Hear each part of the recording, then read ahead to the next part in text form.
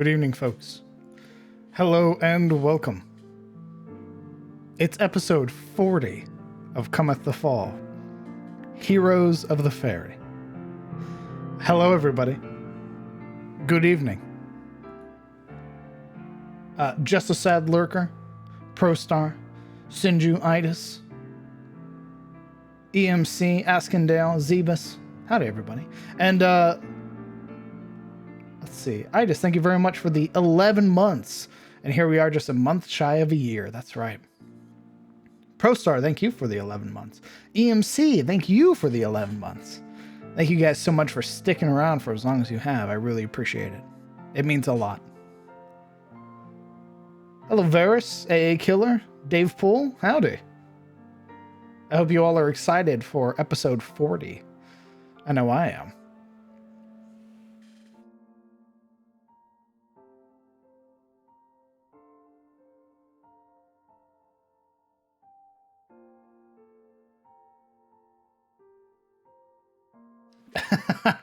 And the town going, my baby, and a hug, or the town going, my baby, and brandishing pitchforks and spears. That will definitely be a very interesting situation. It'll definitely depend on how the players sell it.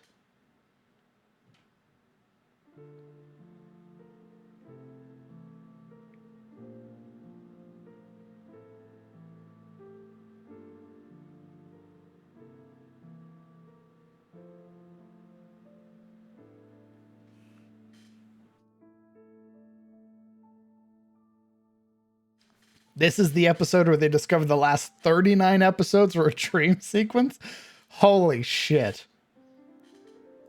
They would kill me. I would be forcefully removed from this house. My cane would be broken in half. They'd throw me out into the street. And that would be deserved, honestly. 6 hours of snakeweed farming, that's right. Fun fact, the players are actually the dried up husks from the facility. Ooh, what if it was like that Black Mirror episode?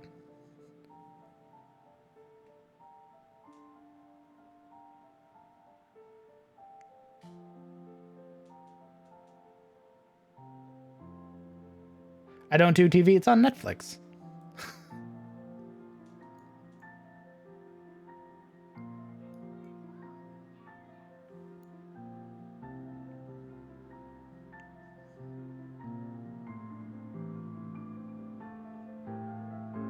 Hey, Super Spells, how's it going?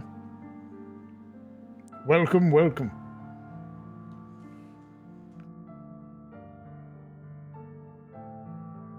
It's probably on YouTube now.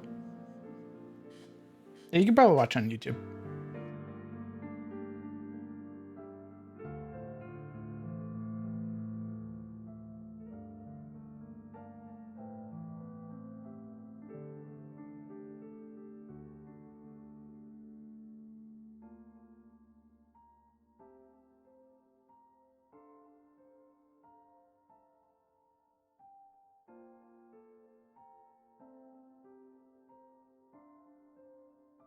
I had to close out of my billion tabs. I was building moorlings before before we started streaming today.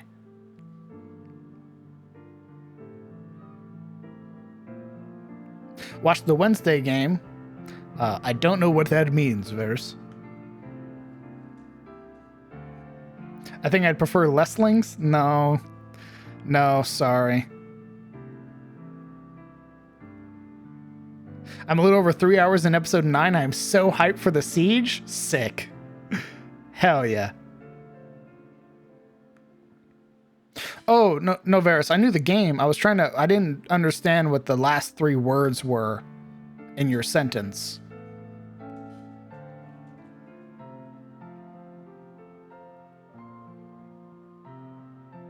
Oh, it's very, gotcha. I love sieges. It's very good. It's me. Oh, okay. What is it? What language is that? Wait, I'm going to assume French. Nice. Gigabrain.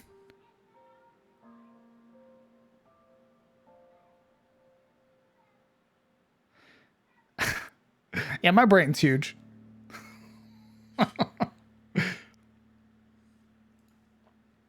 Took 4 years in high school and 1 term in college. My God.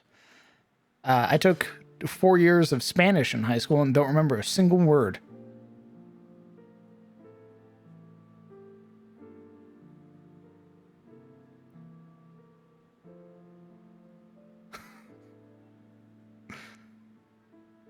I remember Spanish 4 being only in Spanish.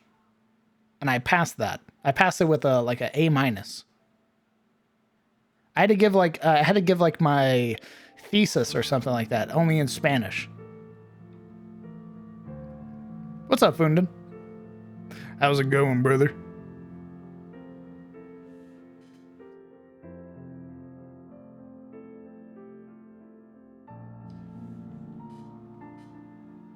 You know what with the time? Askendale, thank you very much for the sub. I appreciate that. You know what with the time I spend here? That's how I get you. That's how I get you. Now I have my hooks in you. Whoa! Jesus, hello! Hello, everybody. Momo, thank you very much for the raid. Hello, Raiders. Greetings and hello. Knock, knock, we are here. We waddle, we go. Send the love from Momo. I feel it. I feel the love. Hello, Raiders. Hello, Momo. Hopefully, at least I saw you were playing Minecraft last I checked. Hopefully Minecraft was real good. Hopefully you guys had fun. Grothmar, thank you very much for the 11 months, brother. Talon Nightwing, thank you very much for the 11 months as well. My God. Nina Empire, thank you very much for the 7 months. Insanely generous. And Ladavian, thank you very much for the 11 months. She was getting trolled? Oh no. It was cursed? Oh God. 11 months and I'm not addicted to D&D. I doubt that, Wolfmaster. How's it going? Hey, Kraus, nice to see you again. Hope you have a great D&D time. Much love. Well, thank you, Solon Star. I appreciate that. It's very, very kind words. Hello and welcome. If you are new here and do not know who I am and you're coming over from Momo's channel, hi, hello, I'm the Crown DM, also known as Crowned or just Dungeon Master or DM. I'm a 5th edition Dungeon Master that runs a game in his own homebrew world, the world of Atis. This is our Friday game, Cometh the Fall of Man. Of which Momo is a player. And if you're interested in even more Dungeons & Dragons, well, we play a game over on her stream every Sunday called Dawn of Enor also takes place in the same world. And of course, if you're interested in learning more about Dungeons & Dragons, I not only stream the content, I also make maps for all of the maps that you see in these games are made by me. And as well as the monsters and the like. So if you're interested in learning more about that, feel free to tune in any of the other streams. As well, we have a community Discord that you can join, of which the community is constantly growing and even making brand new D&D games and other TTRPG games for new players to join. So if you want to get your hands sort of dirty and play some D&D yourself, join the community. We'd love to have you. Let's see. Are there any announcements I have to make? Oh boy. Let me check my little my little sheet, my little to-do list. Let's see. No,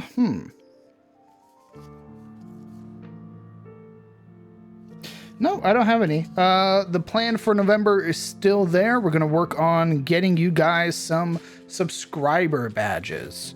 I want to get you guys some cute little icons to go next to your name for all the lovely people who subscribe and who gift subs and all that. So I want you guys to feel special. So that's the plan for November, is to get in contact with an artist and with your guys' help, get a nice little icon for you guys. Aside from that, we got D&D tonight. And boy, howdy, do we have a doozy of an episode. Session 40, the heroes of the Ferry. They just got done saving the children who were lost. They just got a bunch of new swag, some new magical gear. They just made an ally of Sardox, the master of engineering, an Illithid or a mind flayer. And they're gonna make their way back to the ferry, hand over the children, and get some, hopefully, some acknowledgement, a reward, a little bit of validation. Hey Crown, I finally caught up on CTF and really happy I can watch it live for the first time. Hell yes. Hello, Major Star-Lord. I am very glad that you managed to catch up through all of that. My God. Good to have you. I'm not a sub, more of a soft dom. Good to know, Red Wolf. Gonna have to figure out how to transport all those kids. They're currently carrying them right now. We already feel special. We tend to spend time here with you and each other. That's very true, Dr. Beardface. Are there VODs of these games somewhere? Are they on YouTube? Yes. Every single episode from episode 1 all the way to now at episode 39 is found in the highlights section of this channel. As well, I am currently in the process of uploading them to YouTube. But my God, does processing SD and HD both take forever, especially for 6 to 7 hour long sessions. So I would recommend watching them on Twitch if you are interested. Cram them in a bag of holding? If they had a bag of holding, that's horrifying. Yeah, it was a time sink, but it was worth it. That actually makes me super happy to hear. I'm really glad that you enjoyed it, Star-Lord. That gives me all those good emotions. So thank you. I'm on episode 30 right now, catching up. Hell yeah, Sinju.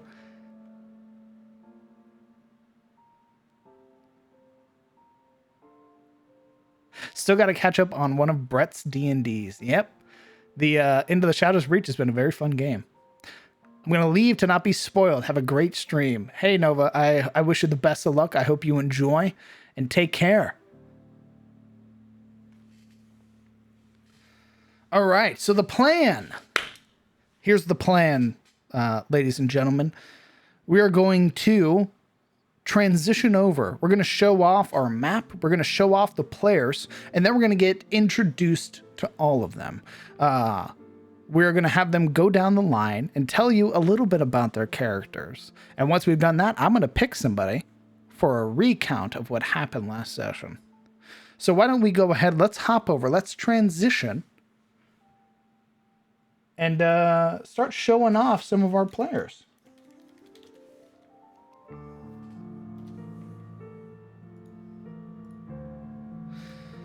Now, if you see this lovely layout, there is that sort of void or sort of liminal space behind me. It's currently empty. However, every time you guys chat and talk from this point going forward, it's recorded in the space behind me for all of the void or all of the VOD watchers in the future to watch. So if you have anything you want to say to some future VOD watchers from the past, now's your time to do it, as you are recorded in perpetuity from now until the end of time. Well, hopefully until the end of time. Fingers crossed. And that's where you lovely folks will be. You will be able to interact with everybody. And I look forward to sort of reading chat during the game. Now then, let's jump right in and meet our players. Howdy, players. Hey. Oh no, bro. Hello, mate. How's everybody feeling this fantastic Friday? Greased up. Nice. That's a good feeling. Yeah. You glistening? Yeah. That's right. Yeah. I feel like a man who's about to push a cleric off a ledge. Nice. Yeah. A joke only we get. It really is. Yeah. All right. Well, Those are the best ones. if everybody is here, I assume. Momo. Here. Or is Momo getting a drink and or snack? Or a snack and a drink. I was gonna say, why not both? Why not both indeed? Now this gives me time to adjust everything. Make sure you guys' volume is nice. Marana, how are you feeling right now? Ooh, buddy. I'm feeling away. Ooh, Away. away. All right. I'm doing better than I was yesterday, though. So, got a heating pad over here, and I'm sitting up straight. As long as I don't freaking move. Bad. Scruffing, thank you very much for the 8 months. Jesus, thanks for sticking around that long. And Rare Dorito, thank you very much for the 2 months for Prime. I appreciate that. Rare Dorito indeed. Hello. Is that a cat? Did you get your drinks and or snacks and or both? Yes, I also put my face into a pillow and screamed because I had a moment on Minecraft. So yeah, I'm good now. Nice. I was told you were getting trolled and bullied. I made all the voices go away. It's fine. They never go away. They're going to go into that pillow, then you're going to go to bed tonight, and they're going to resurface. Don't say that. That's fucked. Why would you? What is wrong with you? Why would you Damn. say that? Because is that vodka shrimp lasagna? Yeah, it's fucking good. What do you That's mean? a hell of a name, brother. I what's going on? Howdy, welcome. It's vodka shrimp lasagna, you know? That's right. Sounds delicious. Well, if everybody's here, let's go ahead. Let's jump right into it. Let's get introduced to everybody's character. You're going to go down the line unprompted. You're going to introduce and tell me a little bit about who you are, what you're playing, what level you are for all the fine folks in chat. And then we're going to go down the line until we end. And then I'm going to pick somebody for this week's recount. Let's start with Alaric. They call me Alaric among my group.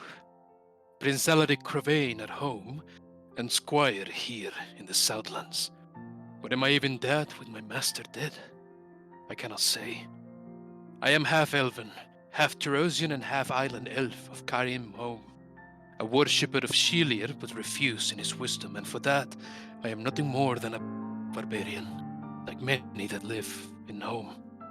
Despite my long list of failings, somehow I've managed to help in the long and arduous task of rescuing the many children stolen by the cult, and I gladden to know that we will finally return them home.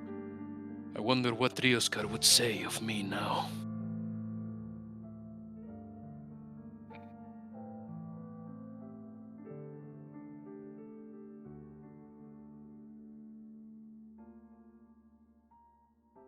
I play Kellen Aldane, variant human ranger, level 4. He is the son of a knight of the realm of Tyros and a member of the Grey Watch, following after his mother. The Grey Watch is a militant organization of individuals who fight monstrosities and other threats in the wilderness. And since being with the party, he's done his best to keep them alive and guided through the wilderness.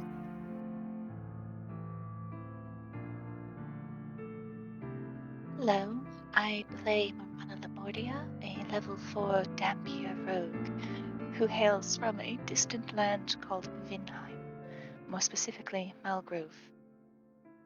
Known as the bulwark between the sorcerers of Vinheim and the dark evil that lurks within the Grimwald, the novice monster hunter has found herself far, far away from home.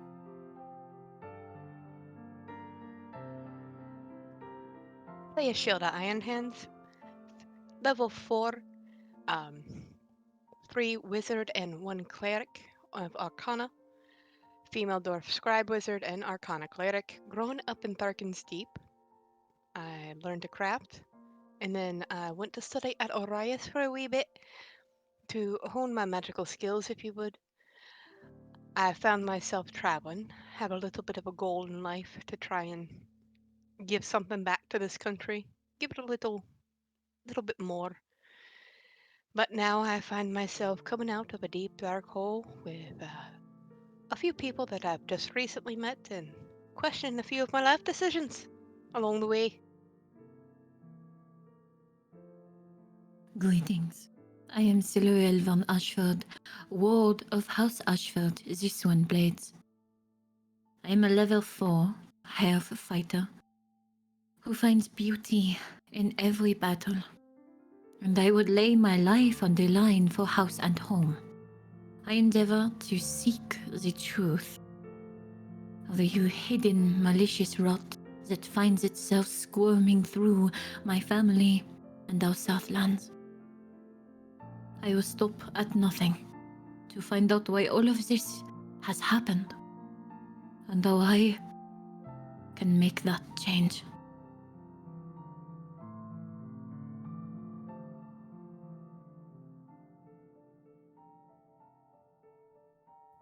I play Yuria Zairi, a foreigner from the lands of Shademore and the continent of Careso. I am a human, though Fawn, a level 2 warlock and a level 2 sorcerer of the group. Traveling here originally to find the lost history of my people, I have instead found mysteries of my own existence and upbringing. So far from where it originated, ironically. The lands of Tyros and its people have been hostile to me. This group, so far, seems to have taken me in to some extent, to have befriended and guarded me, despite perhaps some of our differences in opinions and outlooks in life.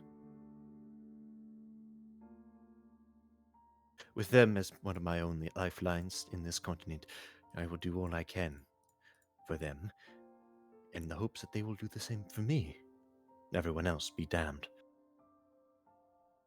Emerging now, once again, from what seemed like a hopeless situation, we arrive at Erm's Ferry.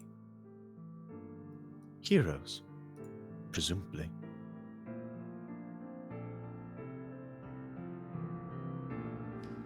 Thank you. Now, who picked me last week? That was me. Fantastic, thank you.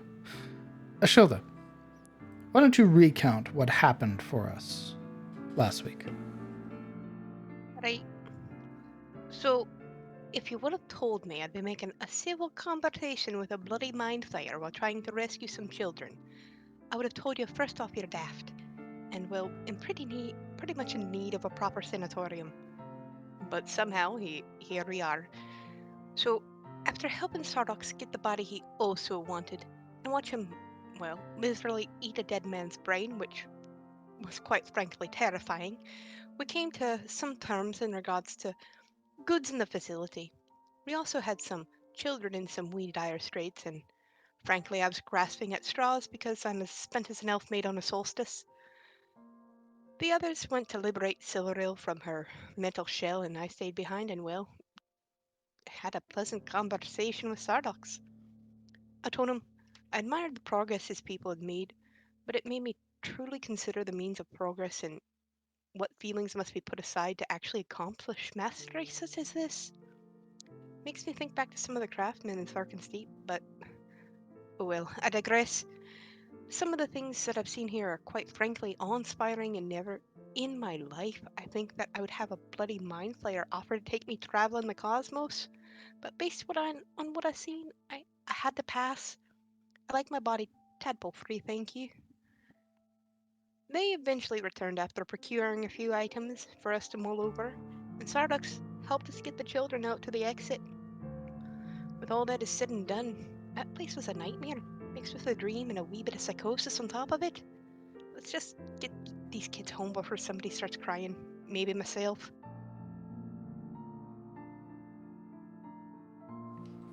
Thank you. Having emerged from the tunnel carved by the ghouls, you find yourself in the thicket. Tall looming trees above as light filters through the branches and boughs. You are sort of illuminated in that brilliant morning light. You can already feel the fresh air that rushes to meet you, compared to the sort of stagnant air of the facility, the sort of sweat and grime that clings to you. Out here, it feels refreshing. It feels comforting. What are you all doing?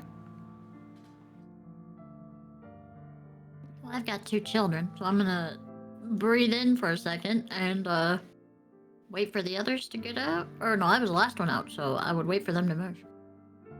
Do we know which way the town is from there? Do we possess a sort of cardinal direction? Why doesn't somebody roll me we'll say a survival check. Go with Jonah. Helen. Mm-hmm. Run the compass. I can find my fucking character sheet. Survival? Here we go. Alright, starting it off good. After a moment, this, for you, Kellen, there's this weird sort of almost vertigo that comes over you. As you emerge, there's this moment where your ability to perceive darkness sort of very rapidly contrasts your more normal human perception. And you can feel this sort of tug, this almost like something's pulling at the back of your eyes. And it sort of causes them to stir before correcting themselves. Your gauntlet now adjusting, thinking that the entire time you were only ever going to be underground. Now it has to account for light. And during that moment, Alaric, sort of following the natural sort of just a rise of the sun, able to find your direction towards at least either the house or towards the road. Heading Probably the water. west.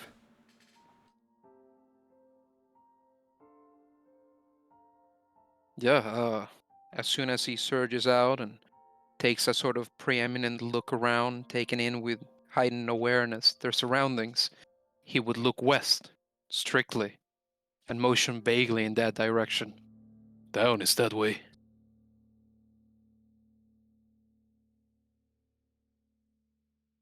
Well, then let's get these children home.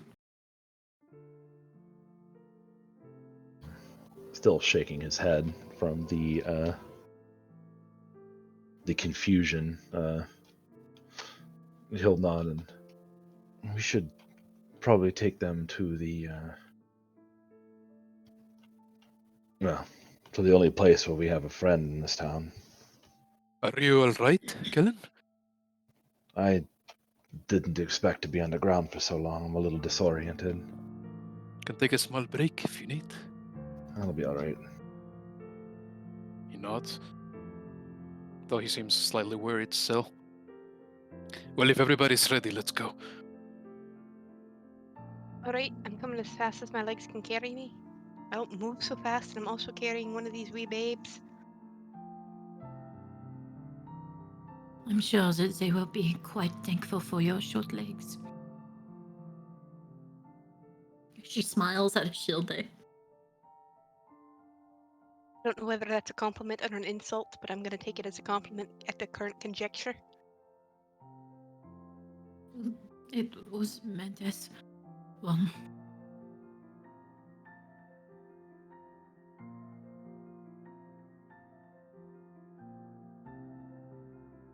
Yeah, I think the party's gonna start heading west. West than north?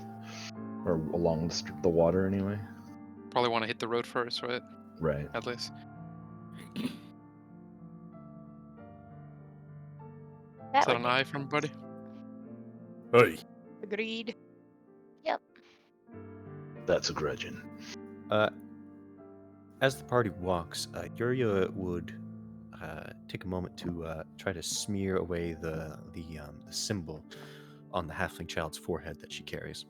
See how easy it can come off. It takes some considerable effort. Finding even at times you sort of have to dampen your thumb and then sort of able to smear it. It doesn't appear to be like a normal pigment. And as it sort of flakes away, you realize the reason that is. Actually, why don't you roll me? We'll call this an investigation. You realize. Ooh. Pause. You realize nothing. You push into the halfling kid's forehead. You make a dent.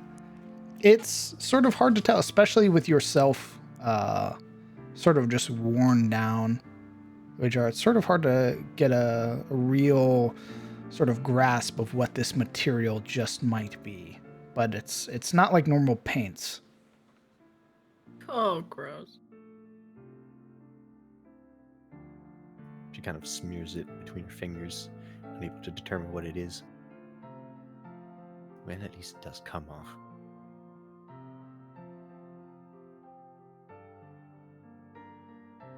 And with one investigation, that's all I'll do, Smile.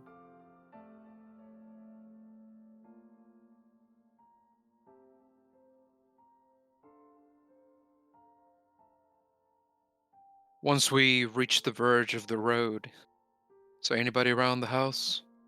Anything around of notice?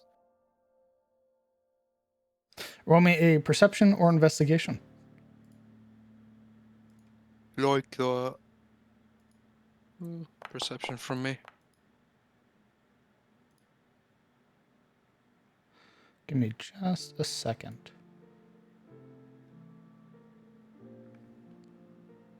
What? Oh, my guy's missing. Okay. You're a ghost? No. Somebody else. Horrifying. Okay. 17. Taking a sort of moment to peer around, you would see that there's little to no activity in that sort of the closest tower. But you would see that standing near the sort of partially burnt down cottage is a man sort of dressed in very simple sort of chainmail and leathers, a sort of round shield on his arm, his short sword's been sheathed, and he's just sort of peering around and doesn't initially see you six. His attention is sort of beyond towards the river. Do we recognize him as a kind of constable? Any collars? He That does highlight- appear. He does wear the colors of Aram's Ferry, and he, at least, well, with a 17, you would be able to tell that he is one of the constable's men. All right. So leading at the front with one of the boys' bodies draped across his shoulder like a sack of potatoes, and Verdict in his other hand, Alaric will begin moving in his direction. You have the oldest one, right? Yeah. Yeah, okay. Just wanted to make sure I had that. He's got the large boy. Okay. Making your approach, there's a moment where eventually the sort of shuffling attention in his periphery is caught, and he glances now, seeing all six of you and seeing the children that you have, and there's this the expressions go through these very rapid changes of shock and surprise to happiness and joy. And you would watch as almost immediately he's sort of fumbling for this like leather strap around his neck, and you would watch as he brings it up, and into it 3 short bursts through a whistle. There's a small chuckle from Alaric as he sees these spasmodic expressions flit by. And he would have called out, by the way, like a loud "Oi!" as he approached with the group, just not to startle them. You would hear that, like in the distance at least, that whistle replies in kind. This sort of pause afterwards, and then sort of more distant and echo. This sort of chain gang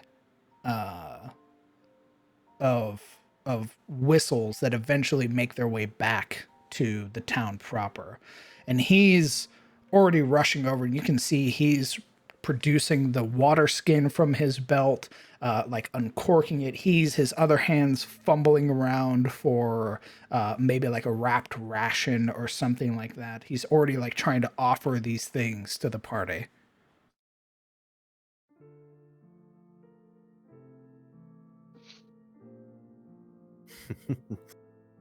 Well, they're not trying to arrest us. That's a good sign. Try to arrest you? It's a joke. He absolutely looks like he does not get it. Because the constable's men on your guys' side. Yeah. Alaric sort of waves. There's so much weirdness. Kelton's just like, what horrible nightmare will we wake up to? Alaric kind of waves dismissively and smiles. We've really tried to feed them, to give them water, but they're out of it. What they need right now are beds, warmth, and someone tending to them, nursing them. It'll take a while. They're very, very tired. I'll tell the constable. The wisdom's still across the river, but she'll be amazed. She'll come back. I know it. We'll put them up at the wench. We'll clear out the whole room just for them. It'd be Where are great. your parents? We're going to tell the parents if they haven't already left.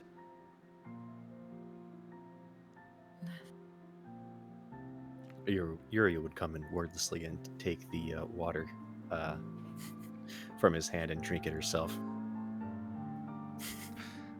A lot of people gave up hope. They knew the mayor wasn't going to do anything, so they left. Thought that child had died. But they're alive, and we can call for them. They can't have gone far. They're probably at Irwood or Anders Hill or maybe even Elion's. We understand. Are there any more of your friends around here? Any other men of the constable? That's what the whistles are. They'll be coming. Right. What is the state of the cottage up here on the surface? He turns back and gestures to it. The sort of dilapidated state of the front has sort of like caved in almost. The structural integrity has sort of degraded to a point that the porch has collapsed in on itself, sort of blocking the doorway. All right. Listen. In there is a hole. Led down to some kind of building underground. That is where the children were. We were told that the building will sort of disappear. But inside were ghouls and abominations. Perhaps when the ground stirs, some may come out.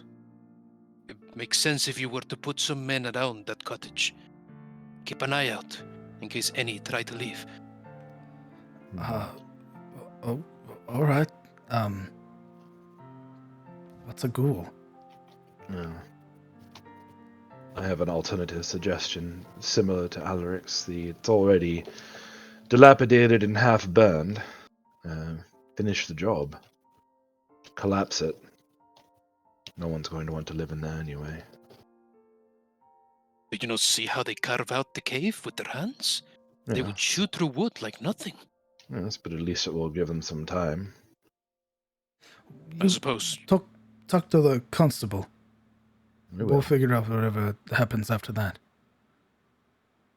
If all else fails, a shield day can cave it all in. I mean, it might not mean much, but Henry may still want his home if he wakes up. No, he won't. Silra looks very somber as she frowns, looking downward. Well, I can try and collapse it, but I'm gonna need some rest first. Don't worry about that now. Let's get you back to the constable. Just keep an eye on that hole in the meantime, if you would. Sure. He again reaches for the leather strap and sort of stepping away from you so that way it's not directly in your ear, blows into the whistle. This time it's 2 very long noises, of which it is replied in kind with 3 very sharp and quick ones. And he sort of moves to stand back. I'll be here. Just go on ahead. They should be waiting for you up on the road. Thank you. An ice peeled. No, thank you.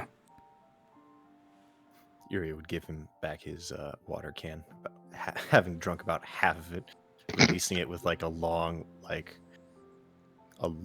gasp of air.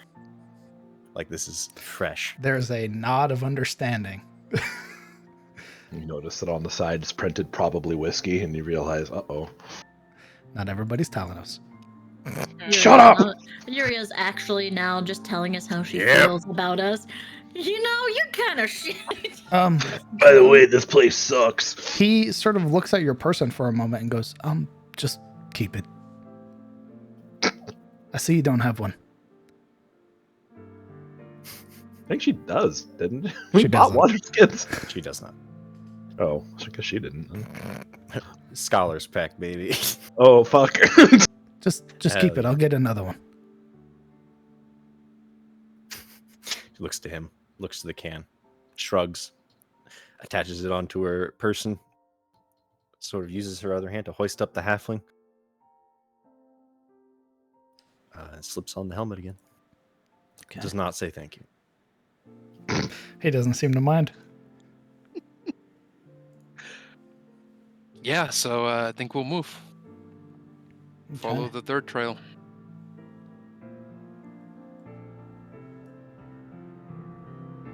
We all agreed? Mm-hmm. Yep. Yes.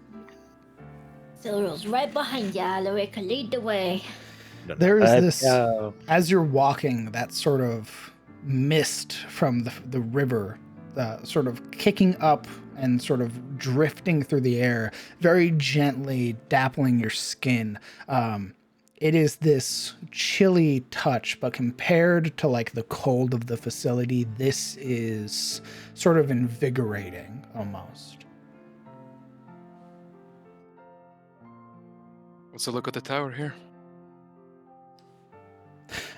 Waiting here are 2 very similar dressed militiamen to the one that you found outside of Henry's home.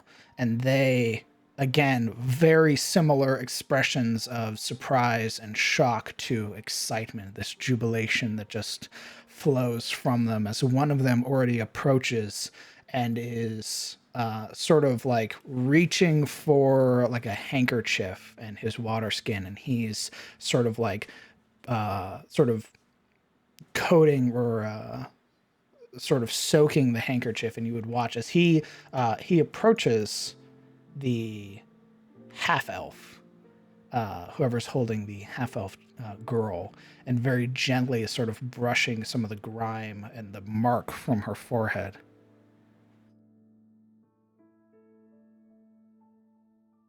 Who's holding the elf? I don't know. I don't remember who was assigned what child. I have the smallest. Sure. I will be the one with the half elf. How about that? We'll sort that out easy. Sure. I'm Right. carrying 2 mid-sized children. I have a halfling. This sort of this younger man, probably in his like mid-20s, there's almost this very like affectionate look as he's sort of wiping the mark from her forehead and just this relief.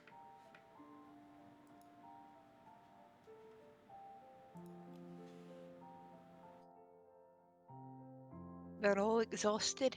They need proper rest if they're ever going to recover. Well, of course. Come with us. We'll carry any of them that need to be carried to give you a rest. Well, I can't move as fast as the others, so if one of you want to, so it's a little bit more hasty, want to take this one? Of course. He walks up, sort of bending down to scoop the youngest out of your arms. Is this one your family? He motions for the one in Kellen's arms. That's Elena. That's my cousin. Your cousin. She's safe now. What is your name? Well, my name's Brandon. I'm sure she'll be happy to see you again, Brendan. You can see like tears sort of welling in the corners of his eyes. Just nodding. He wants to say something, but you can see that moment where the words are choked, sort of caught in the back of his throat. He knows if he talks, he'll cry. And he's trying very hard to keep that stoicism.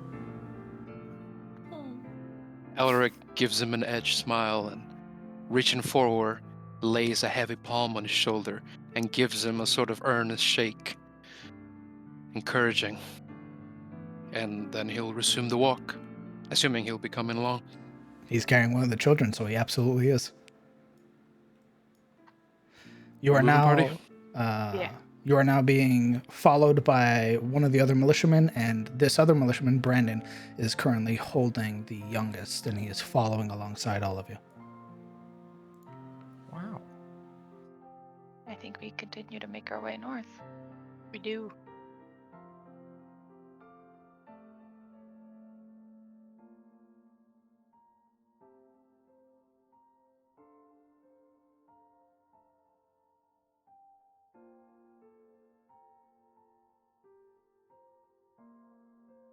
As you are passing by this, or sort of through this cluster of buildings, where a number of previously families who had outright ignored you or sort of just leered in your direction, there is this shock that sort of sweeps through this block as you walk past. All of them seeing the children that you're carrying already turning to one another, loud whispering and sort of just talking amongst each other. And then you would hear it from the back, which is this cheer, this cry. And then you would hear the others following, and then you would hear clapping and cheering. Once the shearing dies down, Alaric will sort of address the hoi polloi, looking around, raising his voice. If any here belong to the families who lost any of these children, show now. Take them before we progress further in. You can see, though the excitement is there, these aren't the families. You'll still be looking at the various faces, searching for any insight or direction in that topic. There's an older woman, probably well into her 60s, sort of elderly human, who sort of calls out, gently pushing her hands to the sort of forearms and biceps of those in her way. There's none of the families are here, but I can send word. I know where at least a few of them are. Once she approaches... Go ahead. No, go ahead. Once she approaches, Alaric meets her with a sort of deferent smile, given her elderly status. Thank you. If you could perhaps tell us their names, you recognize them, maybe? Of course. She begins at the sort of on one side and goes down. This is Emmett. This is Rufus. This is young Isaac. This is Elena. This one's Connie. This one is Lisa. And this one's Leo. Did you say Leah or Liam? Leo. and I can post the names for you. Late. I wrote them down. Well, for others who didn't.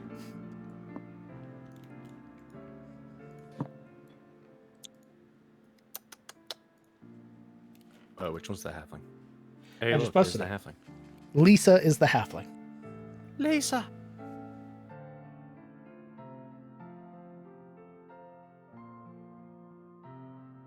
Leo is 6 years old. Emmett is 10. Rufus is 4. Isaac is 5. Elena is 10. Connie is 4. And Lisa is 7. Once she's done naming them, Alaric's smile lengthens and he dips his head thankfully. Well, if you're sure, then we will be moving deeper in. Thank you. If you could spread the word, the parents who are missing them. I think we're putting them up at the inn in the meantime. Of course, of course. It's finally good to see something go right.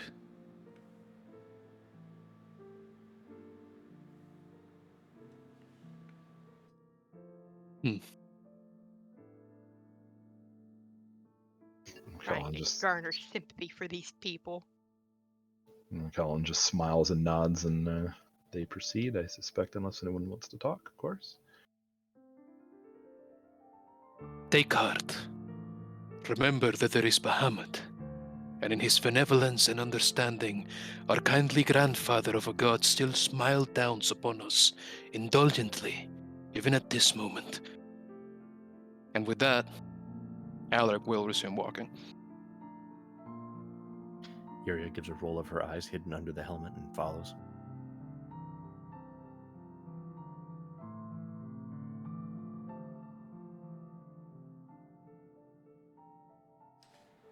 Anybody else?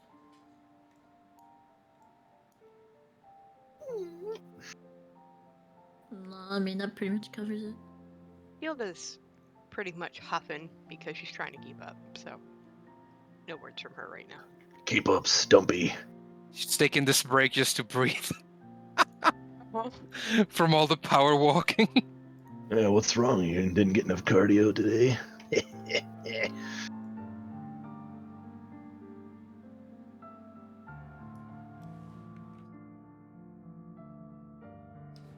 Waiting for you here at this tower is one of the last militiamen who didn't go with Shane.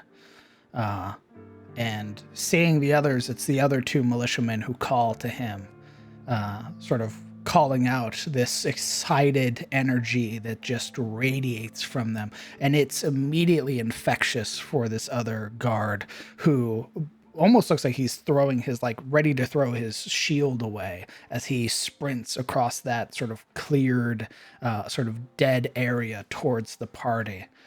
Uh-oh. And you can see this very, very, how best to describe it? Very manic look in his eyes, as he's very quickly looking over each of the children. And then he would stop when he sees Rufus, and it takes every who is holding Rufus. Is he the oldest? Biggest? Rufus would either be being held by either Marana or the the militiaman. guard. Yeah. Because he took him off of Shilda. Oh, then it would be the other guard. Then who is Marana holding? Just Connie? go ahead and assign one to me. Yeah, that's fine. Perfect. This other guard immediately sort of pulls Rufus from the arms of the other guard and just lifts them up and just holds them tight, just wrapping their arms very tightly around them. And you can see, unlike the other one who had previously been holding back tears, this sort of older man is just openly weeping. And immediately that sort of crying as he's holding his son is met in kind with Brandon, who also starts crying. Thank you. Thank you so much.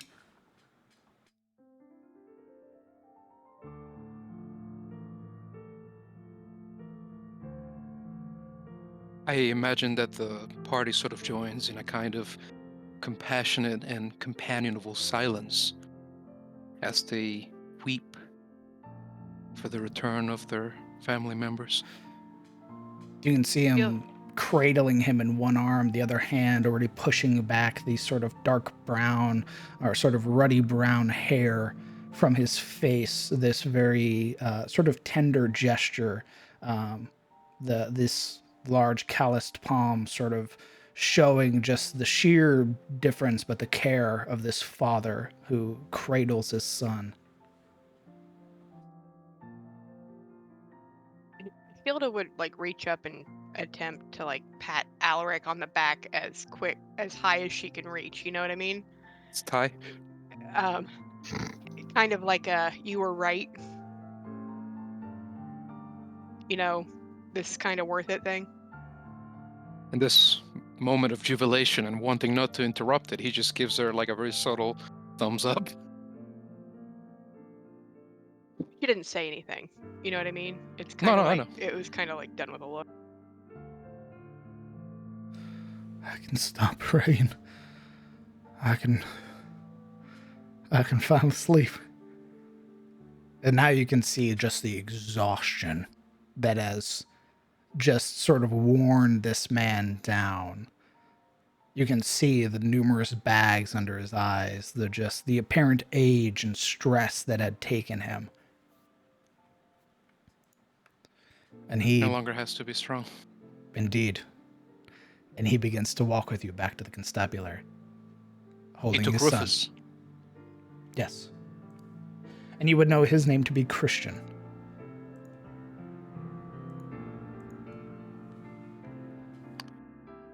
Before we start walking, he's very weak. Hasn't eaten or drank or had a chance to rest for a while now. We mean to take them to the inn. They'll need special care there. I know you want to take them home right away, but it is better that they are kept together and equally treated, just to be safe. All right. I'll see if I have anything at home. Anything I can bring. Walnut from Elric.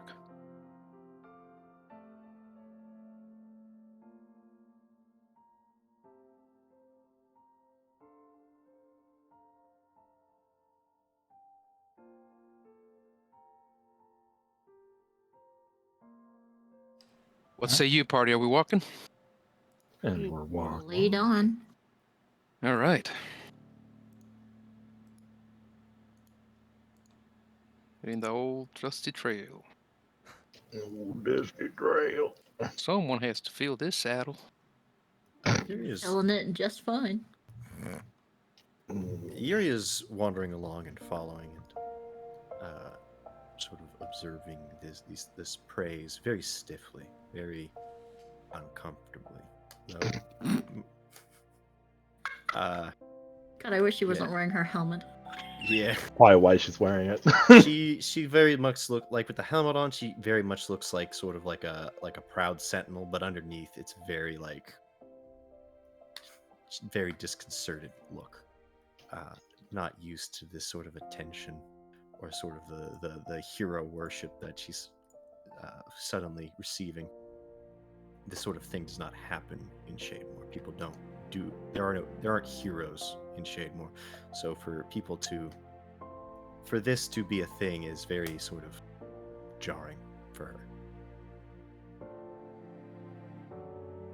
Already, one of the guards who had been with you is already sort of running ahead. You can see him, this full bore sprint, rounding the corner towards the constabulary. And it would be as you all are sort of beginning to round that corner that you would see that constable, or you would see the guardsman and the constable, Theodric Watt. A more tame expression, but compared to the sort of joy of the others, there is this look of pride. You found them.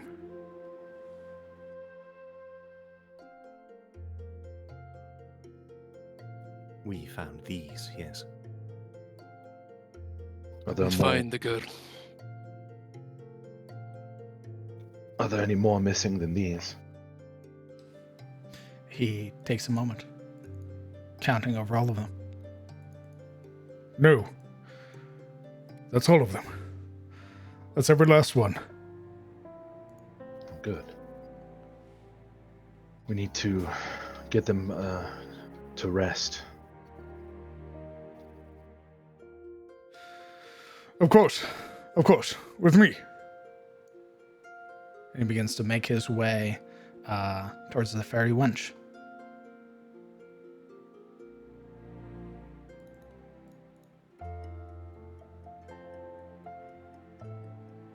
Wonder if they're gonna keep feeding us that strange, funny meat now. That doesn't change. The bad pork never changes. Got the glow of heroism, then we see the pork. Reality hits us again. Oh no, we're people.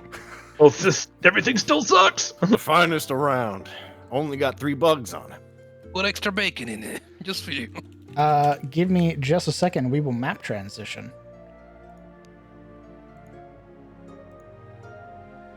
The inside of the Imagine Ferry. if we still get pickpocketed, though. How funny would that be?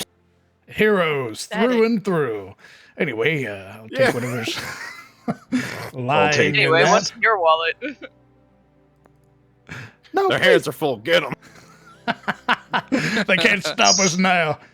Just descend upon us with bludgeons and cudgels. The kids weren't even ours. It was all a ruse. Just wanted to get inside your pockets. We stole the kids and we'll steal your money. Yeah. Oh my god!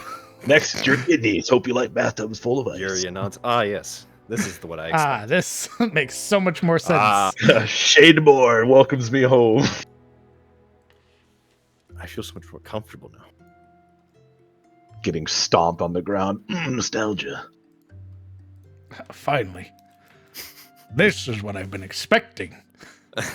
Yes. Okay, give me just a second so I can drop down the sort of appropriate tokens for you guys.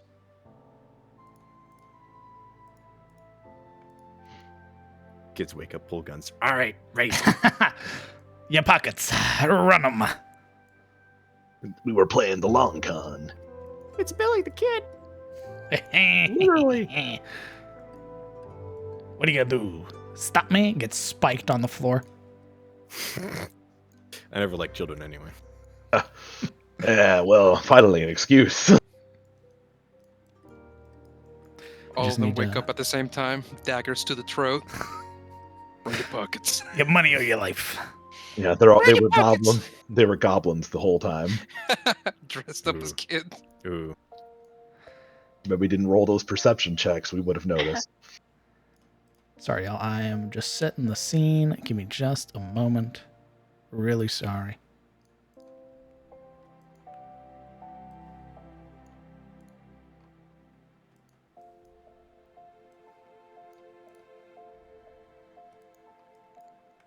Okay, we should be able to map transition.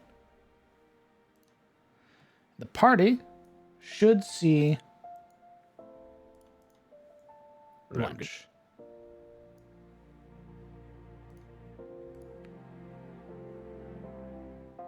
Ah, this was not what was in my head. I like it more. What was in your head or this? This. Oh, good. What was in my head was very small and dingy, and like you'd walk in, there was like 2 tables on either side, a bar, and then a staircase next to the bar. That's what I imagined. Yeah. Like one large room downstairs and then one large room upstairs, and that's all you get. That's what I envisioned. It may not be the singing tier, but it is still sizable, as it is meant to house the numerous travelers that pass through the ferry. I'm gonna recreate this in Conan, thanks. You're more than welcome to. I'm doing it right now. It's my new tavern. Thank you. Theodoric, ascending the steps, uses both hands, pushes both of the doors open, and sort of announces himself to the older gentleman who runs the wench, as the other guards sort of, the ones not carrying children, sort of post up near the entrance. Oh yeah, this is a trap.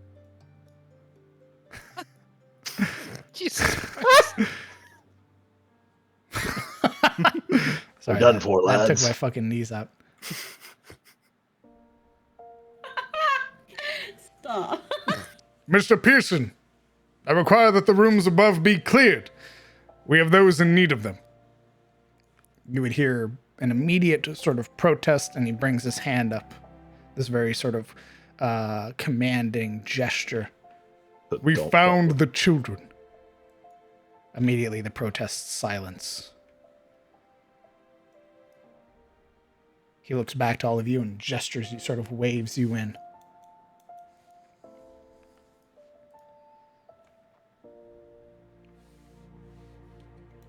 Let's go in. Move my token. Meow. Meow. I trip on the table and spill the kid. My bad. Just knock his head against the floor. You spill the kid. Yeah. There's a God. moment Like- where the older gentleman you had seen before, the sort of half sagged features on one side of his face, the sort of very apparent liver spots and age that has just clung to this man. You would see sort of his eyes go wide, about as wide as they can. We actually found him. In all my days. Right. Give me a moment. Sort of meandering from around the bar, you would watch as he, rather quickly for an older gentleman, sort of hobbling using one leg more than the other, sort of makes his way. And as he gets to about here, you could hear him already, "If you're upstairs, get out!"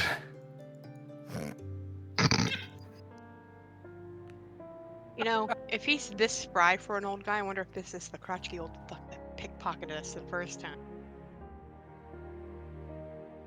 Maybe. You would You hear find some... them- You hear some grunts, some shuffling, some muted conversations. "I'm not telling you again. If I come up there, I'm throwing you out and I'm keeping whatever you left behind."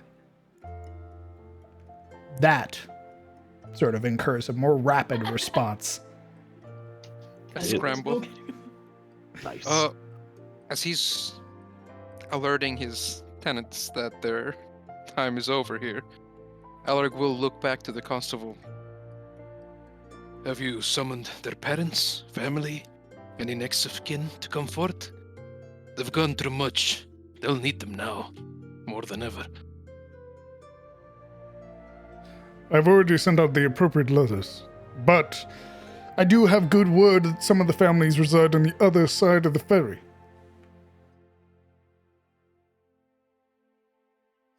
With limited men, however, and the ferry being temporarily closed, it'll take a moment, but we will get them returned to their family, come hell or high water.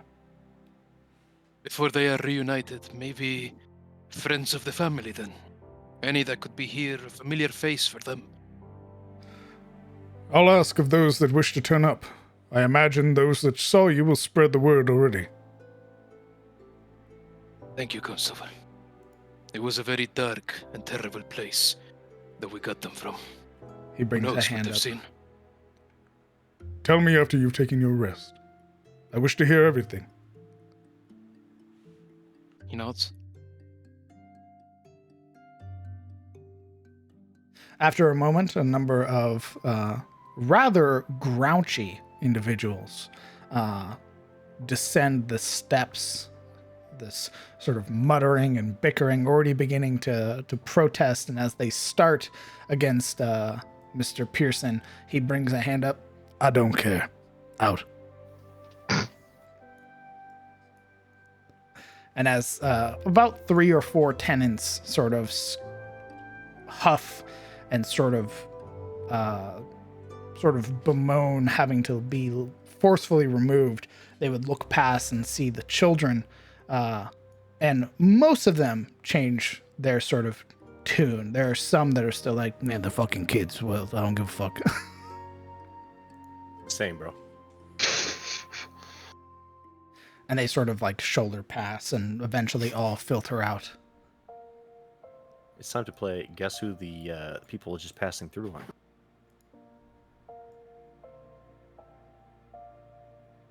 Well, once the way is cleared,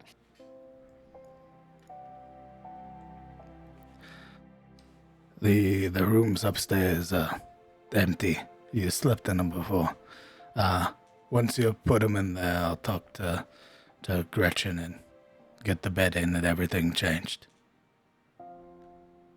Thank you. Iria begins to step forward, pauses, and looks over her shoulder to Theodric. What's Henry's condition? Henry is still unconscious, sleeping in one of the cells. He hasn't been roused in 2 days.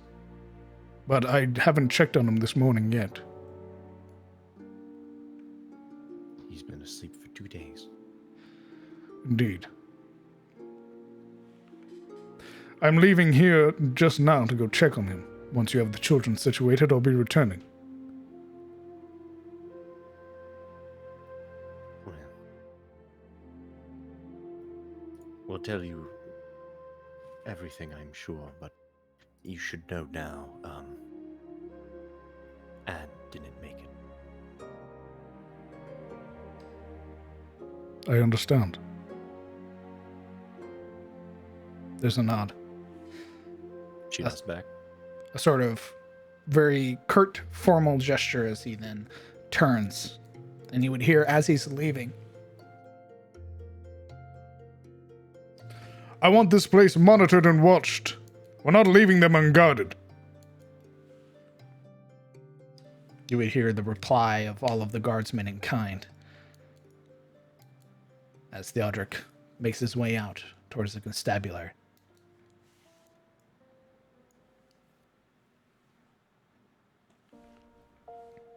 Making your way upstairs to the second floor here at the Wench, you would find that large sort of common room, or that berthing, and you would see the numerous beds, disheveled,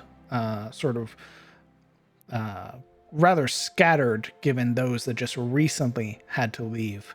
But you are able to sort of clean them up and set all of the children down, and there are more than enough beds here for all of the children and about half of the party.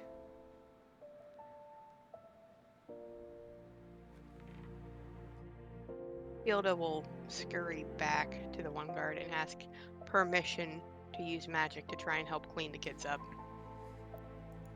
He, there's no protest from him. Okay. Yeah, Christian is... Please, anything.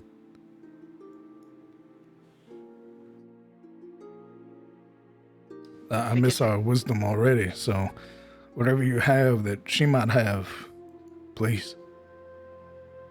Well, a little bit of the healing's gonna have to wait until I get a wee bit of rest, but I can at least clean the filth off of them a wee bit. All right. Moving upstairs, Christian sets Rufus down and is already in the process of taking off his helmet. He's undoing the sort of second belt that has his scabbard and everything on it, and just sort of tosses it down rather carelessly as he kneels down and just stays by his son's side.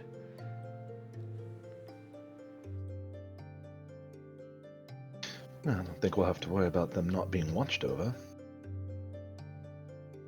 I don't think so at all. There's no upstairs map, just so you're aware. That's fine. I assume. I'm waiting. Wonder, DM, is there like the best bed? Like, are all beds the same? Roll me an investigation, Alaric, with your Yeah, I wanna- keen, discerning, best bed finding eye. Indeed. I want Emmett to have the best. Because he's my lad, my What? boy. You find one that's folded in half. Surely that one will fit him. Favoritism. There are, at least at a cursory glance, taking no real time to look around, they all appear to be subpar. They're not really meant for multi-night stays, if that makes sense. Yeah. They're like cots. Can I at least get him one that's clean and wasn't recently used by one of the tenants? They said they were going to change the sheets. Yeah. If you would like, you could clear all of it off and wait. But Mr. Pearson already said he would be coming upstairs with Gretchen to change out the bedding. So, Yeah, guess he'll just set him down somewhere. perfect. Once they lay the kids down, Ashilda will go and presty the kids to semi-cleanness, to whatever she can get off. Shine them up bright nice for their parents and stuff. A little bit of polish. Yeah.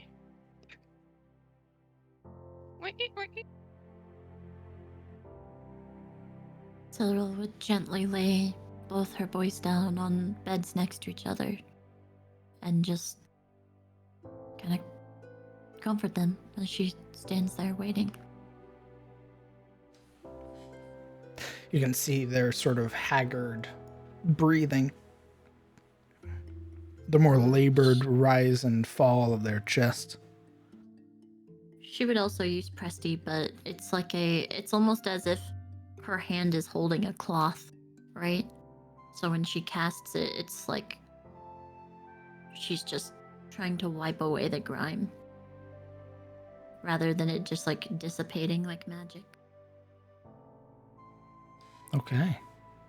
Are you guys staying here up with the children? What are you guys doing? I don't know about anybody else, but for Kellen's part, once he's able to deposit his ward, his charge, he stands for a moment, like just looking at them and then at his party, and then very quietly slips out and goes downstairs. Ooh, you're splitting the party? Grats. Yeah, we're already fucked. Ashilda would look over to Sillaril, pretty much nodding that she had the same idea, give her a nod like, yeah. Okay, Kellen, what are you doing? He's just gonna go downstairs and wait. Waiting for... Just, I mean, the constable said he was going to come back and he wants a debrief and all that stuff, so he's just downstairs kind of, out of the spotlight. He doesn't... There's a reason for it, trust me. I'm brooding in the corner by myself. Ooh, that's some Strider energy right there. Less Yo. brooding, more just, Would you like a gallon of whiskey and you can tell me your backstory? I need a hat for that so I can my tip God. it at Milady. All right. Well, then we'll put a pause there and go back to the rest of the party. What is the rest of the party doing? I think Elric would sort of succumb to the building weariness of the long hours that remain in the dark. He finds himself a room in the corner, splays out his bedroll, and flops across it with a dead look in his expression. Now that the children are fine and safe, he can allow himself a chance to repose, so he'll be there with them. Yuria has just enough energy to put the dear old Lisa in the nearest cot she can find before she herself collapses in the cot adjacent, sort of sitting there hunched as best she can with the breastplate keeping her upright. There are 3 remaining cots, with Yuria taking one, so there's 2 left. The other party members, if you wanted to rest, you may take the other 2 cots, or may sleep on the floor like Alaric. You said, was Christian in the room? Yes, he is knelt beside Rufus.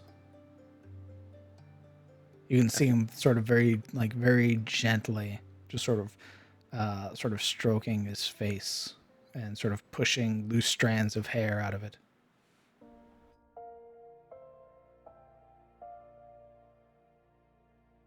After a moment of sort of catching her breath, letting the aches of her body deteriorate, she would get up and loom over him for a moment, sort of giving him a moment before she clears her throat.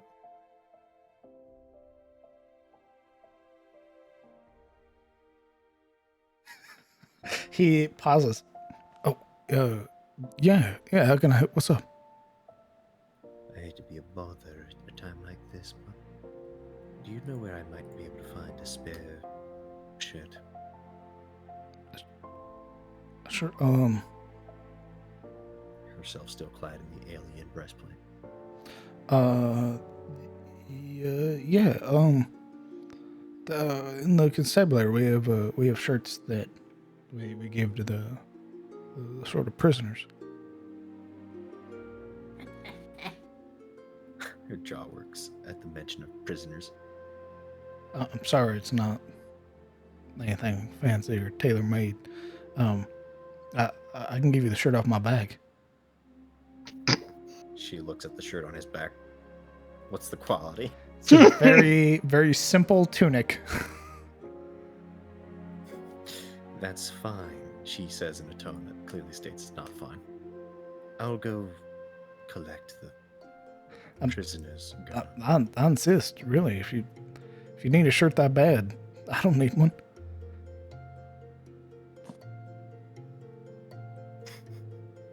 How sweaty does his shirt look? This is getting weird. Average amounts. Ew. Disgusting. It's all right. I'd prefer something clean to sleep in. If I can get away with it. He doesn't protest. And so she would wearily march downstairs and out towards the constabulary to find spare clothes, because this breastplate ripped up her top. Stupid alien tech. Ripped up 2 sets of clothes now. Did it? Oh, did it? Ripped up yours, and then Marana gave you her old leather armor, and it ripped up those. No, she learned her lesson. Oh. Yeah, no, the second time around, Yuria undressed in the corner and gave Marana back the leather. Yeah. Oh, okay. For some reason, I thought it had destroyed all of these clothes. I'm just like, man, that thing just eats clothes. It's like it's fuel.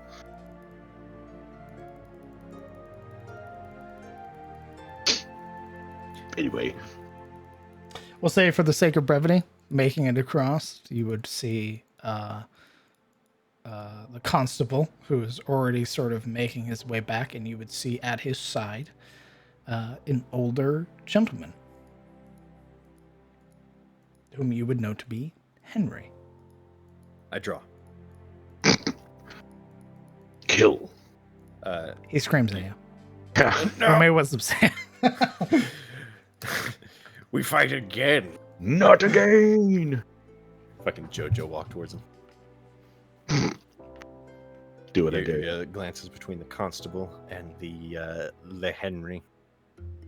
Herself still clad in the colorless uniform she prefers, though ragged as it is. She waits a moment to see. Takes a moment to sort of look Henry over, see his condition. Does he seem, I don't know, sane? I mean,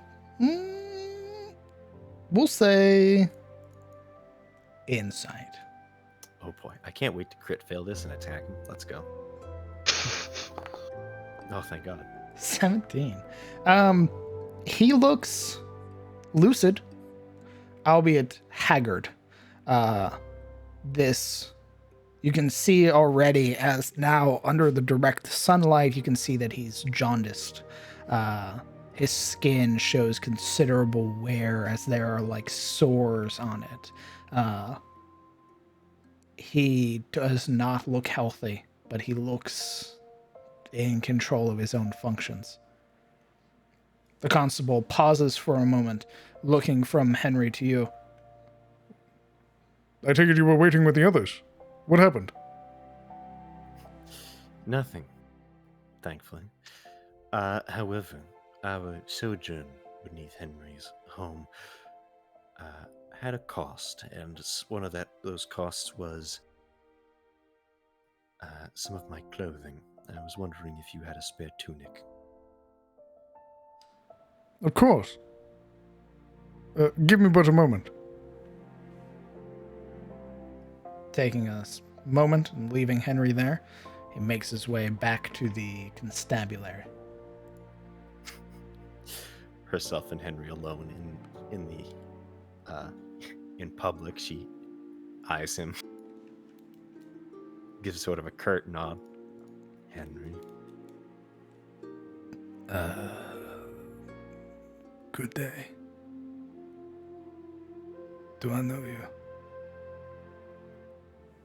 Doesn't seem like it.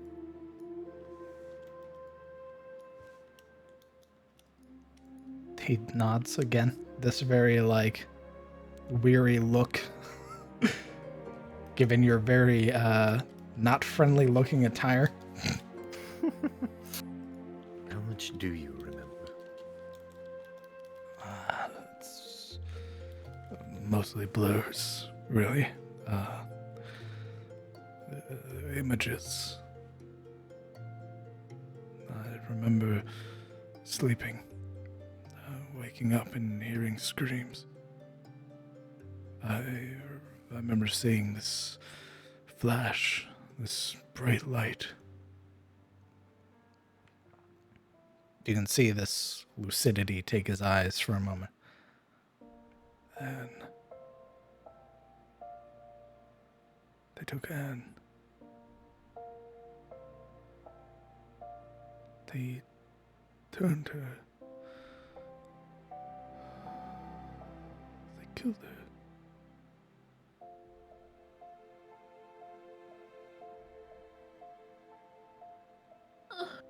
The ominous figure in black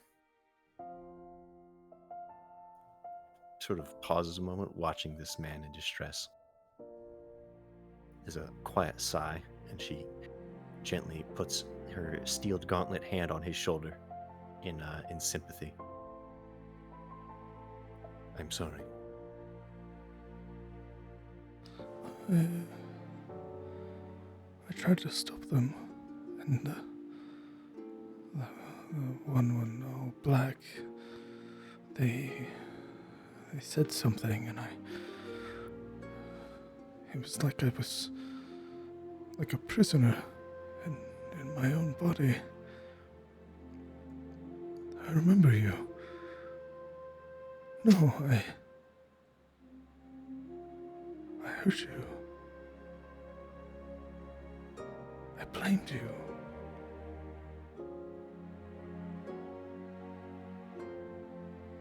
You weren't in your right mind.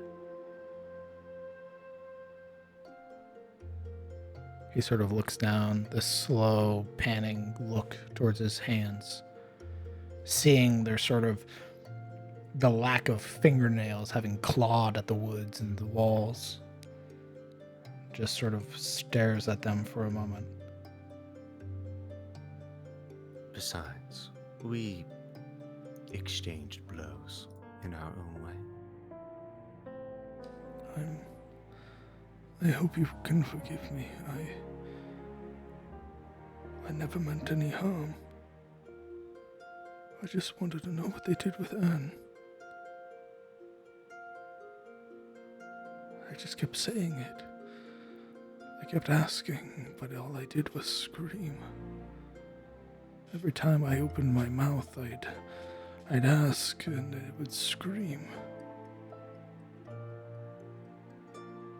I'm sorry.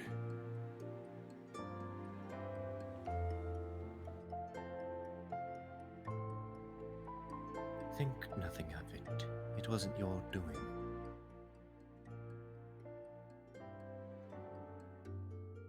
She doesn't seem to say that so much as like to comfort him, but more as sort of fact. There's this very sort of bleak expression on his face. Despite you attempting to assure him, he doesn't appear to hold.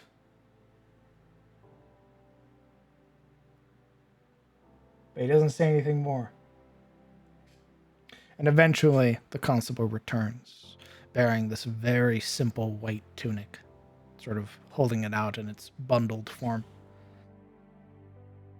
That should suffice for now. Yes, it will. She Good. takes it, sort of feeling the cloth. Let us return to your companions and the children.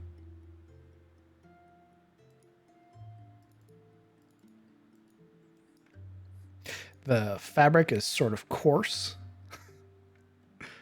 It's definitely not made of like satin or anything like that. It's very basic. It's a burlap sack. Deal with it. Perhaps a younger Yuria would complain. But after sleeping in prisons and jungles, she merely grunts and accepts it. She gives Henry one more glance.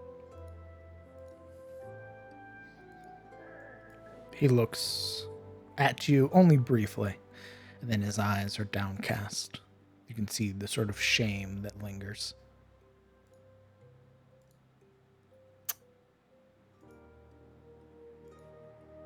She purses her lips and then undoes the helmet, showing her face and clasping it to her side. And she looks at him again.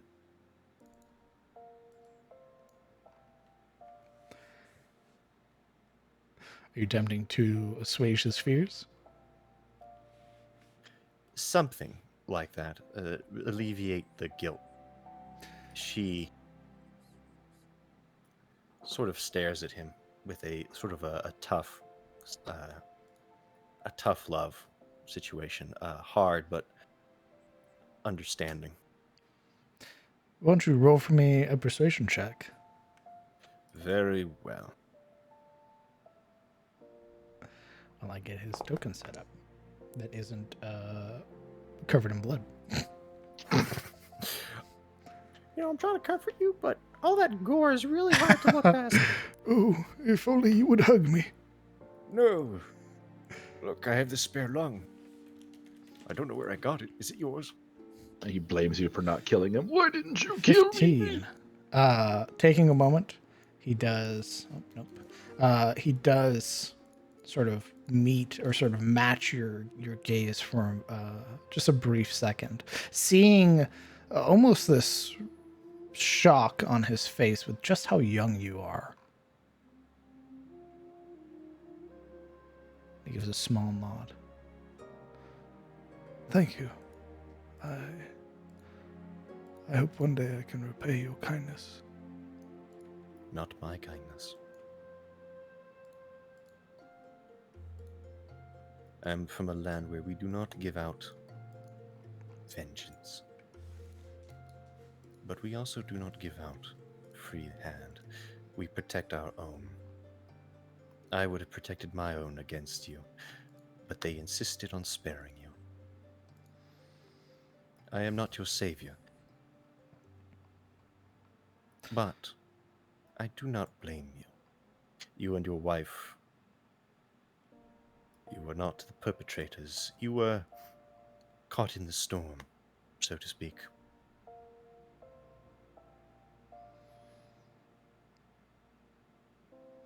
I wouldn't have blamed you if you had killed me.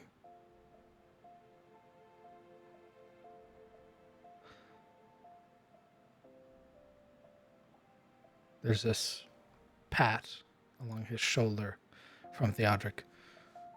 Let us return to the others. She nods and turns. Her prize in tow. Fries. My tunic. Okay. I took their water skin. I'll take their tunic. I'll take everything. All of it is mine. You, your shoes now. Ah, that's why, because I changed his colors to Ashford colors. That's right.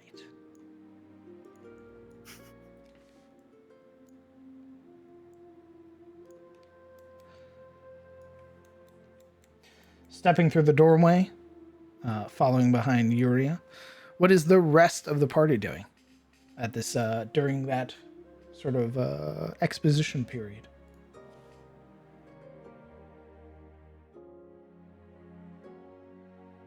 Silveril would be sitting on the ground, just kind of resting her best she can, in between the cots that both the boys are on. Understood. Everyone else? Marana just kind of deposits her charge and mills about for a little while, but seeing enough people, she'd probably go back downstairs and wait for the constable so they can talk to him.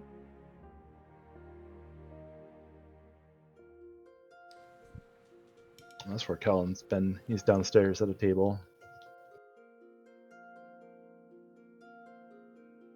After appropriately checking over all the children, cleaning them up, taking vitals, things of the like, Ashilda would kind of collapse up there. Sleep. How long was Yuria gone? Probably just a few minutes. I would say probably, for him to go back, probably 5 to 10 minutes. Oh. Yeah, Alaric's passed out by now. Just a little chorus of snores in the corner there. So Good that the children are passed out. Ashilde, Siluro, and Alaric are staying upstairs then? Yep. That's where Silveril is. Awaiting the boys to be claimed. Okay. We'll pan down to those downstairs. Yuria, you just standing in the doorway? Yes, I am T-posing in the doorway. No. Shuffling in. Sort of the tunic held in one hand. She stops, sort of looking for a private area. Spying the storage room. She heads over there to change. You would hear Mr. Pearson. There's a changing room upstairs. She pauses. Oh. Turns and heads upstairs. Goodbye.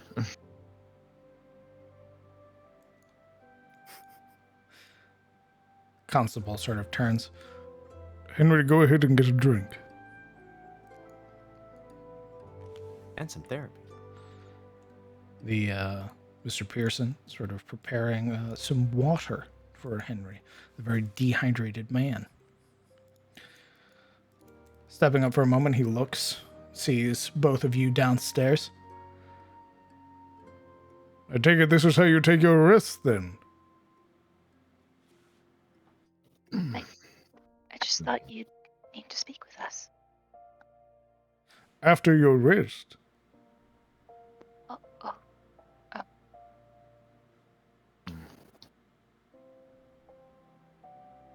Honestly, I thought there was going to be a crowd of people rushing in and claiming children and making a fuss. And I thought it best to stay down here to avoid, I don't know. It's usually not our way to stay around long enough for praise. He He very audibly snorts. Are your companions in the Grey Watch? They are not. Do you have another group with you then? No?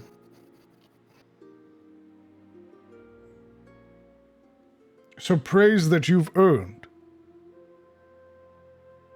You don't It's want not- for it? I just don't crave it. Doesn't matter if you crave it, you deserve it. Perhaps. But the pride in it is the act itself.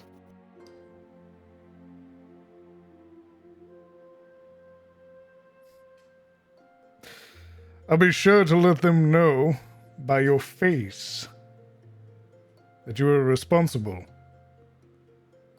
Try you might, unless you're leaving town. You'll be awarded. You'll be praised. You will be honored.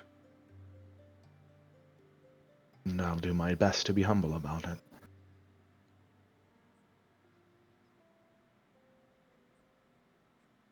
I hope, though, that perhaps in helping in this matter, maybe I've put a dent in your suspicions of the Grey Watch, even if only a little. Aye, maybe you have.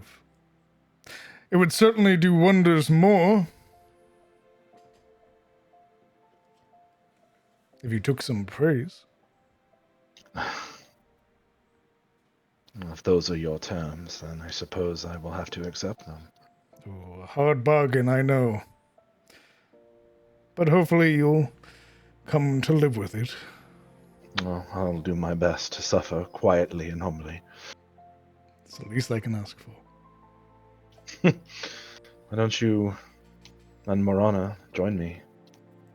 If we're going to stay up for a while, might as well have company.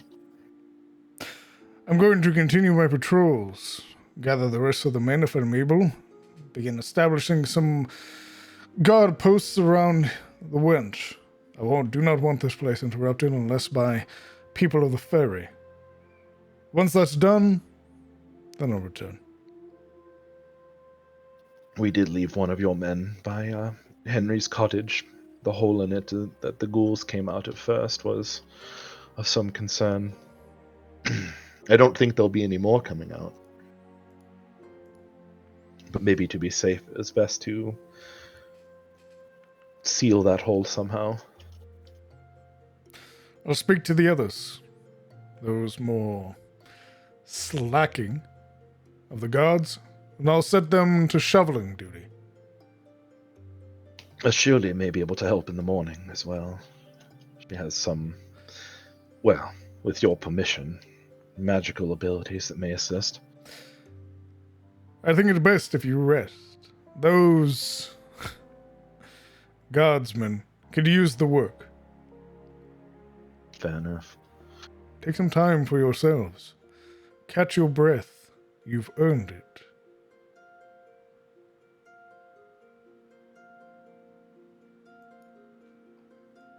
He gives a very curt nod to both of you, and then makes his way out.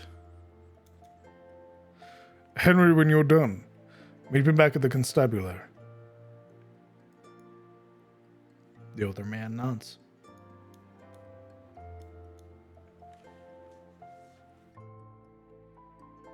I think we'll be right to sit this one out for a little while.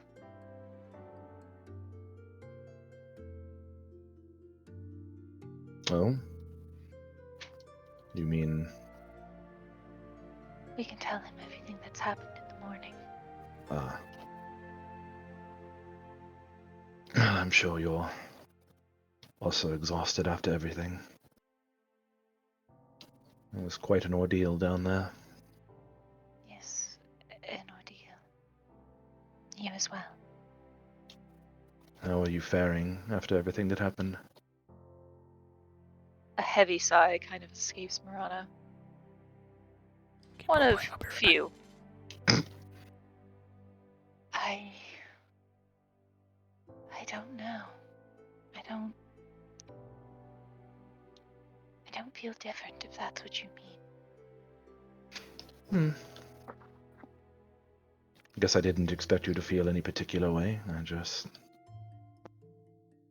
Safe from alive, I suppose.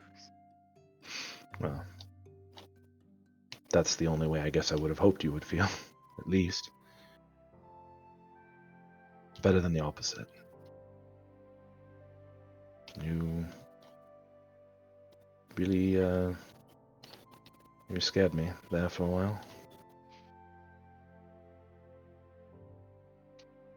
I think there's been enough terror for quite some time. But I do that. You don't know what could have happened. I could have. And she kind of scoots closer and just kind of almost folds in on herself, thinking about the alternative if she had not been so exhausted as to control herself.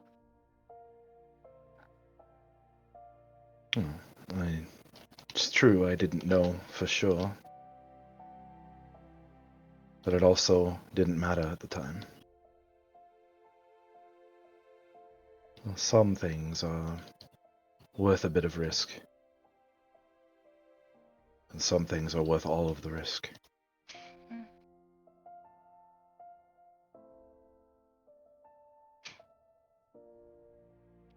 Her brow just kind of knits into the sympathetic look, but she doesn't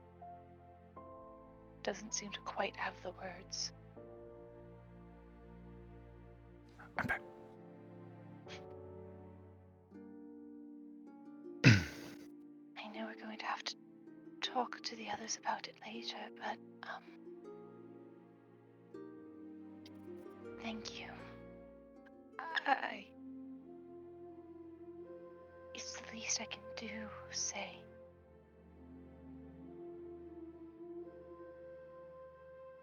But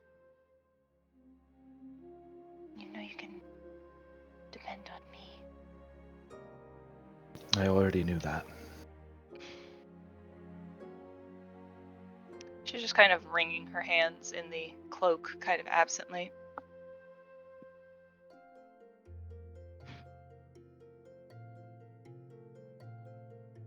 You don't have to worry. This is not a... It wasn't a transaction.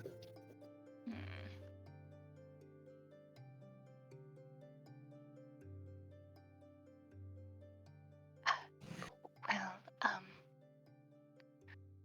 regardless, I owe you more than I could ever imagine. Well, the nice thing about having those that care about you is that those are debts that never have to be repaid.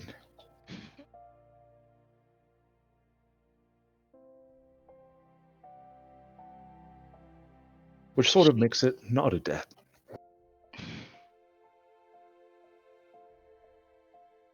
Regardless, if there's anything you need. Stay alive. Easier said than done sometimes, I think. Well, do your best then. I about nearly felt my heart leap out of my chest when I saw you, so... Do this, old soul a favor, yes? Well, if you're so old, then you should come rest with us.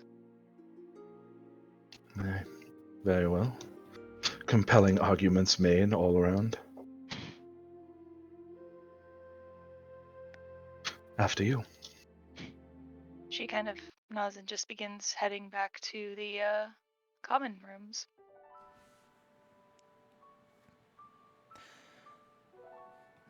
Not long, eventually the party is made whole. Yuria having sort of skulked away momentarily to be able to change out of her breastplate and into the rather simple sort of white tunic. Yes, for once she's wearing something that's almost colored.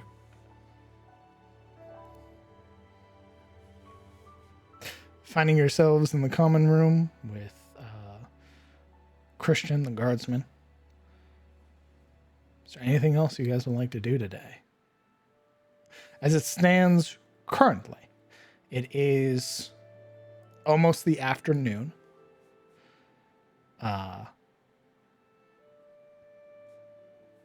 And there will be basically NPCs, people basically coming up and not interrupting your rest, but it's not going to be a quiet place.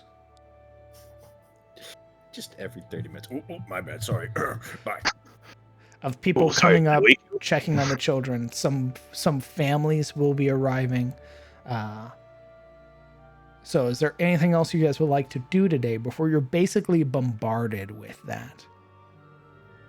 Is there like a long rest period, or is it no? You're going to be bombarded. I mean, yeah. If you basically want a long rest, then the families won't they won't interrupt you. Is what it'll be. They'll come in and be like, they'll start taking care of their kids effectively. It wasn't for me, so I know that some of us have spells that they want back. Yes. I think I'll be willing to not take my long rest for Alaric to sort of greet them, explain to them what the children went through, reassure them, tell them that they're fine, essentially lounge with them through the child caring, and also sort of sussing them out, making sure they are indeed family, asking them subtle questions about the kids, all that, just making sure. Sure. We'll say that during your short rest, everybody can mark off a short rest. At least for right now. For now. And then Alaric, is anybody sort of doing the same thing with Alaric? Sort of staying up and like assisting the families or anything like that? I thought Alaric was asleep. Yeah, but if people start coming in, he'd, be unable to sleep, or at least not comfortably. He wouldn't sleep through that, nor force himself. Do you have to sleep for a long rest? Or is it just no activity? For a long rest? I believe it's 8 hours uninterrupted. Gotcha. But you haven't slept in a hot minute. Oh, I'm not arguing that point. Yuri's definitely going to go to sleep as much as she can with her pile of basically discarded armor next to her cot. Breastplate with the mirror shield leaning onto that, with boots and gauntlets leaning on that. Before she does, however, she glances over just before going to rest at Lisa's forehead, seeing the partially smeared mark. And there's a scowl that sort of creases her pale features. And she pulls open the water bottle, and as sort of a final gesture of finality, she uses the rest of the water to basically, she dabs it, bits of it on Lisa's head, and attempts to basically sort of scrub the marking off. So go ahead and roll me. What did I have you roll? Investigation last time? Yeah. I'll say this would be your final attempt.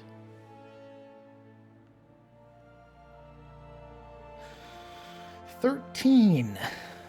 Taking a moment. There are some hunters in the Shademore that sort of don themselves with very particular paints. It's very unnerving. It's basically blood mixed with bone paste. Basically broken down bones that are eventually grinded in a pestle and mortar until they become a sludge, and then that is used. Without a rag, she would have been using basically her thumb to rub it off. Yes. And then when she realizes that, she sort of she rubs it on her fingers as she realizes, and then there's a scoff. Of course they use that. She She would take a sheet of parchment out of her scholarly pack and try to sort of rub the bone meal-like substance off on a piece of basically parchment. And then she would dry off the kid's forehead with shaved water, sort of sucking the water off the kid's head.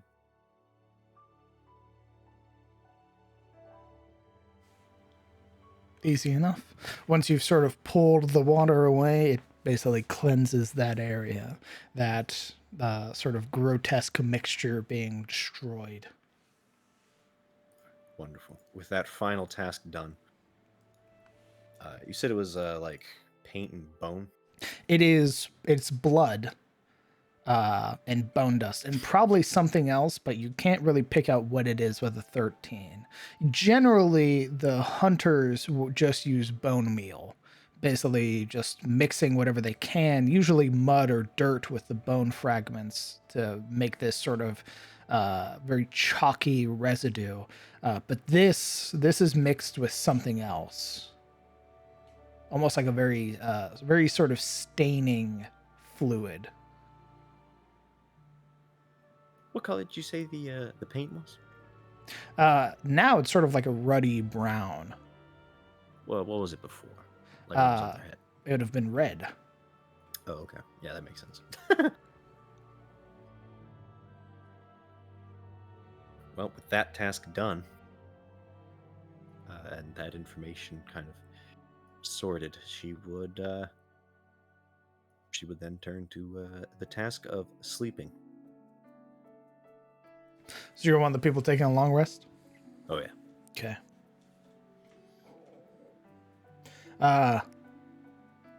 Who else is staying up with Alaric to assist the families? I guess Cyril would. She'd be like sitting there between the two boys' beds, like hands palm up in her lap, just until people started to come in, and then she'd do her best to open her eyes and stuff. Disassociating. Oh yeah, she's just like, what's happening? Okay. Anybody else? Kellen, Marana, Shilde? Hilda's out cold. Okay. She needs. I need my spells, bro.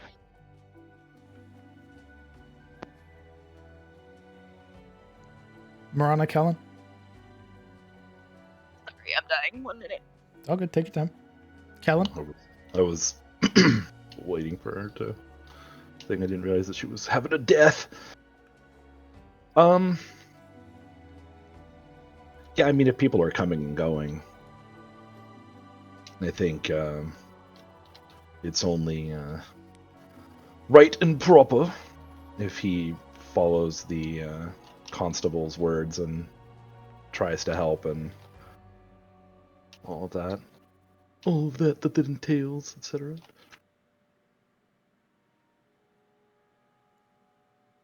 But yes, Marana will kind of stay up and help the parents find, navigate the beds and stuff like that until it's time to actually get a long rest in the evening. Okay.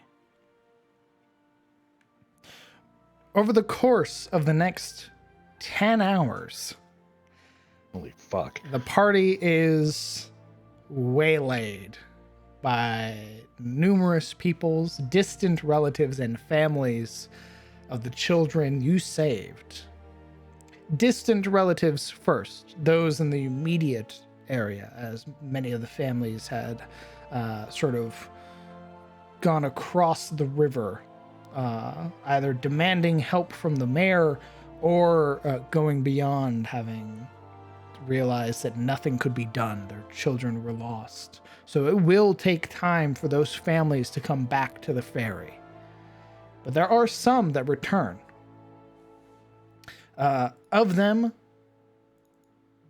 just a second. Of them, not counting Rufus, 2 of the children are two of the children are sort of claimed as the family of Lisa and the family of Isaac eventually show up.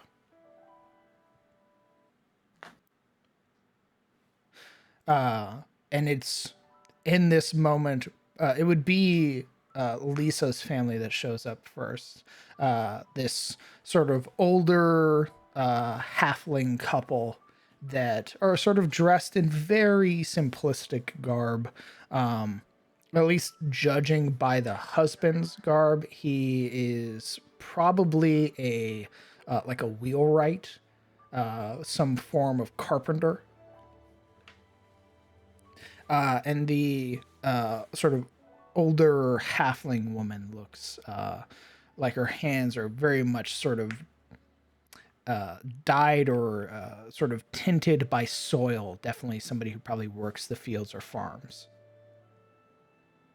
And they are the first that emerge, and it is just this overwhelming sort of just flood of emotions that come from them as they sort of push into the room, and immediately their heads are on a swivel until they find Lisa rushing over, and it's just soft, sort of happy crying as they both hold each other, hold the child, and then begin to just ask a billion questions.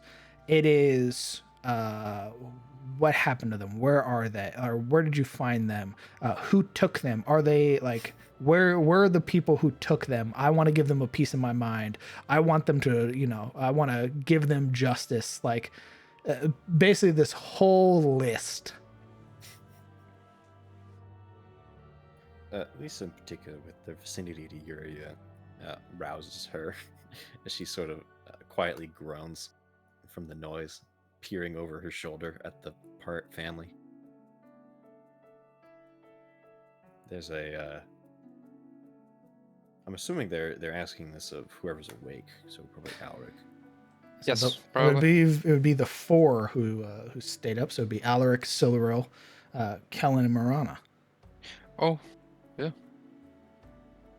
Yeah, she doesn't rise or make herself known. She just kind of watches, especially Lisa's family, having carried Lisa for a moment, sort of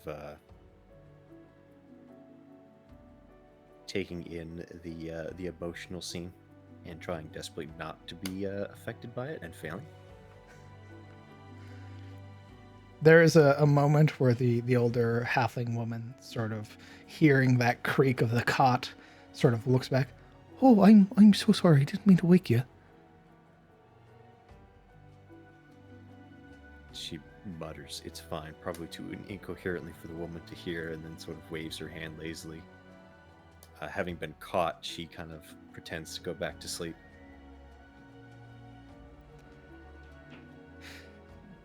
Giving this very sort of bright smile now, even with the tears having streaked her face. She looks back to Alaric. Right, okay. When will they wake up? We do not know when they'll wake.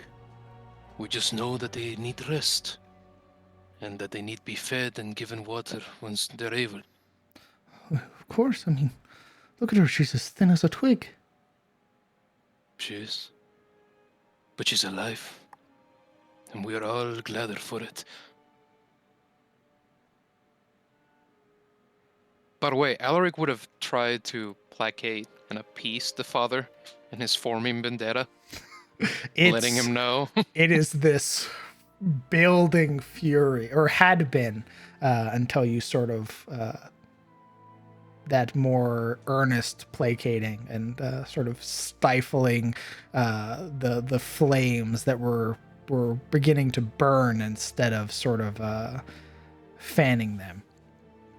Yeah, it'd be a sort of very respectful and subdued explanation that all of those involved have paid the ultimate price, and that he doesn't need to worry. And it was like, I'll tie him right to the stretcher. They'll never even know. I'll stretch them out until they can't even move anymore for what they did. And then eventually it's like, eventually you begin to talk sense into him. I can just imagine him taking an axe and just going to the woods, hound style. His sort of describing of his method for justice is sort of tying them to the numerous apparatuses that are used for making wheels, and just sort of letting those machines have a go at him. Oh my god. However, your earnest sort of attempts to placate him do work. You do manage to calm the fury, and he eventually does return to that very calm, very kind-hearted halfling man. Still very Tarosian, but a halfling nonetheless. Family More Teresian first. than most. If you'd like to stay here, we can make some space on the side. But if you must return to work, I give you my word, we'll keep an eye on them. We'll be just right downstairs. He nods. We'll probably be up, checking, going back and forth. I'm sorry for any that are sleeping. It's quite all right. Please, it is your child. Do as you wish. The father would eventually retreat, leaving the mother upstairs, who is sort of pulled out this very like beautiful handkerchief, which has like this sort of emblazoned like strawberry like pattern over it, and you would watch as she's trying her, like having the press already done. You can see her just sort of following the motions very gently, sort of cleaning off her child's face, and seeing that some of it had already been done by removing the mark on her forehead. Tell whoever cleaned off little Lisa. Thank you. Would I know? Was it Ziluril or Ashilda? It's Uriel. It was Uriel. Oh, it was Yuria. All right. He would motion for the sleeping form of Yuria.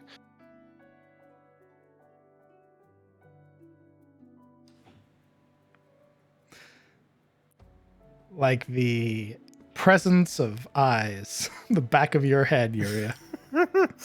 Trying to fake sleep, you could feel you're being watched. And eventually you would feel very gentle hand resting on your sort of your bicep. And you would hear, Thank you. I mean it. I appreciate it. She cracks open an eyeball, peering to see who is touching. Think nothing of it. Think nothing of it. Whenever you want dinner, whenever you need a room to stay at, our house is your house.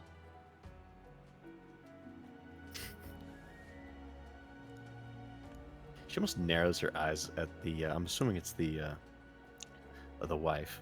Like, indeed. In a what are you selling kind of way. What kind of Jehovah's Witness bullshit is But this? eventually she softens, and even in her stupor, realizes sort of their sincerity. I'll keep that in mind. There's a very warm smile. Another reassuring pat. She turns back, sort of shuffling to her daughter's side, and begins taking care of her. And after enough time, eventually would sort of trade places with Dad. And it's just back and forth, that rotation of them. And then eventually, would be Isaac's family. It is basically a large gathering. It's mom, Oh. dad, brothers, and sisters. The room goes from being the lot of you to eventually like 6 more bodies fill the room. It's not a family, that's a whole clan. Yeah. Correct. Oh god. We're in trouble, boys. And they flood into the room, immediately sort of just swarming Isaac's bed. And you can hear this, like, the sort of cries and just the happiness that is there, that their youngest boy is alive.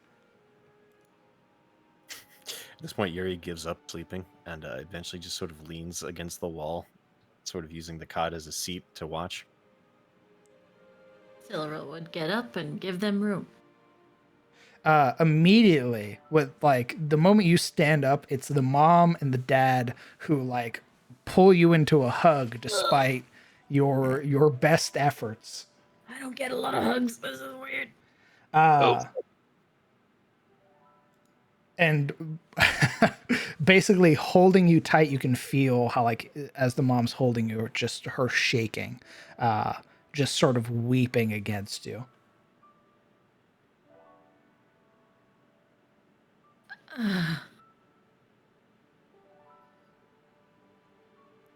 And much like Lisa's parents, if Siluro ever wants it or ever needs it, the O'Dwyer house is open to you.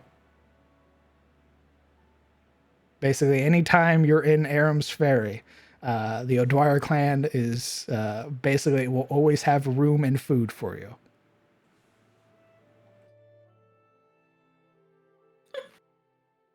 She kind of awkwardly like pats them, and she just it's going to be all right. He's going to need a lot of love. You can see the mom's eyes sort of soften for a moment as she looks back to Isaac. The father taking a moment to sort of take in your garb. It's not often we get the High Lord's men this far south. I don't think I've seen it in decades now. Yes. That is a problem. We have been trying to mend. Oh, you've done a good job. We're loyal High Lord's men, even if we thought they abandoned us.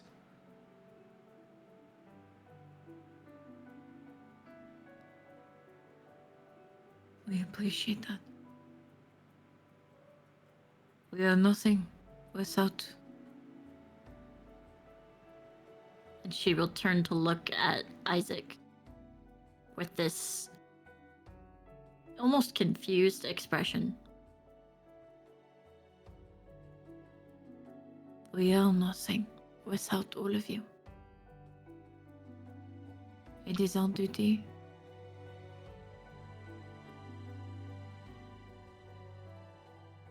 And our passions.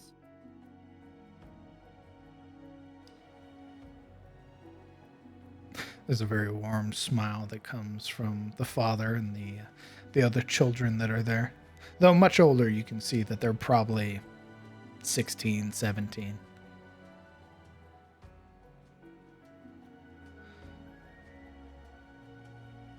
But they would eventually, they would probably stay for longer. Very much crowding this place. And it would be about an hour and a half before they eventually dissipate. Some of the children staying behind, being traded out, the mom staying behind, and just sort of very gently sort of stroking his hair and just sort of staying at his side, much like Christian, much like Lisa's parents.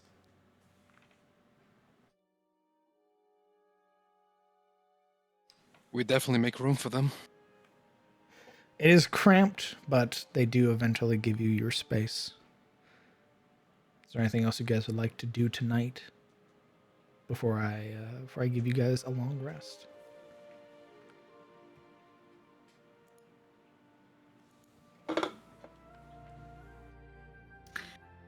I'm good. I don't. I think someone else has something.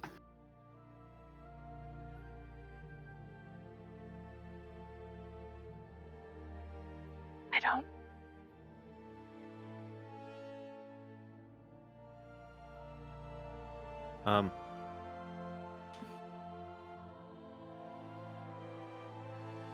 Seeing the sort of emotional state that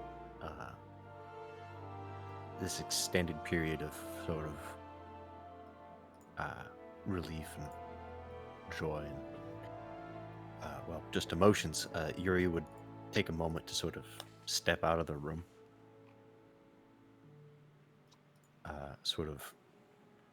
her nerves already frayed after their long sojourn and unused to the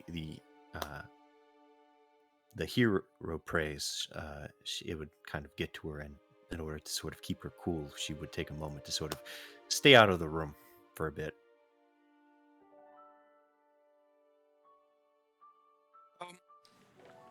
Given that Alaric isn't going to rest, I think he would sort of stay near the families, and he would, as hours pass and whatnot, try and kind of cultivate and flatter a kind of friendship with them. You know what I mean? Certainly. I'll let you know, all three of these families went from indifferent to friendly 20 with the party, which is the highest standing NPC or person can have with you. So, Yeah. So essentially what he'll do is he'll speak about the party. He will speak on each member of the party. He'll probably try to, in a sense, not really embellish, but sort of speak of their bravery and on their behalf as they sleep, sort of prompting everybody up on what they did to achieve the safety of the children. Because they'll have questions, and Alaric will be there happily answering them. And if the family is big enough, and if enough of them want to celebrate with drink, he'd gladly join them, and all that. it is a repeat almost every single time where Right. Lisa's parents asked who did it, what happened, where was this? All of them placated, their questions answered. Isaac's family rolling up 6 deep. Who did this? Where are they? They need to be punished. Point us to them, you know. Oh my Yeah. god, Let me at 'em. they're from Jersey. Oh, Who fuck. did it? We gotta give it to them. It's literally that. It is like you fucked with the youngest member of that family. Oh boy. It calls for blood, is what they're demanding. It's like the Hatfields and the McCoys made an alliance over their displaced children, Oh god, that's oh no. right? Yeah. Who's ready to fight a war in an entire county? For the Hatfields and McCoys was a bad time, dude. Yeah, it was. That's why I referenced it. So, first of all, Alaric will appease their ego, letting them know that there was nothing they could do given how they were taken, where they were taken, how they were below the earth, and it wasn't their fault, all that. And then he'd go on to sort of relate the achievements of each individual member of the party, like Ashilda's healing, Kellen shooting a dragon in the eye, essentially like the lizard monster, like Juria's near-death sacrifice, and then eventually getting her armor and sort of surging at a moment of need. Siluril using her powers to take a hold of some kind of construct and using it to kill a bunch of the kidnappers. Morana nearly dying and sacrificing herself for the group so that the rest could live, watching her flank. Everything. He'd talk about everything. He'd prop everybody up, and he'd get drunk as hell. Okay. Nice. It's just celebrating. Absolutely. 100%, yeah. And totally. it goes well into the evening. Let's go ahead. Let's mark everybody with a long rest. Thank Christ. Oh my god. As eventually, just the weight of the day, eventually, just exhaustion takes you. Elf Yes, it or does. human. So sleepy. Wait, so do I get a long rest? Yeah. Take me, sweet prince. Nice. Yeah, everybody gets a Found long the rest. best of time. Pray, praise Mr. God. Sabbath. Man me a sand.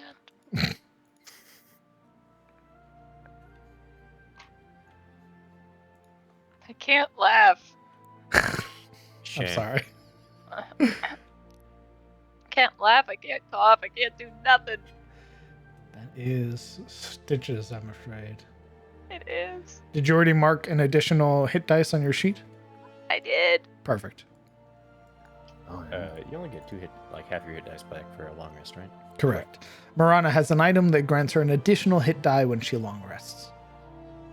Give me your item. Give me your item. It is attunement.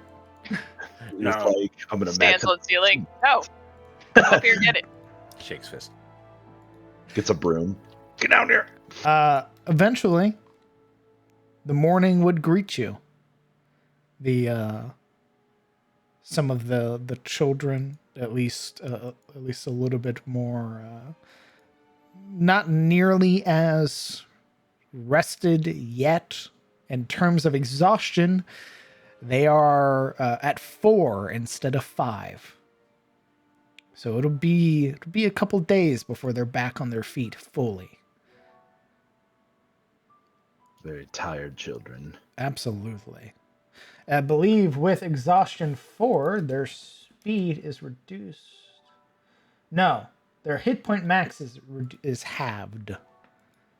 So they're still sort of enfeebled currently, but Gross.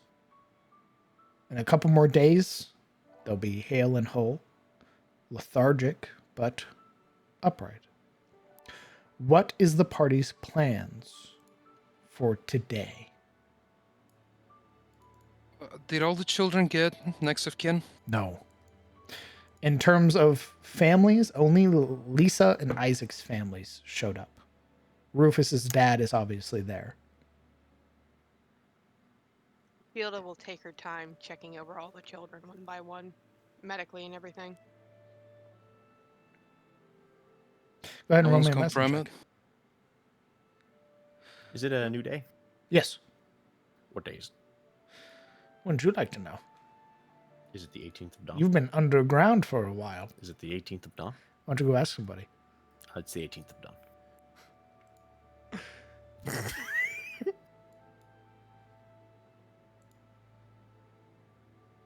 What's Fine. happening?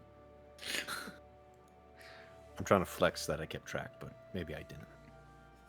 You did. Nice. All right, party.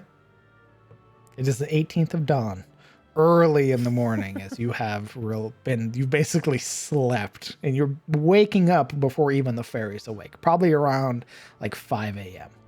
Oof. Them's witching hours, boy. Indeed, it's still dark out. You can hear the sort of subtle cries of the evening birds sort of winding down before the morning birds wake up. How much sleep did we actually get, considering all the families that kept bursting in? You would eventually get your full, like, uncontested 8 hours. But before that, it would have been intermittent. You'd have been sleeping, awoken because your bed got bumped accidentally or something like that. Or the thudding of the foot or the floorboards would eventually sort of creak too loud and wake you up. Yeah. But eventually there would just be that final 8 hours where you just... Understood. Yeah, Yuria would eventually rise, along with, I guess, the morning birds, as you say. That sort of exhaustion that's been, and the soreness and all of the consequences of their previous adventure catching up and deciding to take their toll on this day.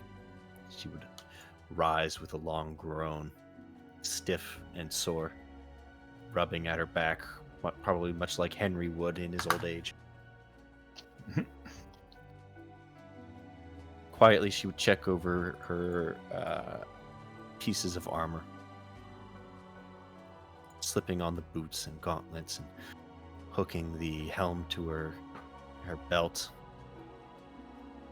She would leave the breastplate and the mirror shield there for the moment, assuming they weren't stolen. With this many people in and out, no, they were not stolen. This time. Everybody gets one. I also don't believe Yuri is necessarily aware of the rumors of this place quite as much. No. Yeah. Party didn't really also tell you. Yeah, it's okay. I understand. They don't love me. It's like All right, you let's bring her want back us to the not shore. Put the boots to her, medium style. We can make you into a rock and sell you. You want that? Guess not. It could have been lawn ornamentation. I mean, technically you can't anymore. It's too late. We're gonna go find another basilisk real quick. BRB. All right, party. This early in the morning, what do you guys want to do? Assuming nobody is awake at this point, but us. Correct. Even Christian the has sort children. of fallen asleep. You're doing what?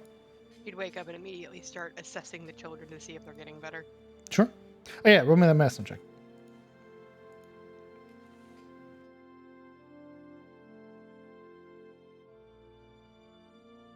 Nope. She's dead. They're Which all dead. child do you kill? Yeah. No. It's time for She's child. just taking Back vitals. to prison with you. Isaac She's had his just time with taken- his son. Listen, she's just taken vitals. God. Oh, is that wee Rufus?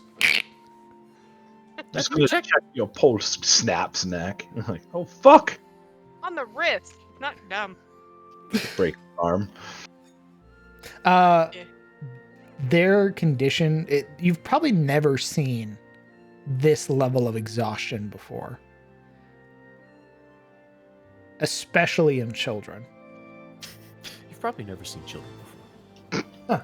No, dwarves have a different type of resilience. Even dwarven miners who spend too much time down in the mines don't incur this level of exhaustion. There'd be a kind of sad look on her face, like, what did these kids go through? It's literally that, where these children have gone through something not even just traumatic, but a horrific experience. Her demeanor with kids is completely different than demeanor with adults. Like, it, brushing the hair back, gentle. She actually talks very quietly and softly. Oh, so Whenever she's she's around like, the- nice. Weird. Yeah. Strange. I think she's been taken over by a skinwalker. Let's get her. No, kids are still innocent. They haven't become douchebags yet most of the time. Roll a deception check. I don't believe you. Children are evil, Jack. Yeah. Get him. Fucking pats Alina's head. It's okay. You'll be an evil elf soon enough. But for now, you're pure. One day you'll be a schmelf, but for now, you're alright. Oh God! They're again that this level of exhaustion is unfounded. It's something you've never seen. Oh, it would be more like, oh, the wee little bairn. The evil elf blood hasn't quite taken hold of you yet. It will soon, but until then, you're fine. We weren't encouraging this. Cranes my neck. Excuse me? Nothing. Oh, you heard me, you fucking schmelf. Yeah. I don't understand. It's a racial imperative. You wouldn't get it. Or would you? You hate me so much. What have I done to you? It's a grudge as old as time. I don't hate you personally, Silveril. It's kind of like, Yeah. I don't know, if you were to see a chromatic dragon, I just can't help it. That So is worse. Oh. That's worse. is fantasy racism an ingrained trait for dwarves? Hold on, let me look that up. I feel like it should be. to be Holy honest. DM. Is that a is racial trait? fucking- It should be a racial. Yeah, absolutely. That's why they have What? proficiency with axes to cut down Yeah. elf trees. Yep. Why would you ever say that to me? She didn't say that out After loud. all we have gone What is through. wrong with you? Holy shit.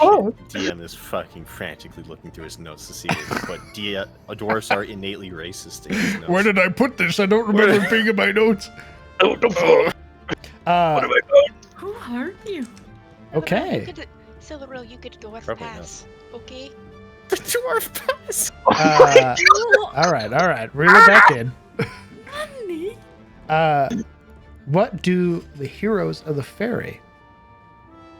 What do you guys want to do today? Holy shit. Okay. This might be. Free action throw up. You do. Oh. Good I morning. can't believe to you you. chose that. My hero. Quick question. This might be odd. How comfortable is the breastplate to wear? It's very comfortable. Oh, nice. Yeah, that was something we had talked about previously. I forgot. You don't feel its presence. Like it's not cumbersome.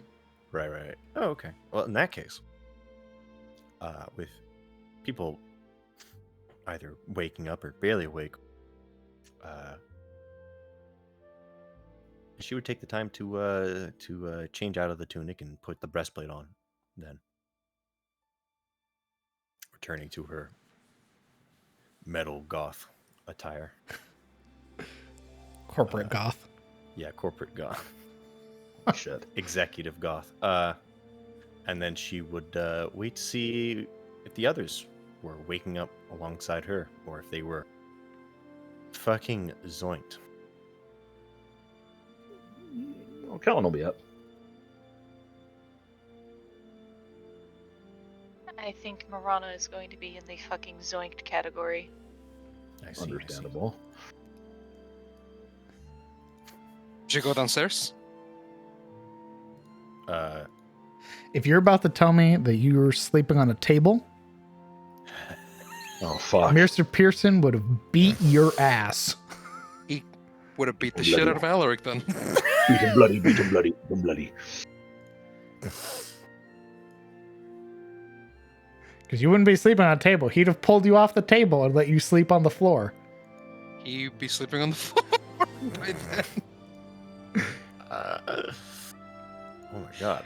He would be sleeping if you took him downstairs. He'd be like a like a dramatization of Macbeth. He'd be sleeping like poured over a chair, like just arms crossed over the rest of the chair, his head rested on it, and the remainder of his body strewn across the floor. That's it. That's how he'd be sleeping. Noting that Alric is no longer in his cot, and used to the sort of high stakes that they've been in for the past 2 days, Yuri is somewhat still recovering mind, instantly goes to, oh god, he's been kidnapped. And there's a sort of like flutter of panic in her gut as she realizes that Alric's not there. Where the hell's Alric? She mutters just loud enough for anyone who is awake to hear. I believe he was downstairs drinking the house dry, in fact. Panic turns to suspicion as she begins marching downstairs. Morning. Good morning,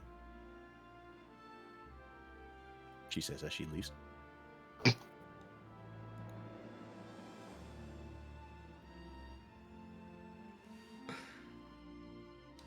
Were you saying morning to each other?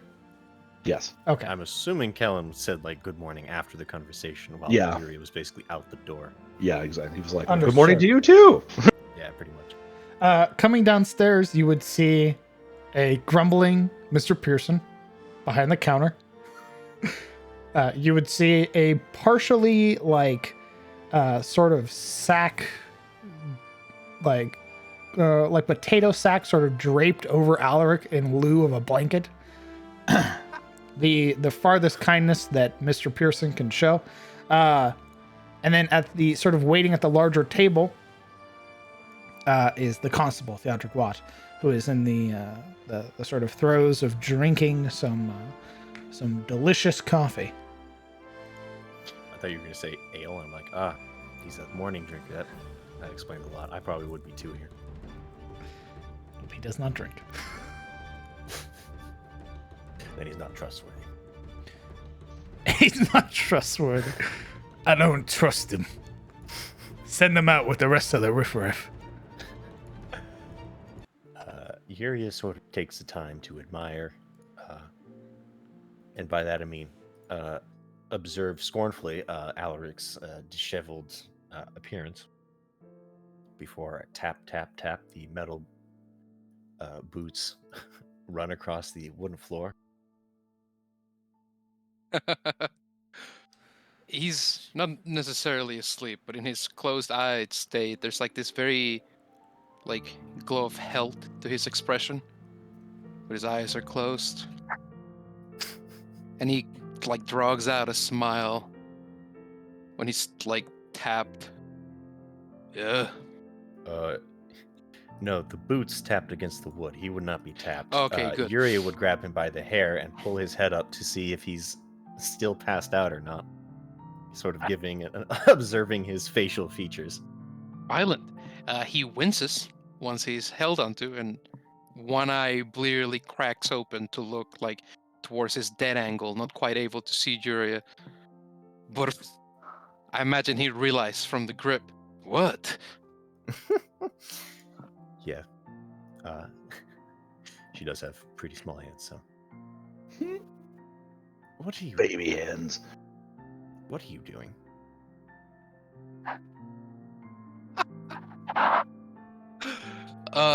Still winded, sort of lolling against the chair with watering eyes, some way from being able to stand up, given that he has that sort of usual heaviness that comes with the aftermath of excessive drinking.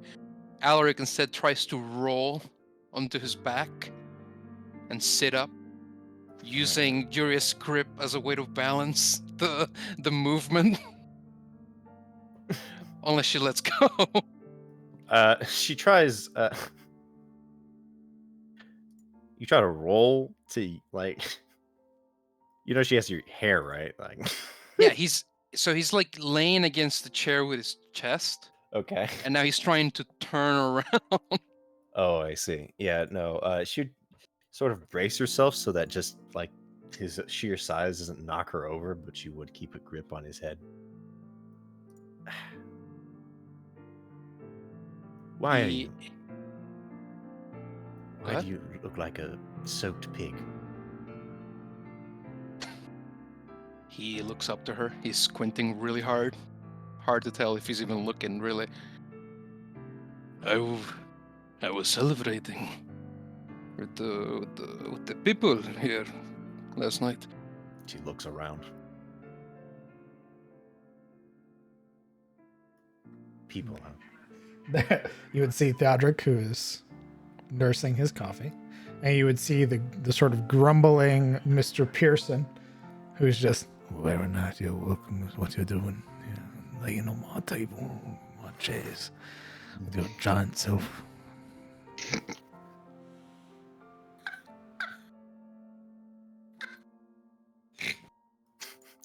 After looking around, she looks, sort of gives out one more look. A very dramatic roll of her eyes. She scoffs. Tarosians, and she releases your head and lets it fall.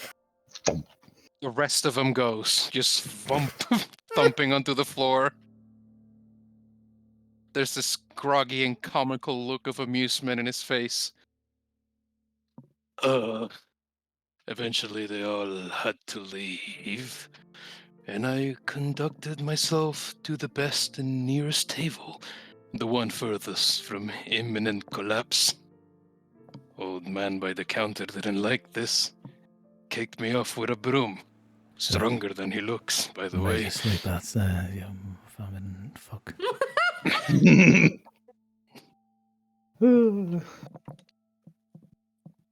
Get up and get yourself clean before I get a bucket that might be filled with water.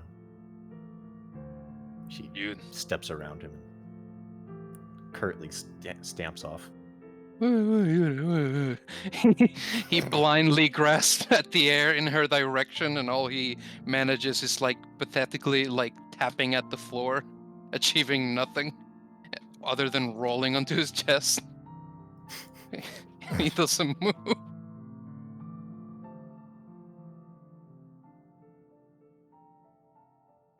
She pauses, looking over her shoulder. That wasn't an empty threat. Hero of Erem's Ferry, get up. Make yourself presentable. Our job isn't done.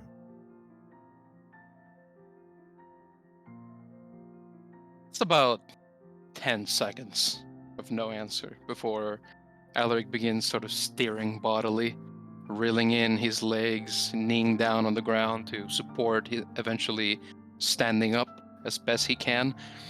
It's a lot like you know when actually no, that would be a spoiler if I use that as example. No, he grabs onto the chair and he slips from the grip, falls back to the ground. He tries to reach for the table, and the table sort of sags with the burden of his immensitude as he rises up, nearly trips again, but eventually Alaric does go upright. He's slightly dizzy and hunched over, sort of folded inwards. Right. I'm sorry. I'll go. Water. What is the well? Outside, right? That is where whales are, yes. He scoffs, and he'll make his way to the well to wash,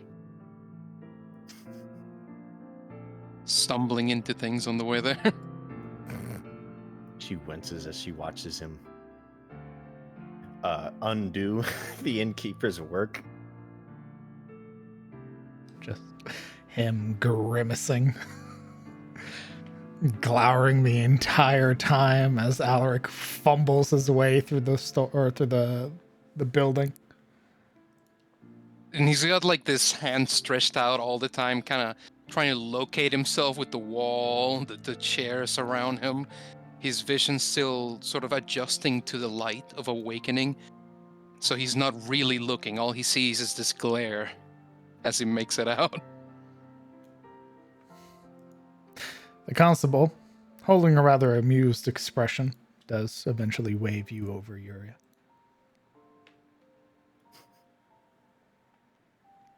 She'll turn and approach. I take it the rest of your companions are awake then.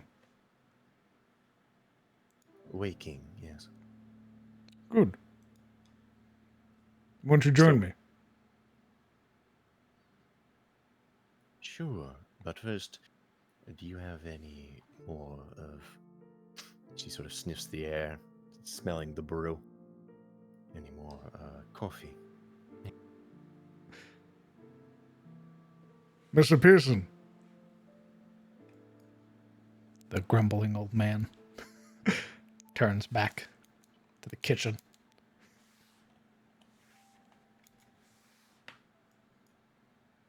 You know, for an innkeeper, he doesn't really seem to like innkeeping all that much.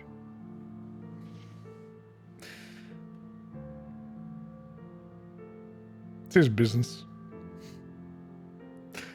I think he's been running this place for... Oh, when I was a boy. And he was old even then.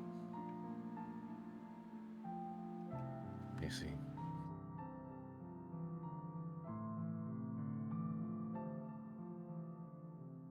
So he's just a grouch then. Old and grouchy. That's more understandable. How did you sleep? She chuckles. I can't complain. That doesn't mean I slept well. While it was certainly... She licks her lips. Heartening to see. It was also very... energetic. diegetic. There's a sort of that still warm smile on his face as he takes a drink of his coffee, putting a pause there to what is the rest of the party doing upstairs where the cots are and the children are at.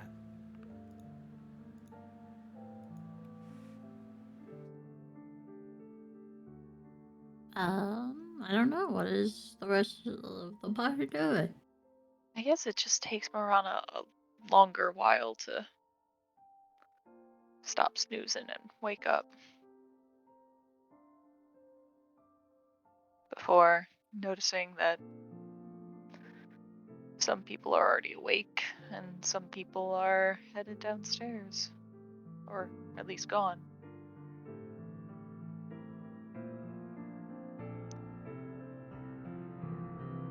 But when she notices that and potentially the smell of coffee, she'll get ready.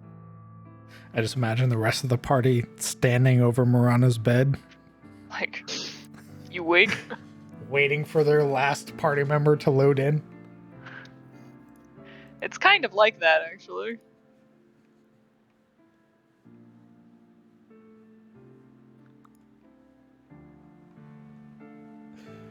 Celero, Kellen? Kellen's already awake, so, but I guess he'll head downstairs if that is what's going down. Celero? Silril is watching Marana.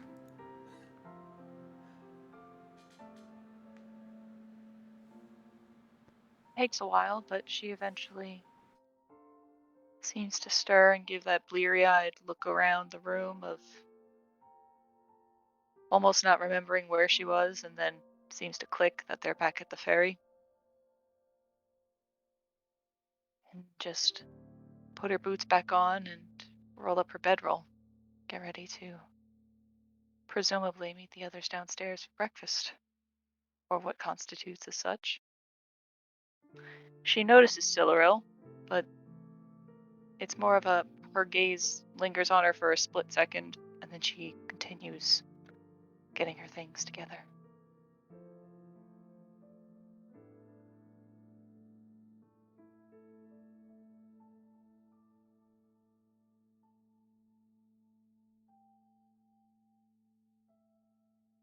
What is a shield they doing? She woke up and instantly started tending to the kids. So once you collect her, she'll come along. I just asked because Silril would be assisting her while watching Marana. Not subtly either.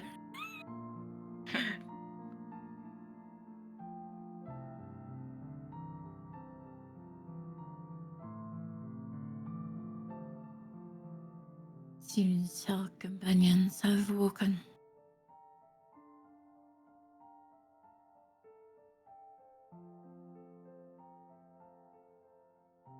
Oh, that's... So they are downstairs. I was talking to a shield day. Oh. Well then, never you mind. Sorry. Can you repeat that? Because I was adjusting my headset because I'm having trouble hearing. It seems our companions have only risen. I don't think there's anything else I can really do for them at the moment. They just need the rest. Should we go back down and join them? I just feel guilty leaving them all here. The families are here now. Alright. You do have a point. Alright, let's go.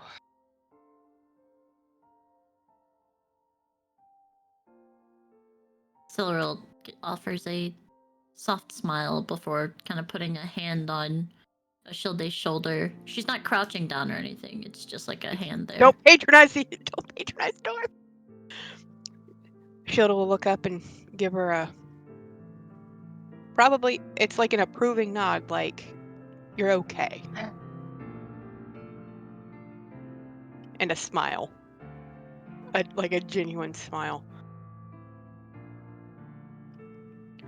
And she'd start moving her stubby legs down the stairs. You said it, we didn't. Are there I've any accepted it. family members still there?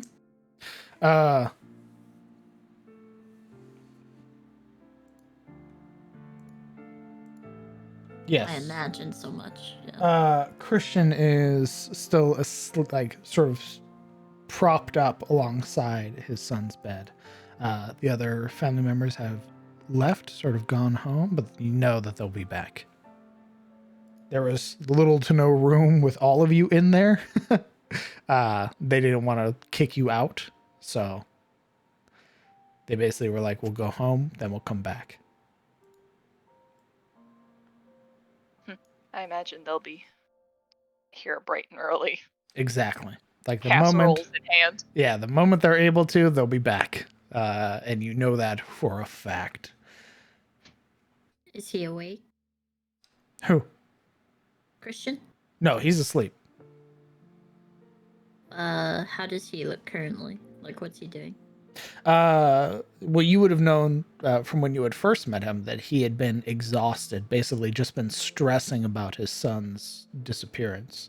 And now, like, he almost looks at peace. He's sort of like half laying on the bed.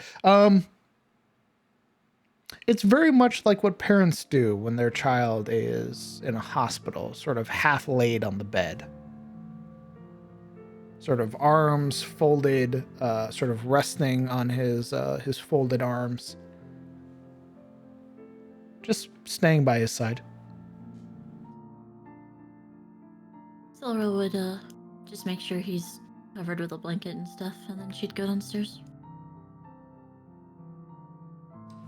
Okay.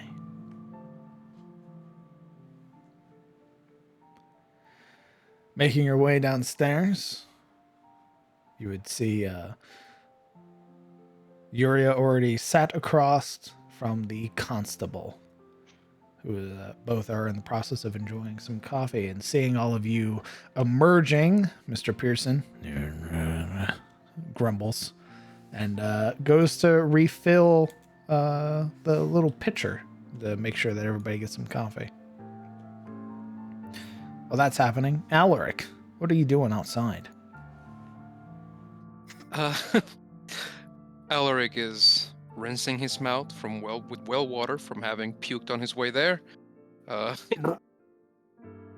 He's drinking a lot of said water. He would wash his face, take off his shirt, wash his torso, clean up as much as he can, or could in such circumstances, and then he'd make his way back inside. Dressed and all that, seeming fresher for it. Although I'm not sure when it'd be fitting for him to go back. This would take a bit. Well, feel free to have your character return at any point, whenever you feel it's appropriate. For the rest of you, are you all gawking from the stairs? What are you all doing? We're making our way downtown. I was giving them time to move. I feel the thinking Marana's moving too slow, like just double kicks her downstairs. Jesus. Holy fuck. Shoulder tackle Kellen to get him to move.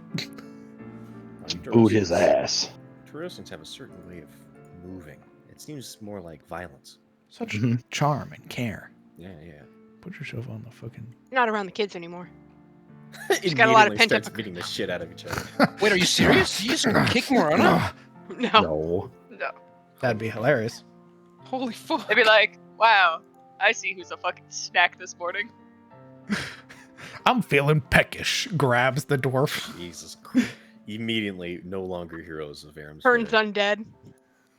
Fucker. The shits of Aaron fucker. Ferry.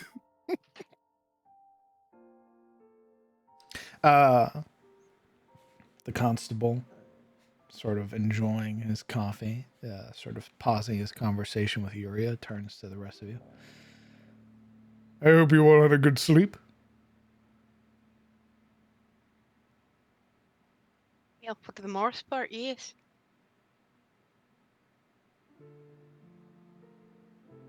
He looks to Kellen and Marana. Oh yes, I mean after the parade of overjoyed parents, of course, but worth it.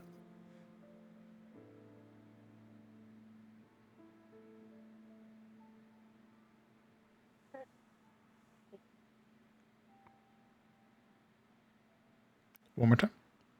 Oh, she said it certainly improved things. Sorry, I have like no voice too. It's all good, homie. I got you.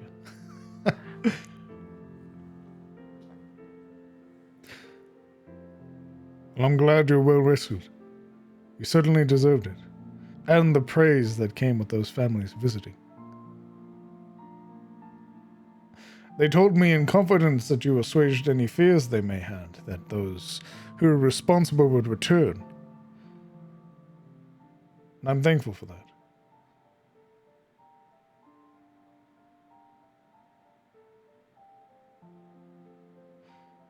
I believe that was mostly Alaric and Siluriel. They said all of you. Yeah, they are gracious. Looking to Siluro. Please, sit. I wouldn't feel comfortable with you standing.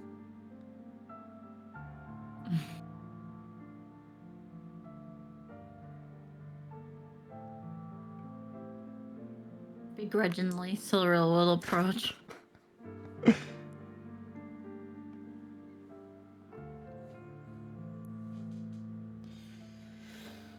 Once your other companion has returned, I'll want to hear everything that transpired.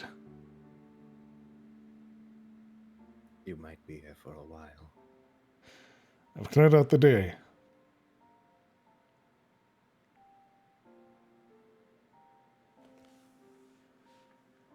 Eventually, Mr. Pearson would return, bringing with him another pitcher and some mugs. And he would, for those who wish it, you'll be given some coffee. Yay, Delightful. caffeine. What was that, Silver? Said, delightful. This grumbling old man. Despite his grumbles, he there's not any hostility to it. Just idle complaints. More so about having to walk so much. Fucking walking Fucking bullshit. can't fucking walk themselves. Fucking long leg having no back problems having. Oh my god. I'm gonna say the K word. Sheila drinks her coffee black. Nothing in it. No cream, no sugar. Oh, you don't get any cream or sugar. Oof. She doesn't ask. The coffee's black. Siluriel's upset. Sheila's fine. Yuria doesn't care. It's fucking coffee. It's been years. Although, despite that, it does appear that the constable's coffee is much different from yours. Son of a bitch. All right, I care now. Fuck him. Get him. Where'd you get I that pressed the creamer? digitation. I pressed the digitation to make it taste just right for me because, you know. Oh shit! I was told I can do Mine magic tastes like in it town has right now. creamer in it. That's I'm right. good. Damn. Make it just the right temperature while I'm at it. As Alaric arrives and sweeps around the table, he sort of set a hand on Marana's shoulder, and if she's to turn towards him, yeah, he'd meet her startled with a sort of sleepy smile while moving around. And There's a weak smile in return as some of the nerves settle. He'd let go and go around sitting beside Siluriel, addressing everyone with this look of contentment and a glow to his nose, because he got very much shit-housed.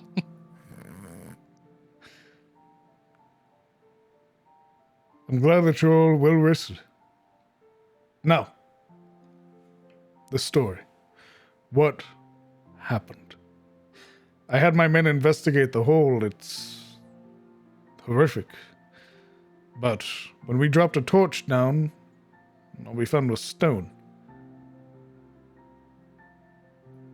Uriel licks her lips, setting down the cup, tracing her finger around the rim. I'll be honest, Constable. Setting you up with a lie almost seems kinder than telling you what actually happened. I don't know if you'll even believe us. He Really? raises a brow.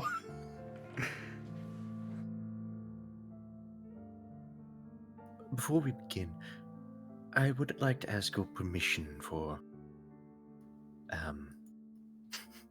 looks over, like, glances conspiratorially over towards the bar and then murmurs, spell casting. Yes, you may freely cast. Good. I have a trick that might help. Gilda's mage handing, stirring her coffee, Immediately. kind of asking forgiveness, not permission. Arrest. Good. And she's right back where we found her. Yeah, now that we're done with this, This is how we lose a show day. Is she immediately yeah. goes back to prison? Oh no! I was already told I could cast in she town. didn't learn. Congratulations, your character served this one arc. Time for the next character. All right, put her back. A new character every arc. Okay, let's go. Always a prisoner of some sort. You broke probation. It's better than the one campaign. All my characters kept on waking up in a gutter. Looking to all of you, he waits. Whoever wants to regale Theodric Watt, the constable here at Aram's Ferry, of what transpired beneath Henry and Anne's home.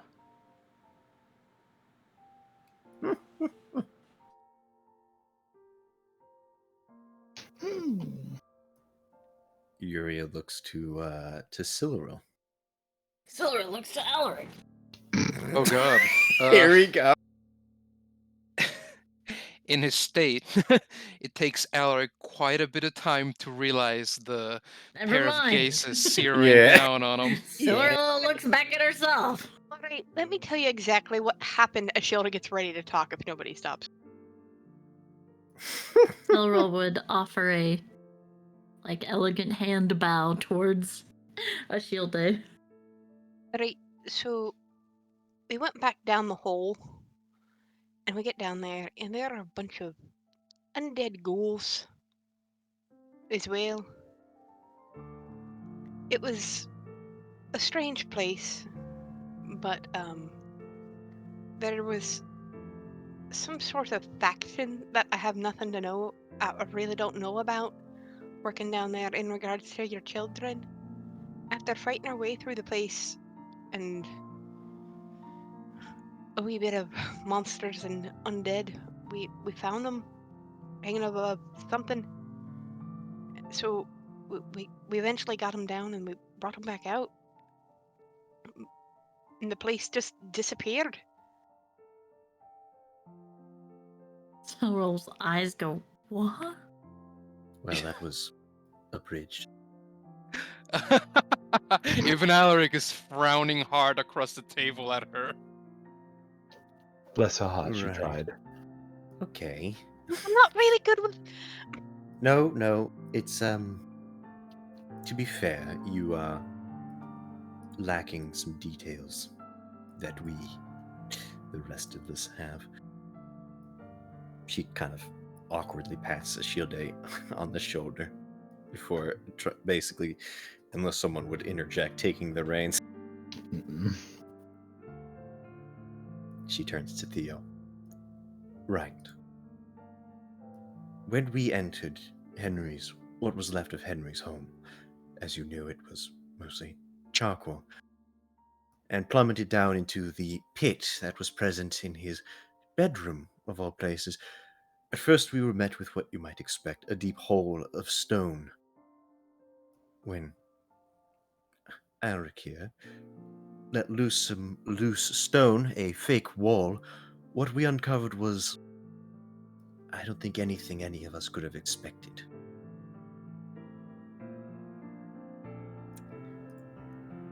At first, we weren't aware of what we had found, but we knew it was alien almost immediately. It had lights that were not of candle or flame, steel hallways, and, well, refuse left not from likely its owners, but from whatever currently inhabited that place. Like Ashirde mentioned, we did find. You do know what a ghoul is, yes? Yes. Some twisted form of undead. Right, yes. Though, to I be forget- honest, my knowledge of them is passing. Old wives' tales. Was the word tainted ever actually said aloud I in do Yuri's believe so. presence? Okay. I There were believe checks and stuff. my party members and I mentioned my Tarosian friends called them tainted, if that word rings a bell. More fitting with the old lore.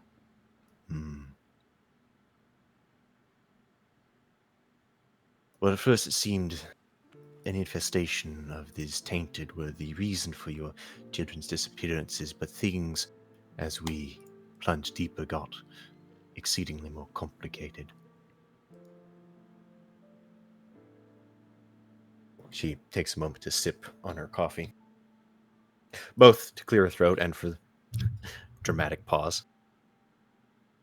Laurel groans. Kellen also sits, but loudly. This, I suppose you could call it a facility, as that is what we later found out it to be, was not created by the tainted, but some other entity, a thing we found that called itself by the name of Jin. It spoke to us through crystals mounted in the walls and in certain areas of this facility. It aided us through the facility, navigating the long and perilous hallways. Along the way, we nearly met our end at several occasions, fighting these tainted creatures. It was practically infested with them, more than just ghouls. And I'm not sure all of them quite undead.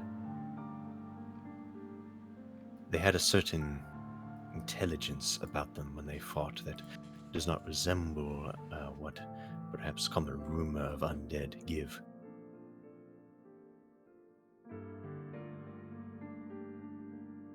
I digress.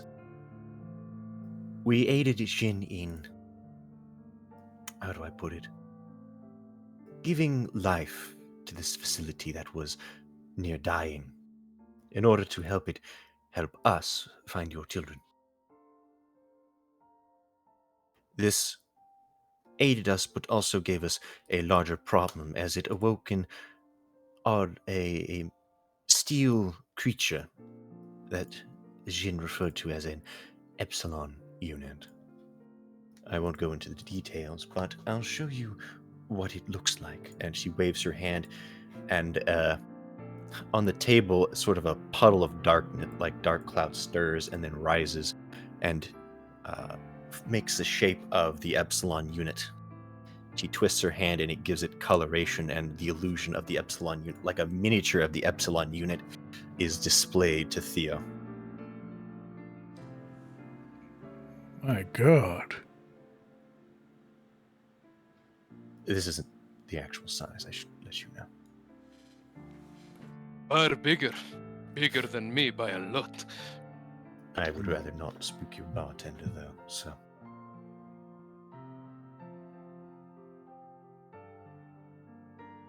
This creature chased us through the facility, whereupon we met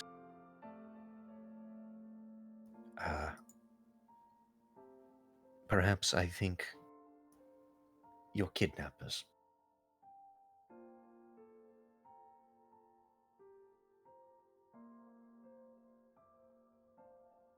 She pauses. This time not for dramatic flair, but to sort of, you can see her considering as she decides how to phrase what she's going to say next.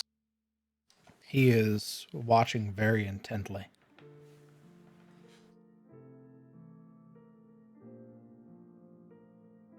Deciding instead that perhaps illustration is in order, she sort of brushes away the picture of the Epsilon unit and instead displays three entities: the mouth in the middle, her shadow, and the ghoulish figure of Anne. Sort of a representation, a reimagining of them staring at the party. These entities we found within the facility. The ringleader, she sort of taps on the table in front of the mouth of the Duke. Their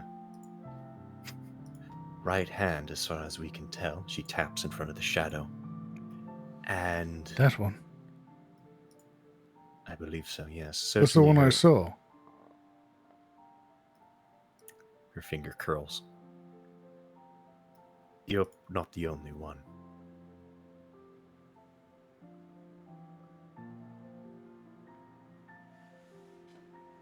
We have heard rumors of people in Eliand also finding a shadowy figure in the distance.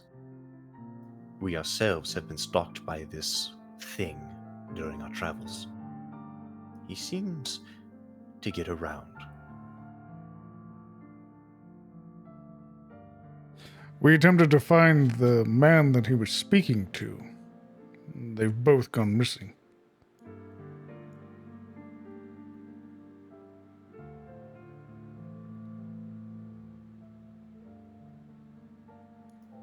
His attention slowly drifts to the monstrosity that is Anne. And that's what it became of her. She nods. And then she glances to Siluro. And there's a slight tug at her mind. Oh no. Womp. Establishing connection. Beep, beep, beep, beep, beep. Friend request sent. Ring, ring. Skype call noise. Silver goes. She kind of like covers her mouth, and lets her in.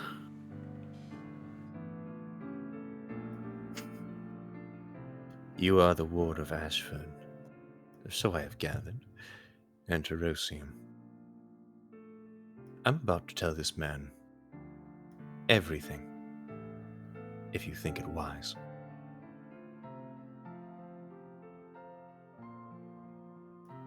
And the correlation between Hain.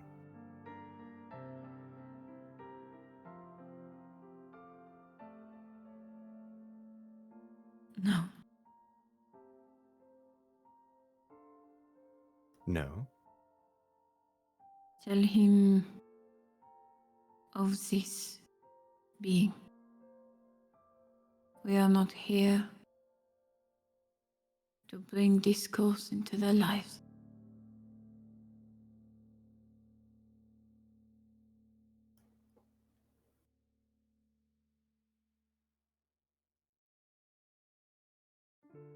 I would argue that discourse has already found them. The best we can do for them is to give them everything we know, so that they are prepared for when it inevitably rears its head again. Then we can tell them to prepare for something, but give them the peace they are owed, albeit for just a moment.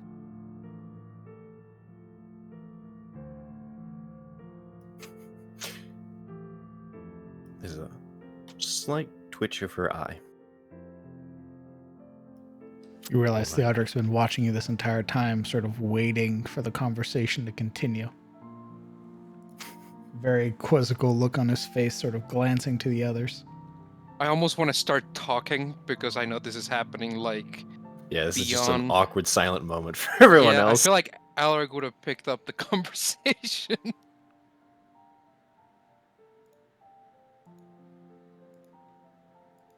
We have a duty to each other here in Tyros. I know that it is not exactly easy to understand. But watching those families today,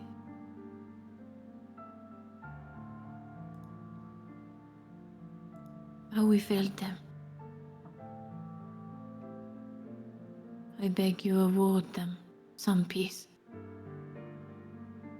for just the smallest time.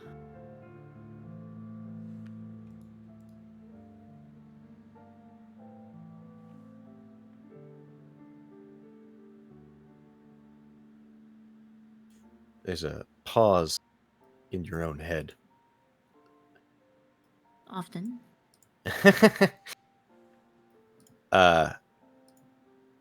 And eventually the voice sort of relents.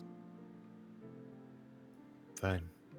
These are your people. If you wish to keep this from them, so be it. And then It is not that I want to keep it from them.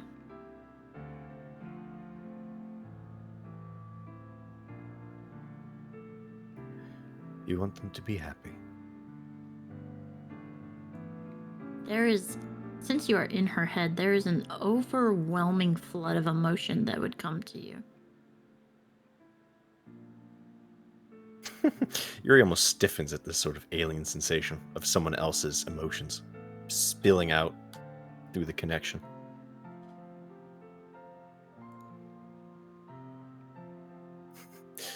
Right. They deserve so much more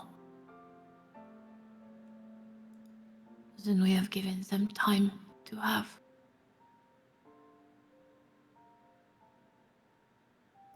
Yuri glances to sort of Theo, realizing how long they've been sort of sitting in silence, assuming no one else has begun speaking. This place has wonderful coffee, by the way. Just be gentle. Fuck. Yuri cuts the connection and resumes speaking. Yes, this is what happened to Anne. It seems this entity, she points to the middle one, she or he seems to have a way of turning people or creatures even. I suspect they were using this facility for that very purpose, as it seemed to have a design for it. I could explain in detail how we came to that conclusion, but it would... Well... You probably wouldn't understand. I barely understood it. I think everyone here barely understood what we had found down there. I trust that you're speaking plainly. I have no reason to doubt you. Good. When we encountered them, and, well, encountered's a nice phrase, when they found us, I should say.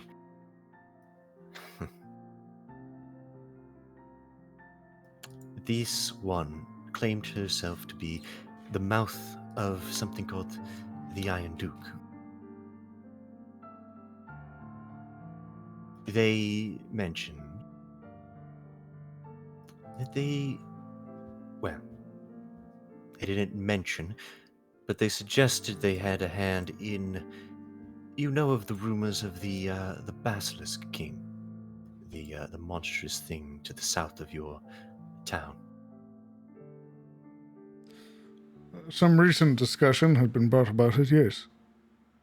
I had found that it was your you and your compatriots who had passed through, speaking of this entity.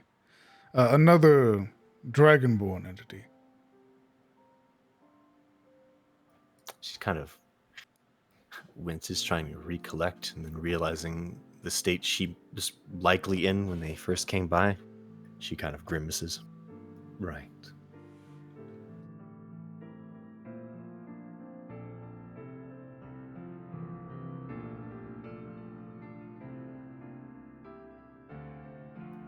And this is where Yuria begins to lie.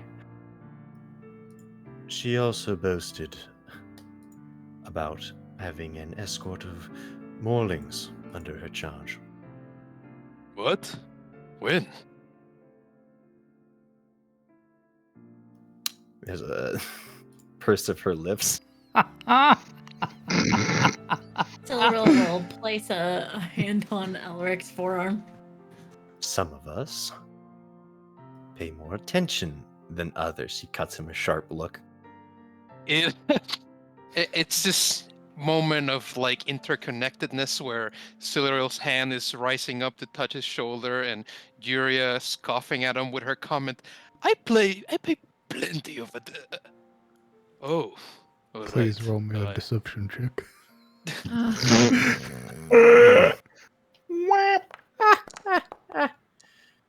That's funny. Give me just a moment.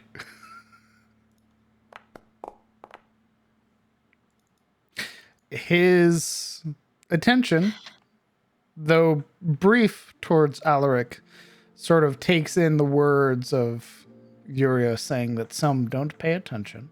And having just witnessed Alaric not only sleep on the floor, sort of has come to his own conclusion. Gives a nod and understanding. Good. But yeah, Alaric took the hint. And he falls back into his role of ignorant drunk, sizing the table with his big eyes of near animal stupidity. They said they possessed an army.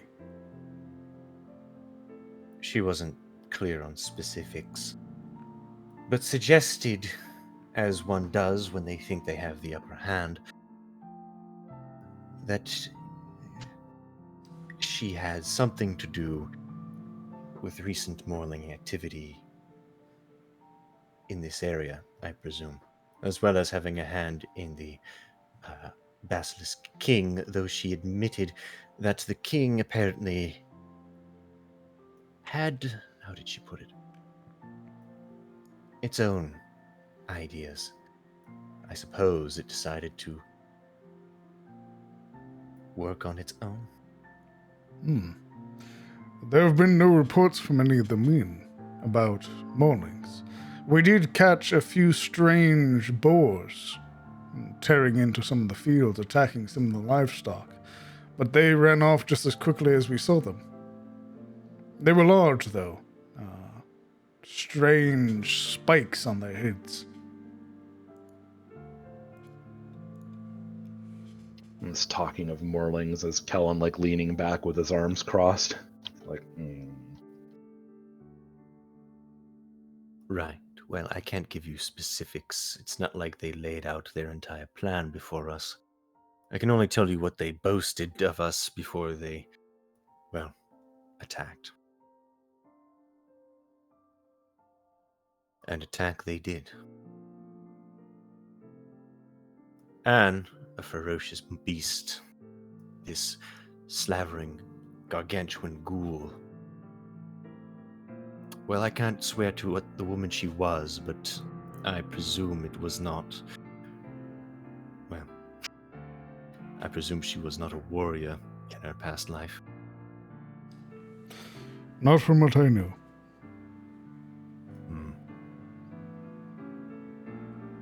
It was odd. She seemed almost devoted to this thing that had turned her. Like a pet, if you can believe it. A sort of fanaticism. Indeed. This mouth has a way of twisting things. Worrying thought. The tainted in that facility, we soon came to realize, also was under their employ. But I digress. Using some tricks with Jin, we were able to survive the encounter, summoning the Epsilon unit you saw before, not to aid us necessarily, but to scare the mouth and their cohort off. It ended up dealing the final blow to Anne, and I believe nearly killed the rest of us had we not fled. Where did this mouth go? She kind of licks her lips. I'm not sure. She escaped by plummeting down, well, a dark shaft, essentially, disappearing into the darkness. If she were human, I would say she'd be dead from the fall, but I assume that there was a plan and not simply madness or suicide in her design. The cohort simply disappeared soon after they did. It seemed like she more floated down that hole, so I'm assuming she did have a plan, as you said. I'll make a history check, Kellen. Isn't that exactly what happened? You're about to find out. Or not. Yes, or that's not. exactly what happened. Oh my god. That is how Kellen remembers it. Mm-hmm. I'm loving these ones, bro. Look at them all. Holy fuck. This is the time to get him out. It's not a life or death situation. Holy crap. With any hope, they lie at the bottom of a chasm, a pile of their own making. That's the last time we'll see them. Iria shakes her head. I wish I could have that sort of confidence, but I'm suspect that they are alive. I prefer seeing a body and then burning that body to be certain before I confirm someone's death. Besides, the cohort did not fall down the lift. It disappeared, so I'm almost certain this dark figure is still among us. They also seemed rather resourceful. I too would wager that they live still. Anne did not. She is dead. Head taken clean off. I see. I'll inform Henry. Probably best not to inform him what she became before she died. Maybe just assure him that she is at rest. There's a moment where he looks at you, Kellen. This sort of judging look for just a moment. I have no intentions of dowering his mood any more than it already is. I've talked to grieving families in the past.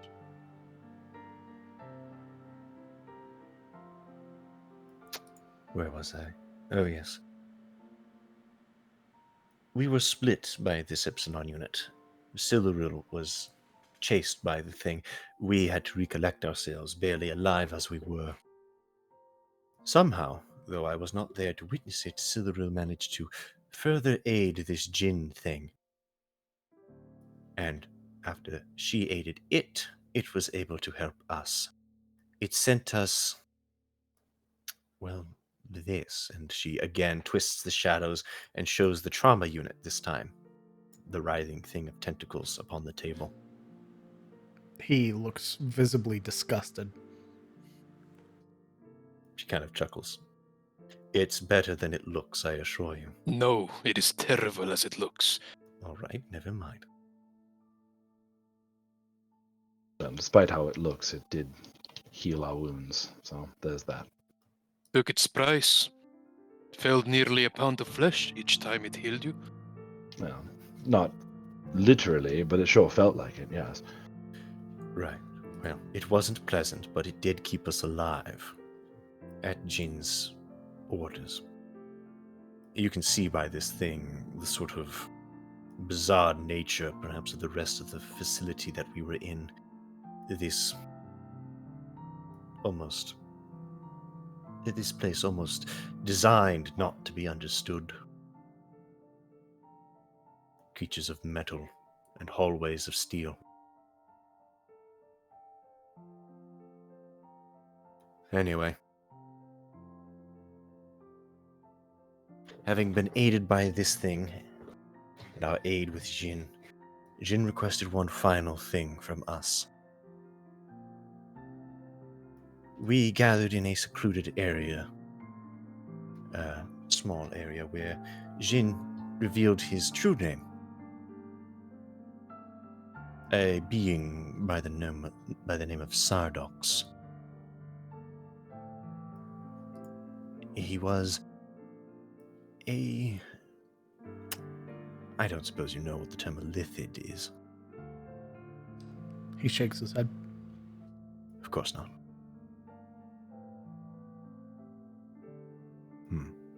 I'll explain later. For now, just know that his name was Sardox, an engineer of this place. He desired a body, being a formless entity that spoke to us. And in exchange, he took control of this Epsilon unit, giving it into Silaril's custody to order, and showed us the final location where the children were being held by the mouth's cult, the remains of them. This Sardox, they helped you find the children. Yes. The more we helped him, the more sentient he became. He had a link with the facility, it seemed, where the healthier his layer, the more intelligent he became.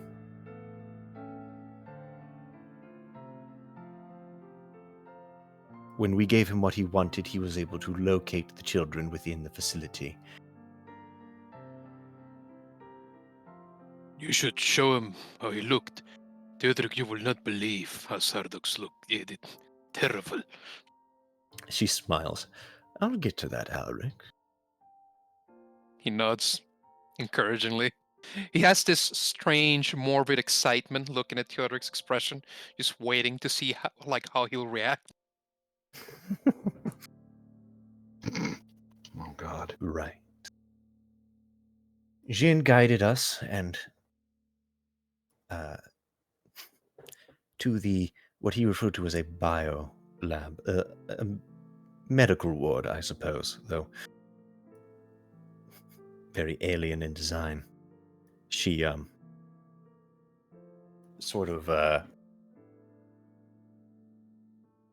creates sort of like a window pane in front of him that's sort of like her view of the place from the doorway, sort of like a scene caught frozen in motion of the mid-combat with Alaric fighting off 4 defenders on one side and this Epsilon unit tussling with a champion on the other.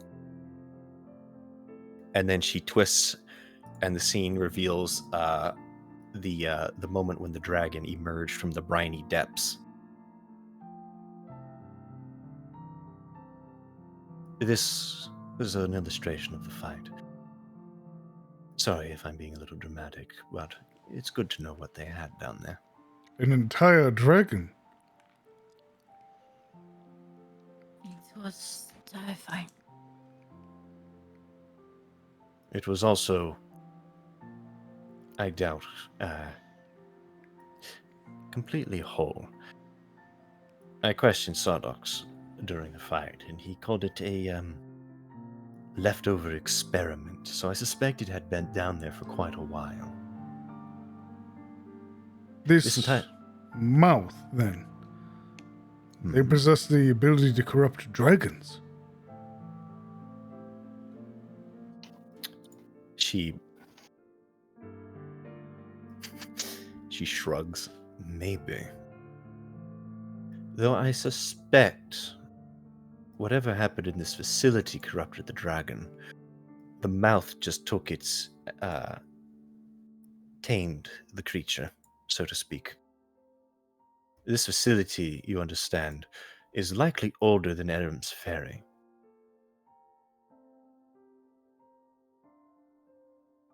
That sort of gives him pause. Alric will build on this. Can you imagine?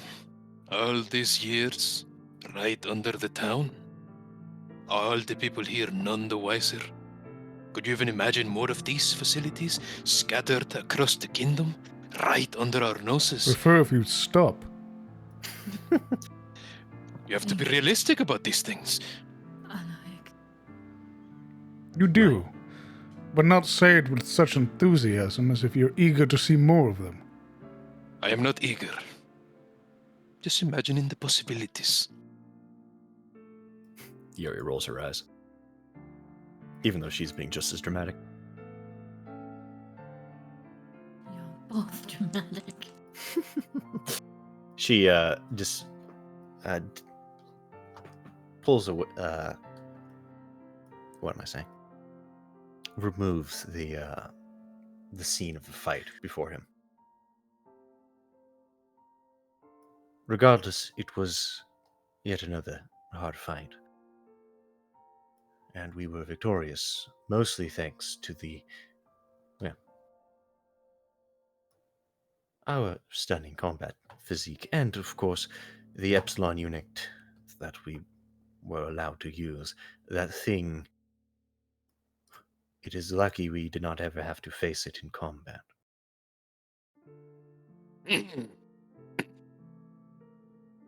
What? What are you choking on your coffee? And my sacrifice? Oh, yes, of course. And Alaric nearly got himself killed. Callan chokes on his coffee. I fought on your behalf. Oh, Ashilda in that moment would be like, that's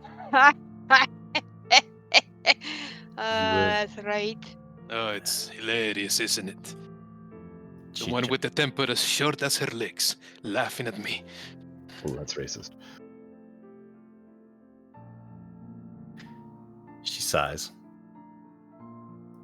You are very brave, and I am surprised that you are still alive.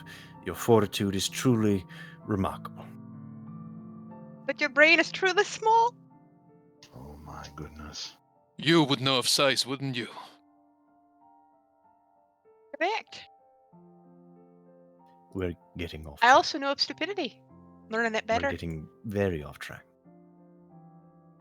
Champion of it, really. Sips louder. I don't think I've heard teasing like this even from children. It's an acquired skill, apparently. They're in love. Filleril pulls out her own dramatic. Star-crossed lovers. It started. It's the What? size difference. Star-crossed lovers, what do you expect me to do? Sit and spin on that thing? Okay. Yuria, you were saying. Right. You'll note in the scene I portrayed, the mouth and her cohort were not there. Indeed. However, I think it's safe to say that these humans and the tainted, both working in tandem alongside the dragon, were more than likely part of her cohort as well. The ghouls, at least, I noted, had a certain symbol. You'll note that symbol upon some of the children's foreheads, painted there with blood and bone. She etches the half-circle symbol, leaving a sort of mark on the table with the illusion. I'm not sure exactly what it means, but it seems to riddle whatever they were doing. I've never seen it before.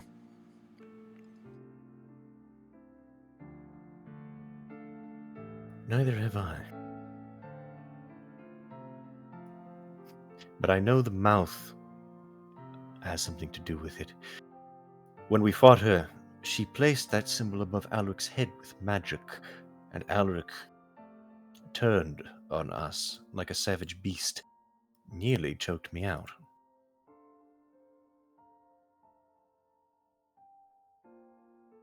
Did I? Yes, I grab your neck? yes. Is this part of the Alright. bravery? I believe he was taken over and not able to control himself, so it wasn't his fault. Of course, it wasn't something I wanted to happen. What would you think that of me, Constable?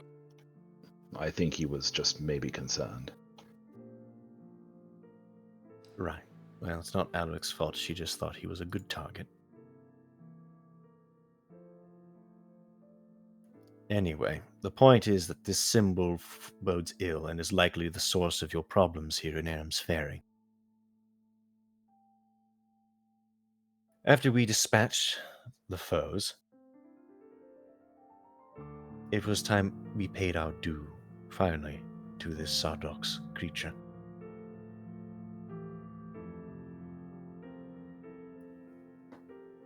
We, with his guidance, grafted him a body. And with that, she shows the form of Sardox, given flesh, with clothes on. That's Is what you floating. want to show us dick and cock and balls? You're right. I show Theodore the purple dick and balls. Wow. Yeah. Huge. Mm-hmm. I make them cartoonishly enormous. Okay. Oh boy. You mean just accurate? Yeah, sure. Interactable. I make them what Sardox imagines them to be.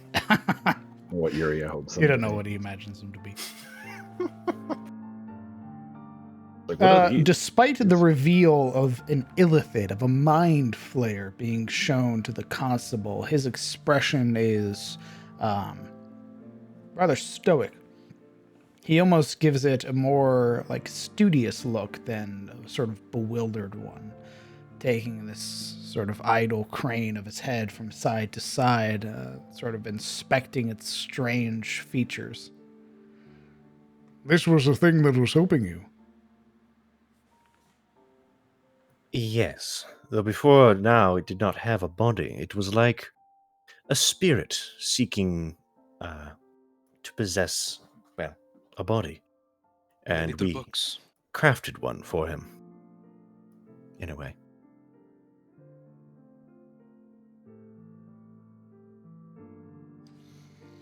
These creatures are... I don't suppose you know what psionic means. He gives you a very blank stare. Right. They use their minds to interact with the world directly. Lifting things with their minds, reading other people's minds. She grimaces, eating other people's minds. As it quickly showed us when it took one of the dead cultists and ate his brain. You would have noticed that Alric was like about to point her out as one of them until she hit the beat of devouring minds, and then he just sort of caught himself, and that same pointing finger goes back to his lips. Like terror. Oh wait, no. Or is it? Hmm. Hmm. Gruesome details aside, this entity, this Sardox, helped you find the missing children. In exchange for his form, yes. Okay. And he killed one of the cultists. Well, the cultist was already dead. We killed them. He defiled them, then? Apparently, it's a sort of biological imperative. She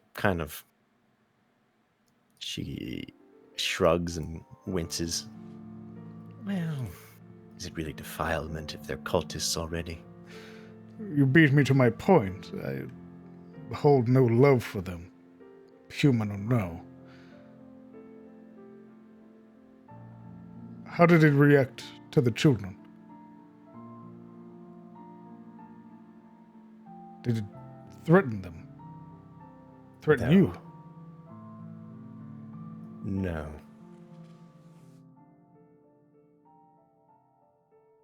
No. Really, he was very indifferent. Yes, quite indifferent to the children. Actually wanted us to join him. Not all of us. Oh, well.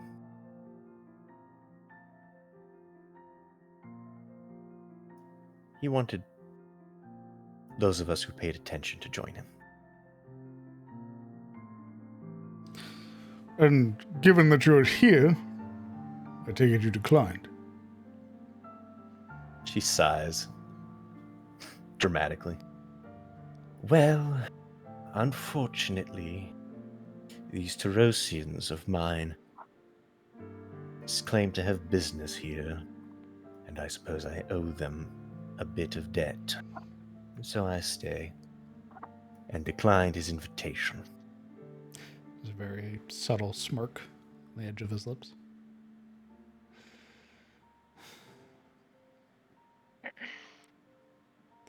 Anyway. At that point, the journey is mostly over.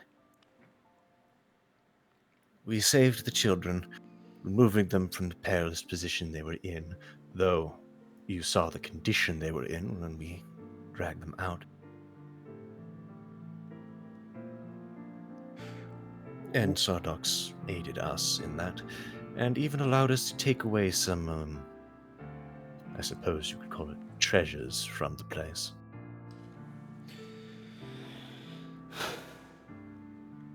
What of this place? What of it remains?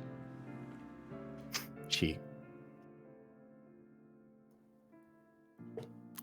purses her lips. And this is the part where you don't believe me. Remember when I said Sardox invited us to join him? Right, well, that is because he left. And with magic or technology we do not understand, took the facility with him.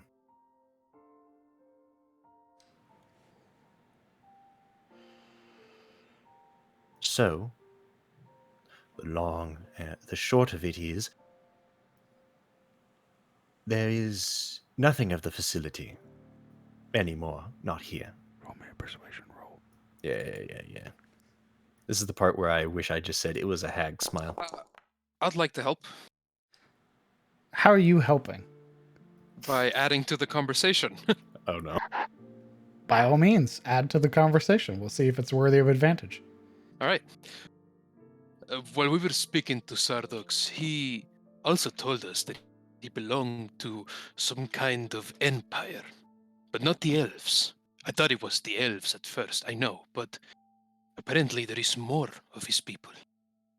And the way they go about moving things around is through some manner of advanced teleportation. And they're able to do this with their homes. Theodoric, if you had seen this place, this strange castle of steel, you'd have understood. It is nothing we have ever seen before. It you know what's great is that it was believable, and then you made sense by explaining it as a person in this world would explain it, and immediately made it sound like a conspiracy theory. Like it was simple, and then you went, yeah, but They got teleportation. Lizard people. I mean, what else can he say? That's exactly what it was. I know. Well, to assist in this matter, however, there are 2 people wearing items made of like that same material directly on them, so it's not. He has like a we're whole not- armor, like a Yeah. suit of armor. and he has a glove, so I mean, Kellen does. So I mean, there is some proof to this. It's all right. It's 22, guys. Calm down. No, more. Yeah, more 30. Damn, bro. I give him my notes. Here is. I can't read book. this. He throws it away. Yeah, Fuck. I'm illiterate. Fuck off. There's a slow nod as Alaric talks, as Yuria explains. This very slow, very thoughtful nod. I see. She, believing, or sort of realizing the absurdity of her own story, she, the wint still present on her face. If any of this seems unbelievable, just let me know, and I'm sure I can brew up a story about how it was a hag all along. I think that's what I'm going to go with. It'll be easier to write the documents. It was a hag who stole the children. After all, it is their... rather, their... more fitting. And the people will be much more likely to believe it than all of that. You needn't worry. You'll still have the credit. This is my only question. Will he be coming back? Zardux? Yes. He expressed his desire to be around. Hard to say if he'll be coming back. Although he did explain that some of his kind would come check on the place. But given that the place won't be there anymore, and I sure hope you'll be keeping an eye on that hole, I don't see it being a problem. God, Alaric.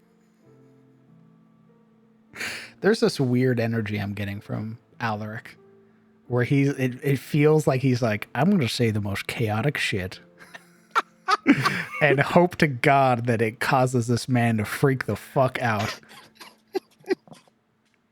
Alaric's like, I like spreading misinformation on the internet willingly. What do you mean misinformation? That's This is true. That's the feeling I get. It's very obviously true, but the way you're saying it is like, I hope to incite panic. Smiley face. He's speaking to this coordinated, concentrated man plainly. He can take it any way he wants. Smile. Smiley face. Smile. He sort of pauses for a moment, considering.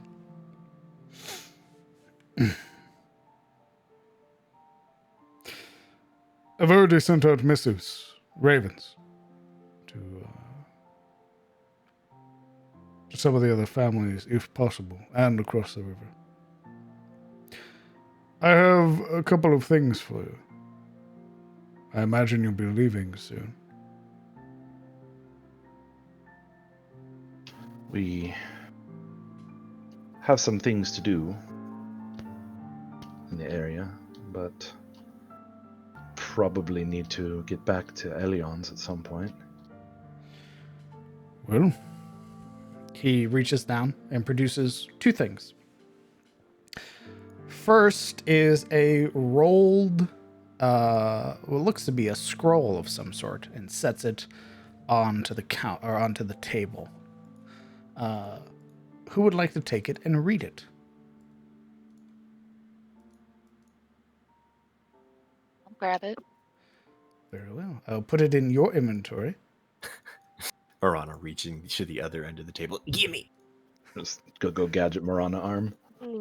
Gamey. Well, she can move so fast Little do you we know. wouldn't see her. Yeah, little you know, I just move so fast. You should see something on your character sheet called Commendation of Bravery. If you would be as kind as to read that to the party. Oh boy. The bearers of this commendation are acknowledged upon this day, the 18th of Dawn, as heroes of the people of Aram's Ferry. They are to be treated with all kindness and respect afforded expected of heroes. This commendation allows them entry into the mayor's district and free use of room and board to any tavern or inn while on the ferry. Signed, Constable Theodric Watt.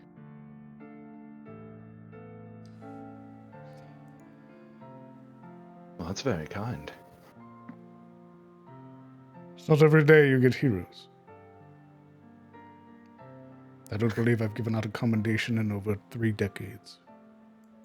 Yuria visibly winces at being called a hero.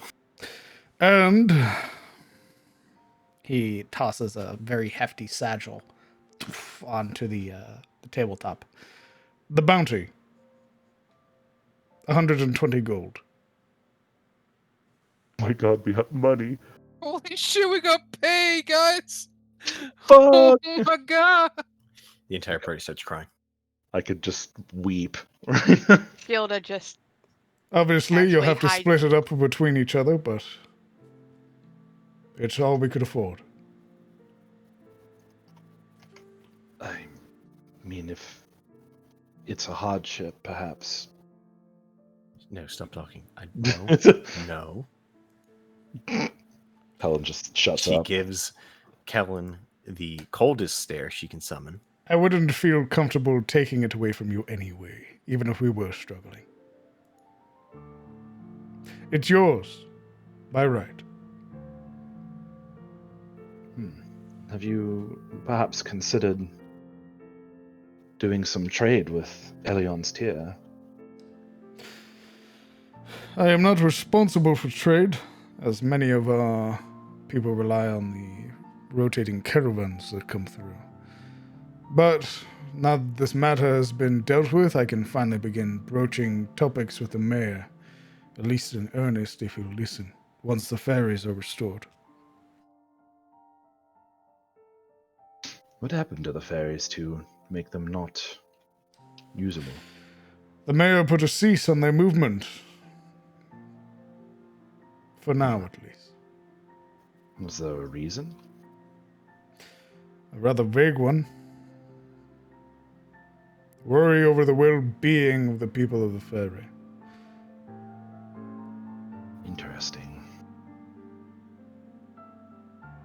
Regardless, travel across the river is barred for now, unless you plan on going through the Bloodfen Mountains.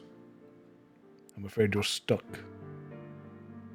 Yeah, as I said, we do have some things to take care of on this side of the river, so...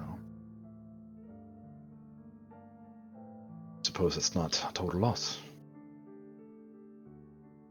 Is your wisdom still across the river? Regrettably, yes.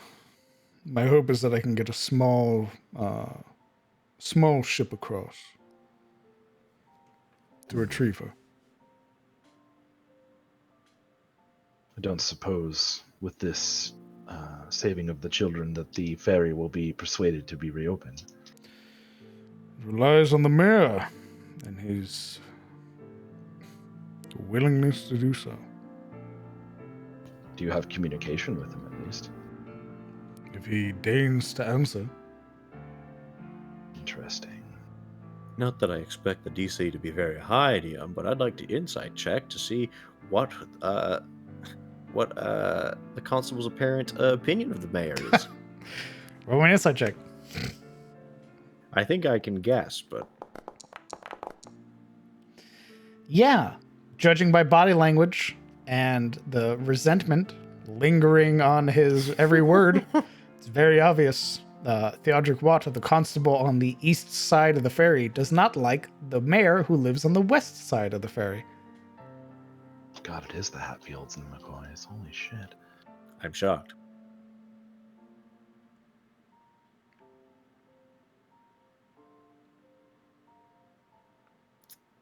Yuria, the edge of her lips quirk. You don't seem very optimistic. Until recently, I had no reason to be. perhaps with the children being saved, maybe times are changing. I'll send a letter nonetheless. That commendation as well will allow you free passage over the ferry When it's open. when it's open. I hope that with these children being saved too, perhaps the dourness of what you described over this ferry might start to ease. That is my hope as well. But truthfully, it'll take more than the missing children to repair that. I don't suppose you have any suspicions about that particular situation. Something about it seems odd. It's the times. Men stabbing men on the back, betraying brother. It's the way that Tyros has fallen. Oh shit, title drop. He said that thing.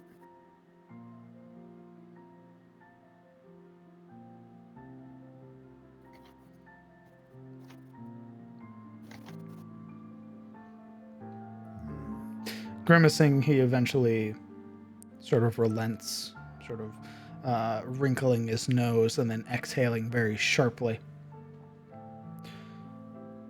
The coin is yours, and the commendation feel free to share it amongst yourselves.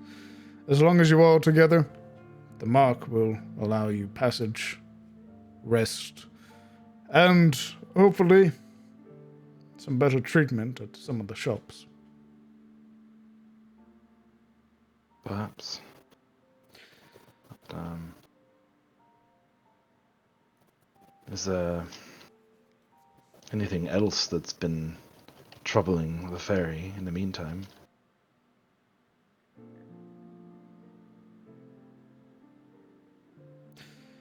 I'm afraid it's nothing that can be solved with heroics.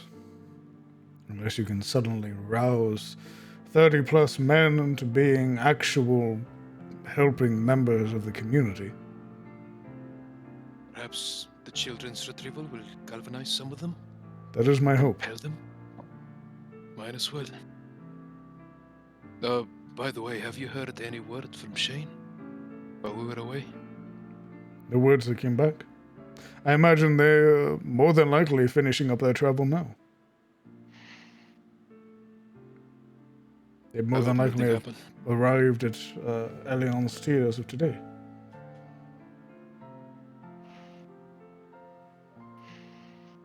Elric nods, sort of to himself. Reassuring. Gods. Renaud must think we're dead by now. She blinks. Oh. Right. She turns to the constable. Before we go, you wouldn't happen to have any spare... what was it? She looks to Milkweed? Kellen. Yes, that. I don't practice herbology, I'm afraid. And we do know where it supposedly grows, do we not? Well, Shane did, but he's not here right now. He said it was upriver. I could probably track it down.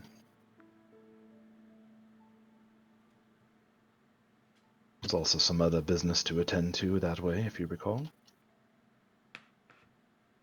North of the river? Yes.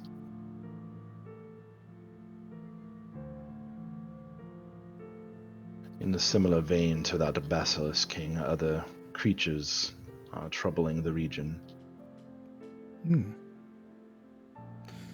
I'll ask around then, see if there have been any reports.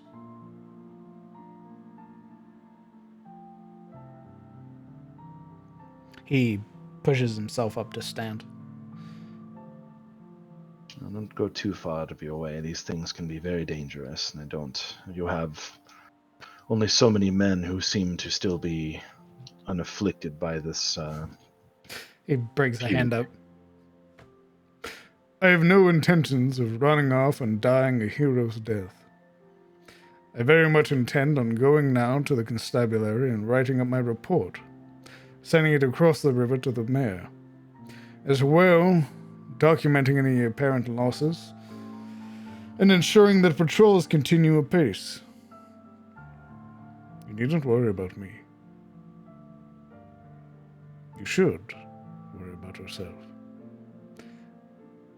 Take your time. You've only just come back.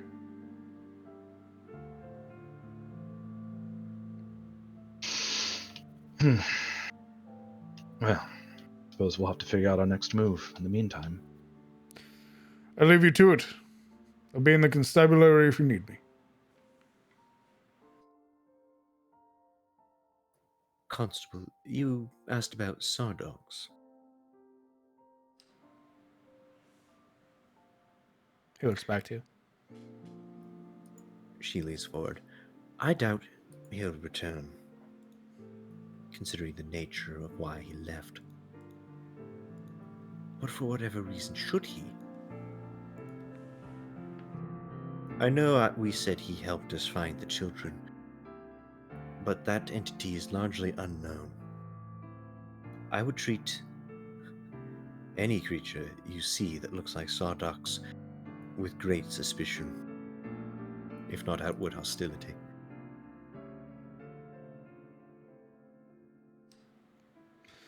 There's a slow nod of understanding, but he doesn't comment.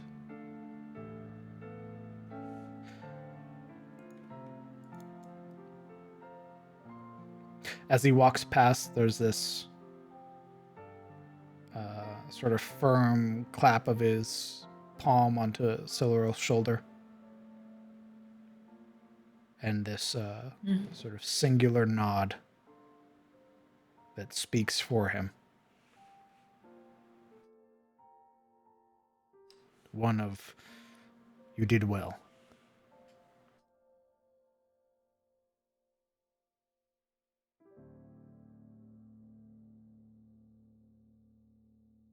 There is a nod. Kind of like under his hand, the sink of her shoulder.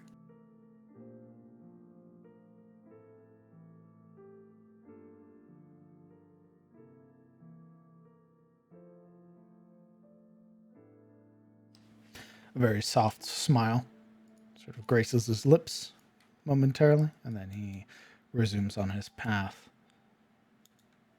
giving a sort of final half wave to the party. Then a nod to Mr. Pearson, and eventually he would make his way out.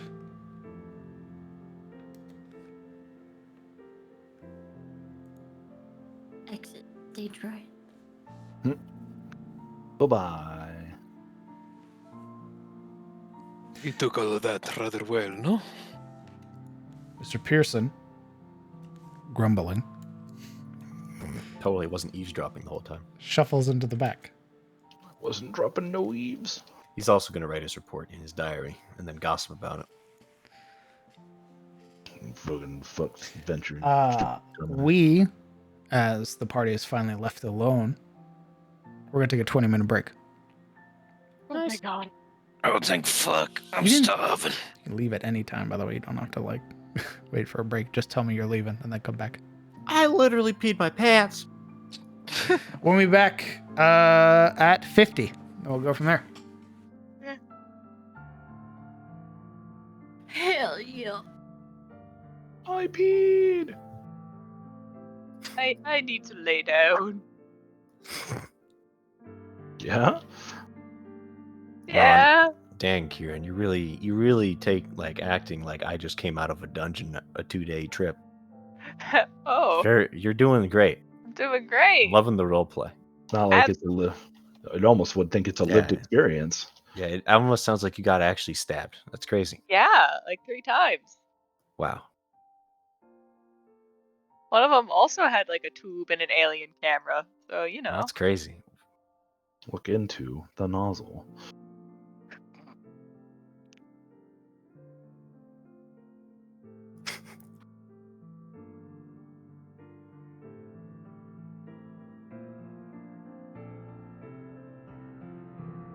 You weren't supposed to be our pants.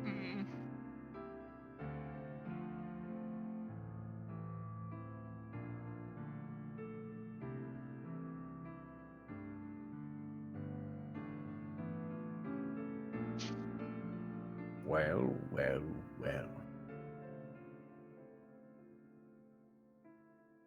Oh, and they died. And they're back. Who died? Someone. Spade. Me. Oh, yep. How could you? So, what do you guys think about story time with Yuria? Very She does. convincing. Very convenient when you can conjure up little illusions to dance to I your know tune. it's very convenient. I'm like, man, this is great. Visual I can aids give people always help. like, I can give these silly Tarosians like a picture pop-up book. It does help with the illiterate. Wait. Oh boy, I get to take more medicine. Wham. Nice. Nice. Get that good. Gotta get the good stuff. Oh, Someone still has the default ringtone on their cell phone. I mean, I do. Gross. You think I care? Okay, I've had like the same ringtone on my phone for a very long time, but it's like the Firefly theme song. Because I am a fucking nerd.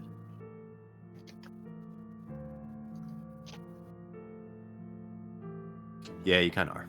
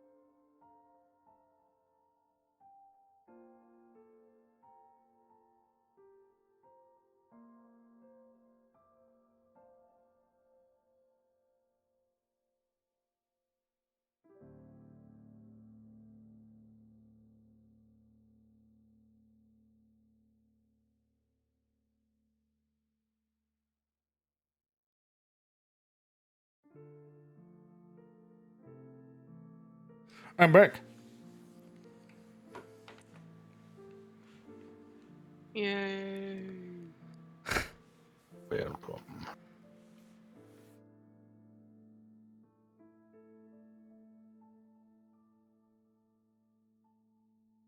I assume the party's dividing the gold evenly.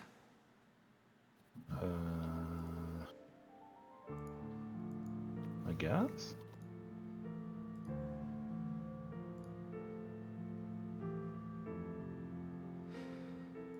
Unless there's any objections.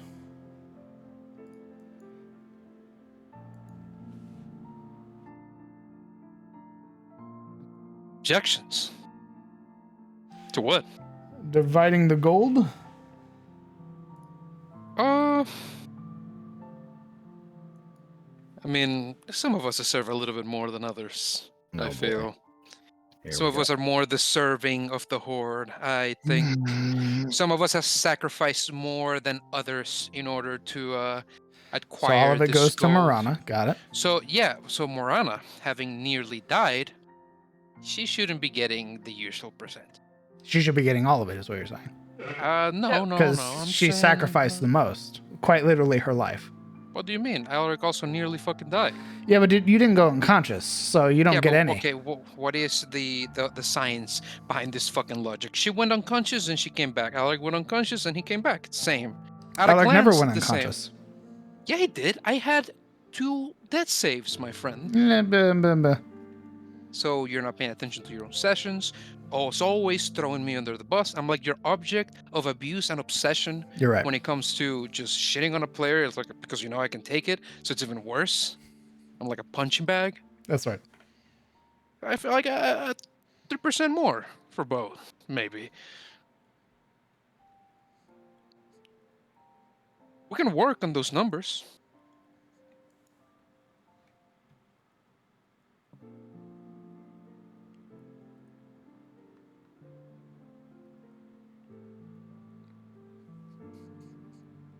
I wanted that silence to just linger. It's the silence of no objections.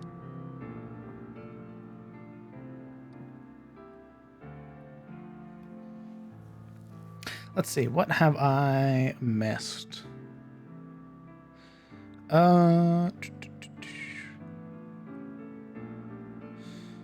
Creepy Uncle, thank you very much for the 2 months with your Prime. I appreciate that greatly.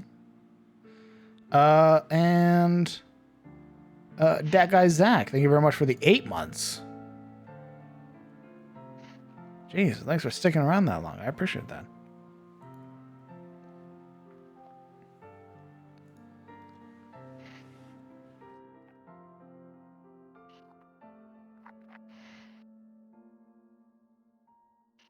I also want to thank all of the new followers.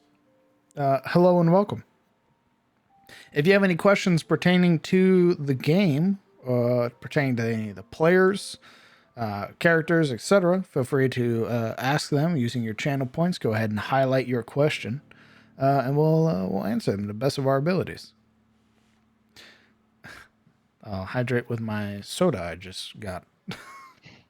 That's not hydrating, young man. He also got some water. Yeah, but that's not what he said. Yeah, but he'll drink water instead, right? Guess not.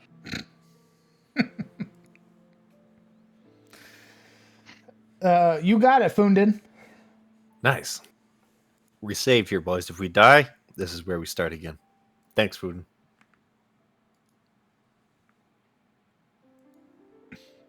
And here comes a giant fist. Woo! Doesn't matter, Reload. boys. We just saved. I quick saved DM. NPCs should fear It's me. the quick save where it's like the worst spawn. Oh, no. Right before the fucking axe hits your face. That's right. Every time you load in, it's just ah. It's a Yeah. fight that we're ill prepared for every time. Somebody save again, please. We saved the moment we sprung an ambush, essentially. Your money or your life. Uh-oh.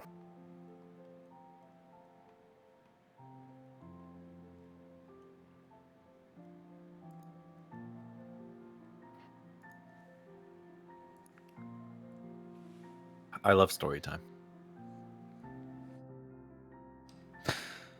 Hi, Guido. Guido, thank you very much for the gifted sub to Zebus. Damn. It's incredibly kind of you. 12 months, Jesus. Thank you, Guido. It's kind of a weird flex, gifting, like, keeping your mods subbed. That's crazy. Guido shows up with the fun gun. I imagine Guido's like the mob boss from Goodfellas, where he just starts putting money in people's like pockets. Shoves Just a drops fucking 100. into your pocket for no reason. Go Doesn't get yourself a elaborate. sandwich.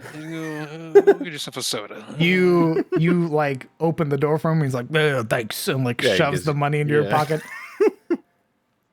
You greet him at the door. Another 20 in your pocket.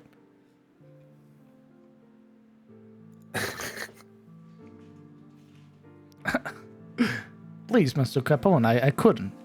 You're fucking no, don't worry about it. I'll go buy your family something nice. New wife of yours. Pulls out a fucking roll of cash the size of your fist. Yeah. Thank you very much, Guido.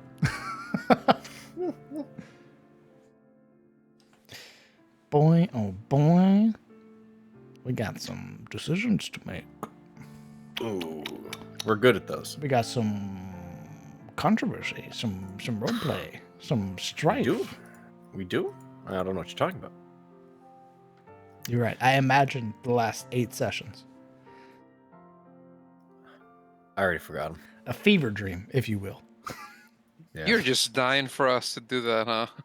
I Do what? spewed. Huh. Do what? What are you talking about, Aller? Mm-hmm. Do what?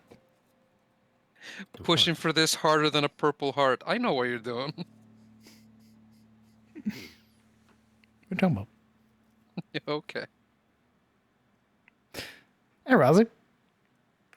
They are, in fact, winning. They just got a commendation of bravery from the constable here in Aram's Ferry, which awards them a bunch of neat perks while they're in Aram's Ferry, and they just got a satchel of 120 gold, split between the party. It's 20 gold for each person.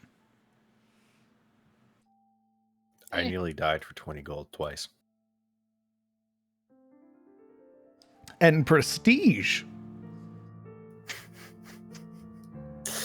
Take it back. Oh boy, we did all this for exposure. Yeah, we did. Welcome to being freelancers, sons. I hate it. You thought you were getting a living wage? God, no. You're going to be poor. You're going to starve. Oh, well, at least I'm not an adventurer. That'd be awful. That's literally what you are. Fuck. At least if I was homeless, I could die with respect. Damn. Yeah, you helped us, which means you're immediately beneath homeless Shut people. Up! Think nothing of it. No, please, for the love of God, think nothing of it. Hail, the heroes of the Shut ferry! up! I killed them. I silenced them in the back alley. Hail, the heroes of the ferry! Oh, no, you You'll never hail anything again, you motherfucker. Look, right there. It's the heroes. Oh, I'm not a hero. Hero, would you be as kind as to sign my adventurer's book that says you very much are adventurers? Yeah, sure. I take his book, I throw it into the lake. I throw him into the lake. Hey, shit. That's mean. Yeah. Oh, these heroes always playing tricks. Jokers. That's okay. They do that all the time. That's why I got Because they're copies. adventurers.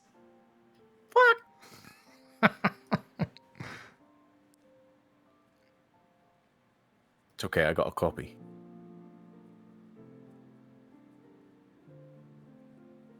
It's like fucking Fable. Oh, no reason to worry. Pulls out another piece of parchment. You crumple it up, throw it. Oh, no reason to worry. Pulls out another one. How many do you have? Yes. My entire inventory is nothing but pieces of paper. I can carry a lot as a peasant. 180 pounds, in fact. It's Of all paper. paper. It's all paper. I have no clothes on, even. It's paper. Every You last will ounce. sign one of them. Just bags upon bags. Of My paper. dialogue is not skippable. Oh no.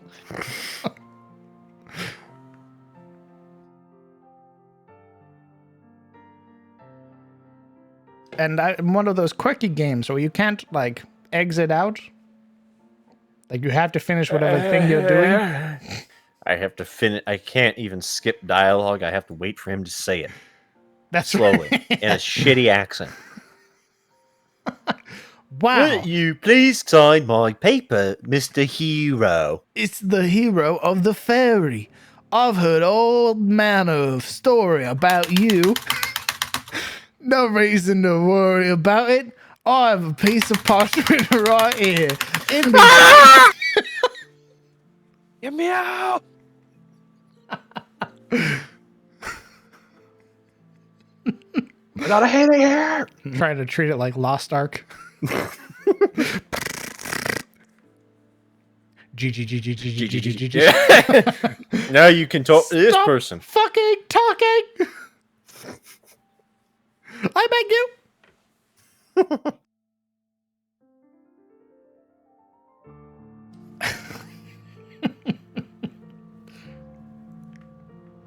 You've doomed yourself, by the way.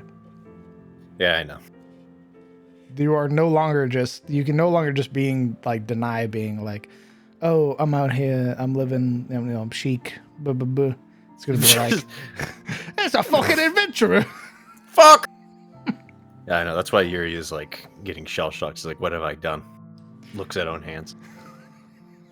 The fucking My ringing, God. the voices are muffled. They saved the children, she hears in the background. Echoing.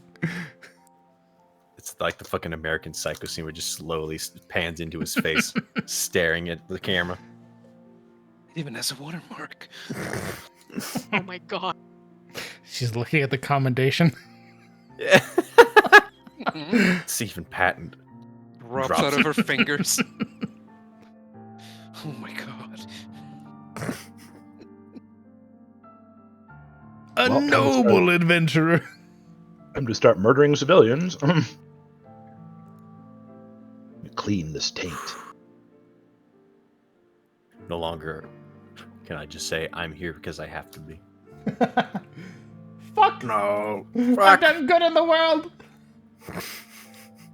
God damn it. I saved a couple of children and then I was hooked. How can I girl boss if they think I'm a good person? Oh, there goes that quirky adventurer again. Shut up! Kill She them all. acts mean, but in fact, she's super nice. Yeah, she dresses all in dark and looks like a witch, but, you know, she's got a kind heart. But she's a witch. Pot of gold, that Fucking- one. I'll fucking show you whose witch I am, you son of a bitch. Really? No. Oh, everybody gather around. The hero's gonna show us a magic trick. I have to, like, grab my other hand before I cast Arms of Hadar on the crowd. Everybody gather around. Bring the children. It's like that fucking SpongeBob episode with, like, the guards, like, pointing the spear at his own neck. Not today. I like the kind of woman that will actually just fucking kill me. Why we gotta bring that up? Why? Why not bring it up? What? Because it's one of those things It that was I finally one get. time. I finally get it out of my head. Yeah, well, Not anymore. there it is again. All right, everybody back. Yep. What?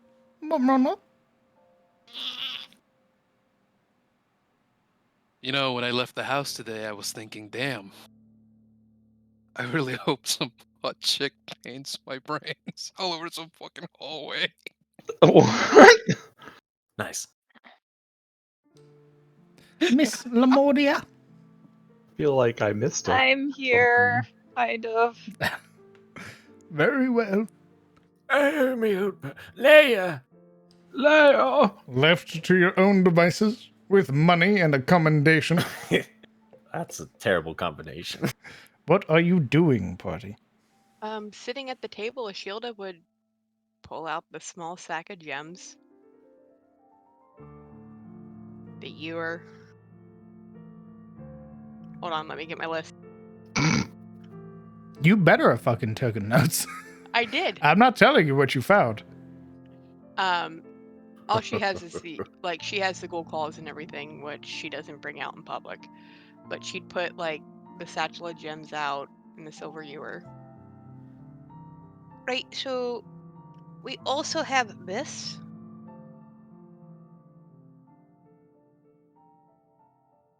Oh. Wait, where did you get that? Off one of the bodies in there. Which body? The ghouls? Either the ghouls or the big Anne. She tries to make it more tactful. Failing horribly. And yet fails. Yeah.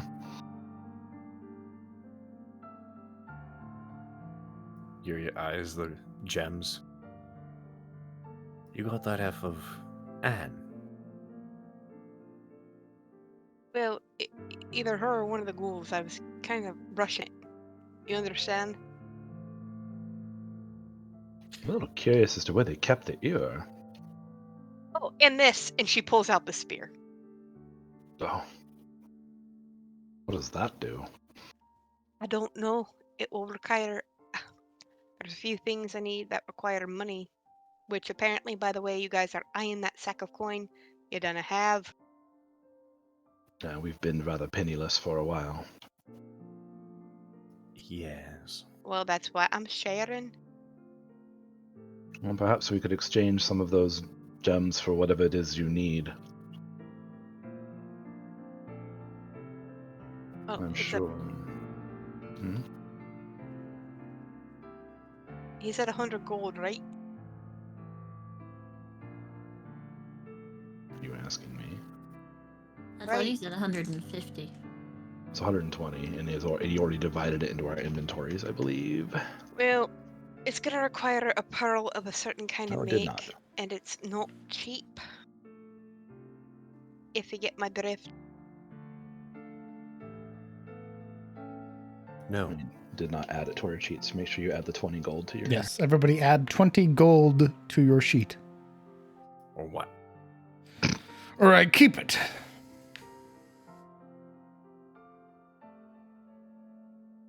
Tyrant. I'll do that once I get up. Monster. I'll add it to your sheet, don't worry. Thank you.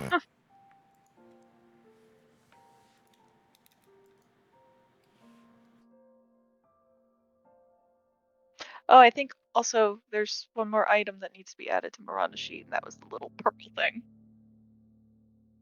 I don't know what? On her character sheet, when she went through the cultist pockets, she found that little black bead. Mm-hmm.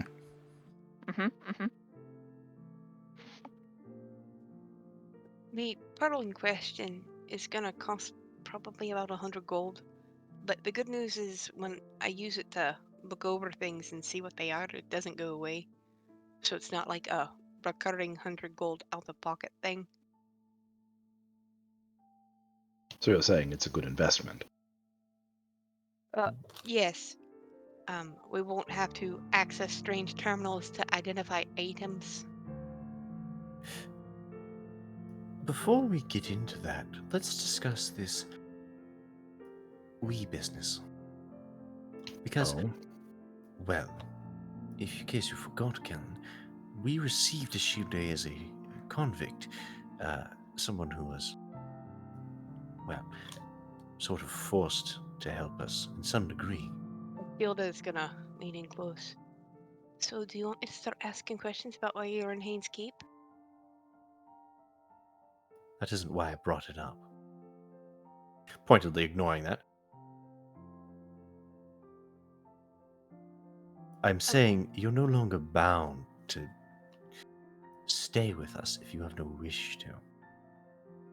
Well, I'm just going on to Elian's. I want to speak with a Mr. Duskbrand there. Oh, And what about after that? yes. Well, I'm looking for something. Okay. Aren't we all?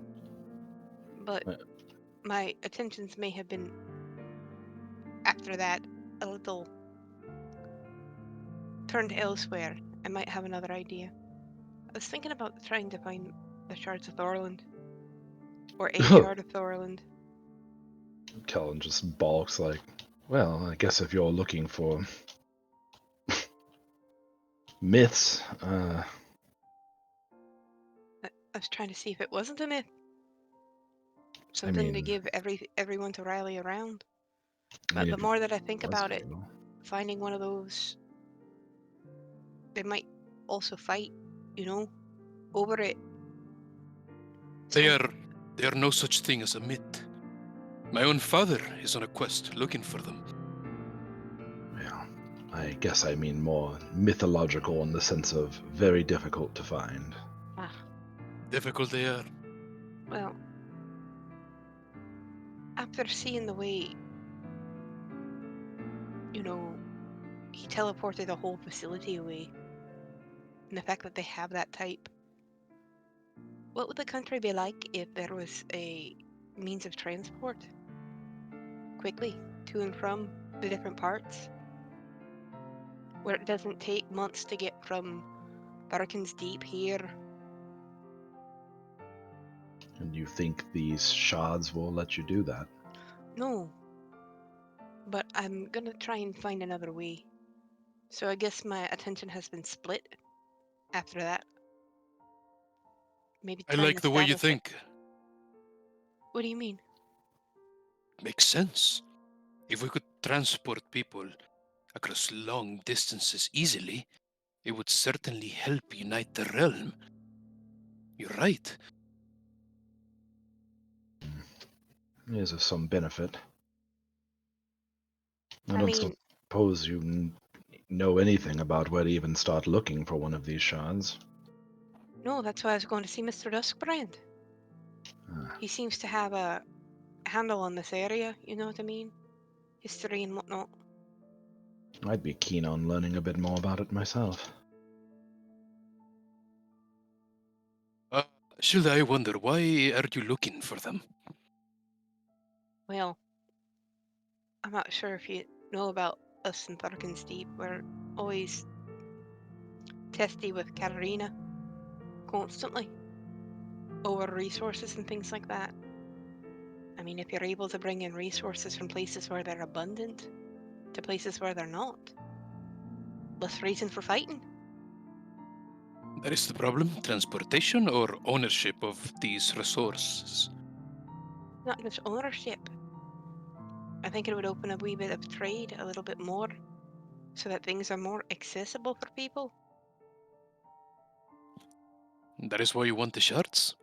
Help the commerce of your home?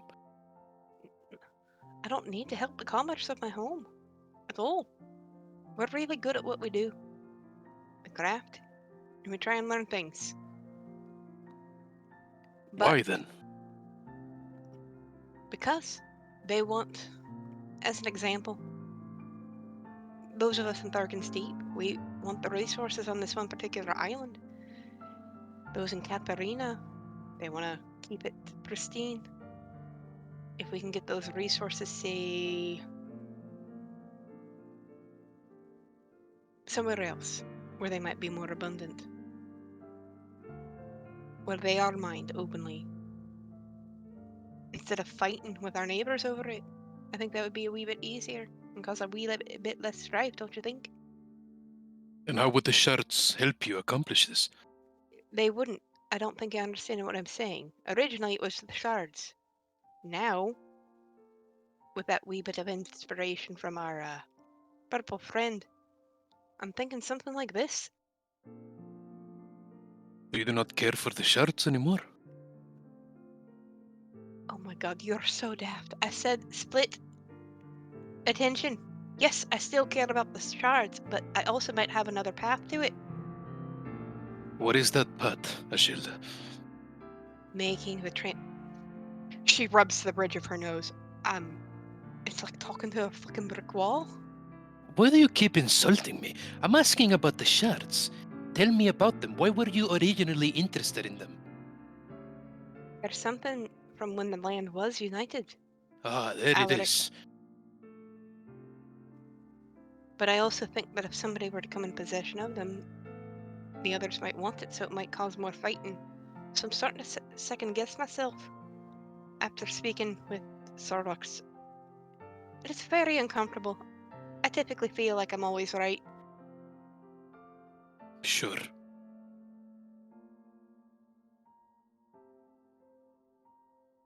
Hmm.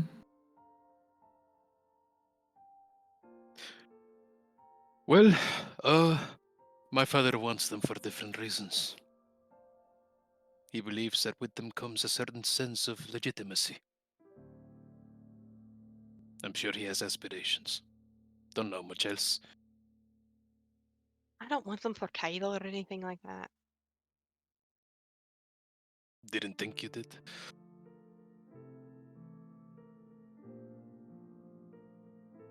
Wanted a title to try and go court one of the Dwarven nobles.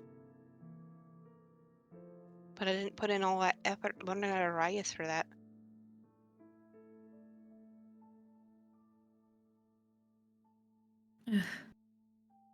I would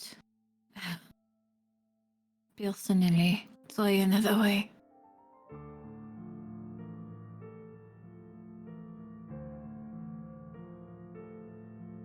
What, you're not liking both my ideas? No, I merely meant about the search for titles.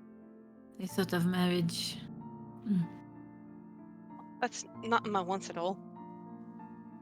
I really don't care. I like what I do. And, well, I guess you guys don't really know what to do. And she'd show the tattoos.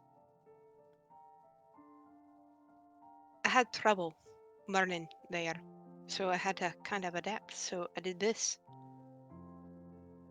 But I had a craft before that too. And she would place out, this is a gem from her own person that she has been working on for a while. Oh, and she'd also set a gold bracelet out. I forgot about that.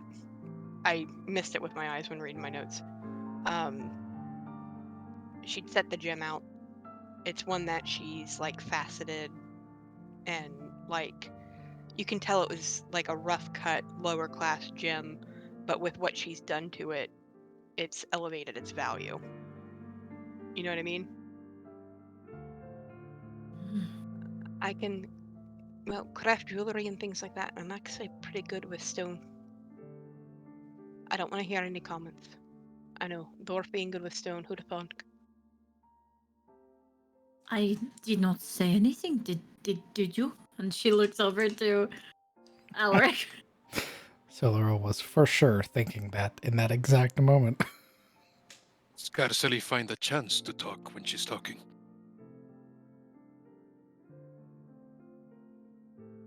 Right. Here he gives the jewelry sort of a polite appraisal. This is all very fascinating, and I appreciate that you are sort of giving us an overview of what you seek and what you do, but it doesn't really address your position in our she kind of side-eyes the rest of the party group. I You don't- tried. If you don't want me around, you only have to say so. It's not that, Ashinde. You certainly have proven that you have uses, and you are, well, certainly made of a more fortuitous stock than most, considering what we've been through. But we are not, as far as I know, after the shards of Thorland, nor are we after any metals. From my understanding at the moment, our current overarching goal is to hunt down the terror of the Southlands. Oh, does it help people around here? Yes or no? Definitely. I mean, it's All right. in theory, yes, it kills something called the terror of the Southlands. Well, I'll help you with it. I don't mind doing that. But if y'all are traveling around, it might help me get the information and the things that I'm looking for. You know what I mean? To either establish this transport system or maybe find one of these shards. Traveling by yourself is difficult.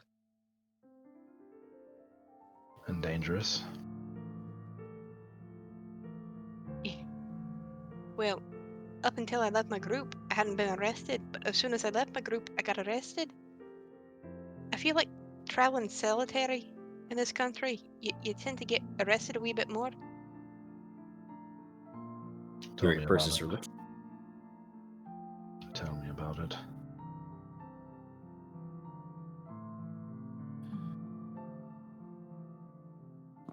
We are not fond of vagrants. That is true.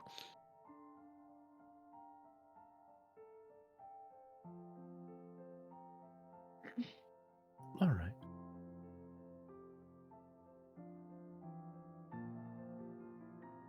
Well, I'm not sure anyone has any objections. She looks around. So I suppose for now,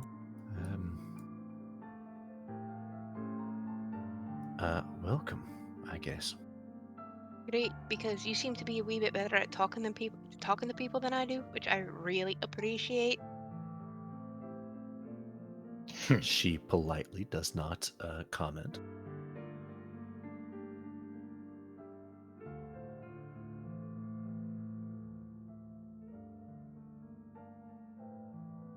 So, Well, great.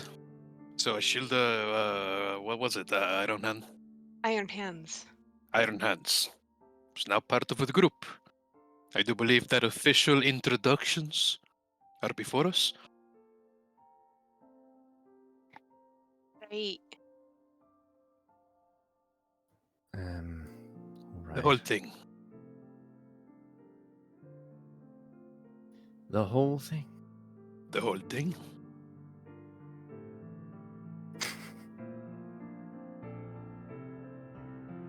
You guys go through your character descriptions at the start of the session. I'm gonna kill you all. He means the whole name. Jesus Christ.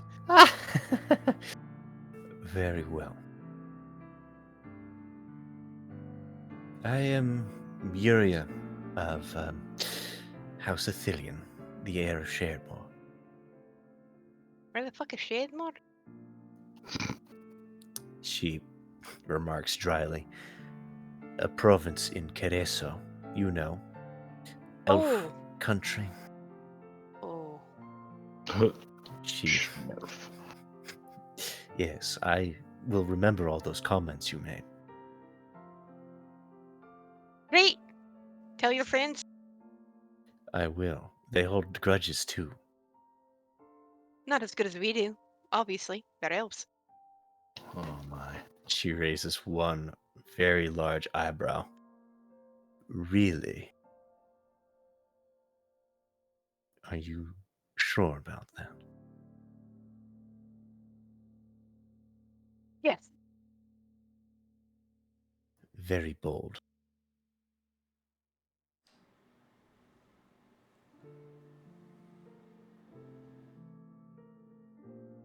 Right, Yuria? So you hold a title? I do. Though one that probably has very little weight this far from where it belongs. That's been Understandable. generous.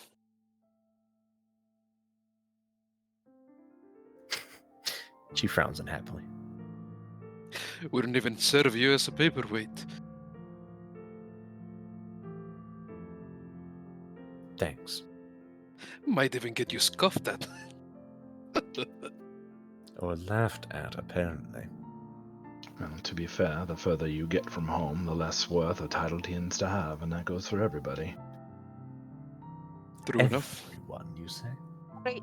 Who all here holds a title? Come on, introduce. Alaric motions to Silveril. You're only interested in those with titles. No. Fair enough. Only humans with titles. She doesn't care about elves, remember?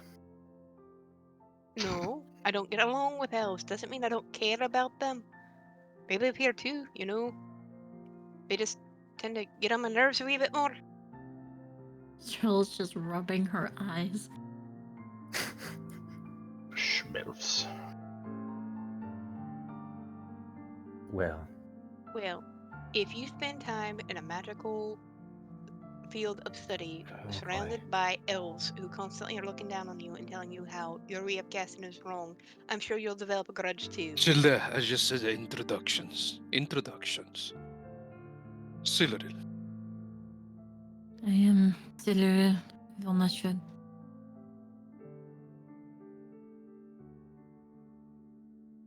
Oh, my lady.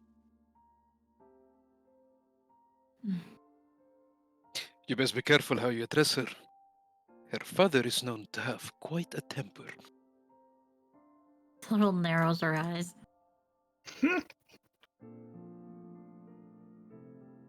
Right. A show that you would know, at least when addressing a prince or princess, it is Your Highness. Your Highness. Just Siluril will work. Alright, Silru. And how about you, Gillen? Nothing so fancy. Kellen Aldane. Fair enough. The Ranger. Let me a history check, Ashilda. Oh no. Is it finally happening? oh, you're that terrorist group. He didn't say anything about that. Yeah. It's probably going to be about his dad. Nothing that would have reached Tharkin's Steep. Right. It's never happening. And how about you, Marana? Oh.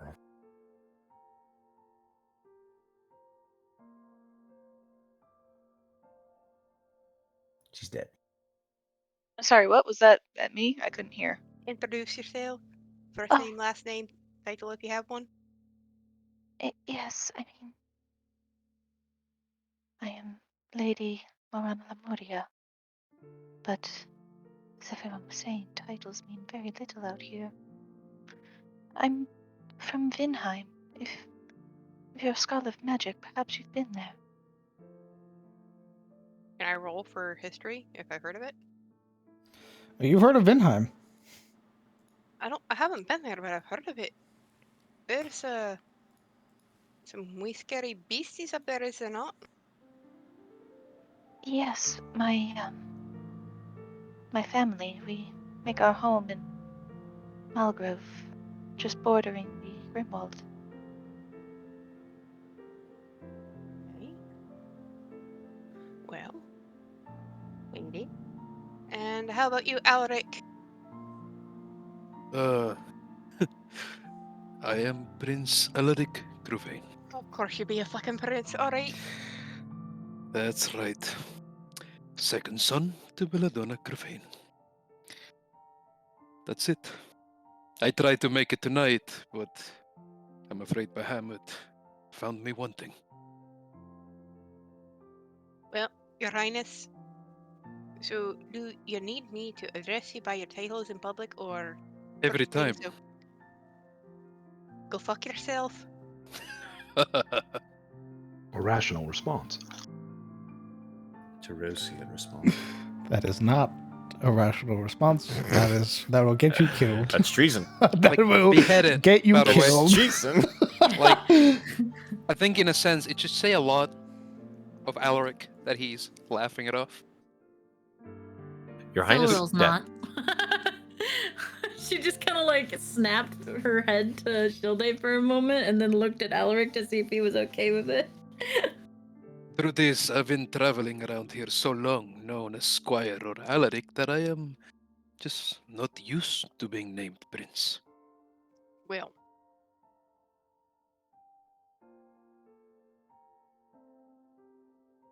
how did I'm confused. How did a bunch of nobles end up in a group traveling through hellholes together? Why did the word noble sound like an insult? It's confusion on my voice. There is some precedent. We all ought to be at home, leading. Especially you, Yuria. You're very far from home. I know. She sighs. If you may have noticed, I am in fact human, despite being from the land of elves. I've Which noticed you're means- human. Yes. Mostly. I've also noticed you can talk in my head, and it looks like you haven't seen the sun for several years. I do Ever, live. really. I live in a place called Shademore. Let that one wrap around your head. Well, you need to find some sun more if you get my drift. I'm getting plenty of sun these days, thank you. Are you going to let me answer your question?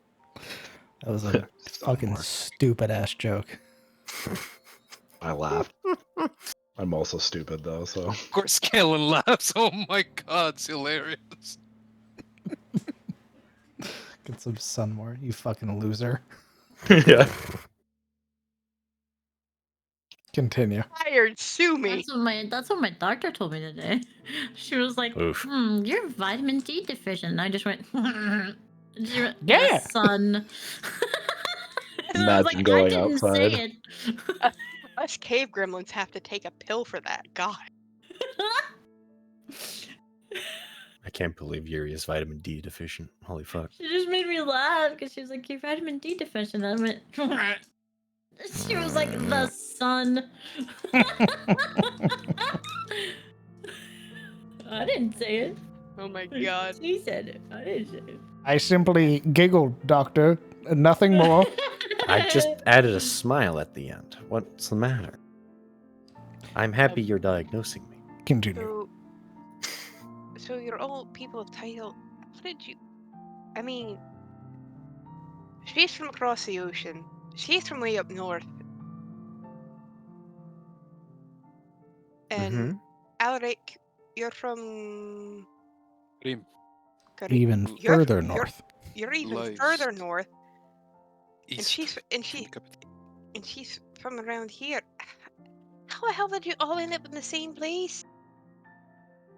Pain. Funny story, really. I wouldn't say it was just Hain. There is a reason Yuria came down here south. I do not know why Kellen is down here in specific. He mentioned some kind of mission. Silrilis from around here, originally. And my master is from Rofield. It is nearby, to the east. So there were some conditions that led to all of us coming together. But to truly put us together, yes, Silril is right. It was Hain.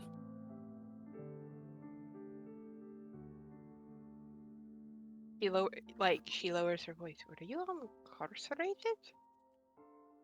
Yes, well, keeping it in theme, we also are welcoming you, so Right. So I'll let that one go. No, you will. Thank you, Your Highness. I don't hold a title. Why are you giving me a fancy title? She pinches the bridge of her nose. Never mind.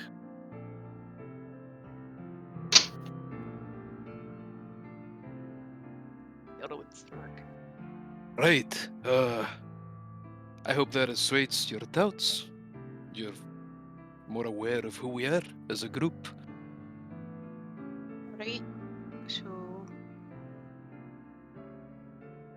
Notice how I did not know how come that Lady Lamordia came down here to the south. Alaric sort of leans against the table, drawing out his arms on it, his hands meeting, fingers just inches from steepling, essentially, as he looks to Morana. Why is it that you came here? Celery leans forward. Entire party leans forward. Well, as I said, we had business with Hain. At least I thought I did. It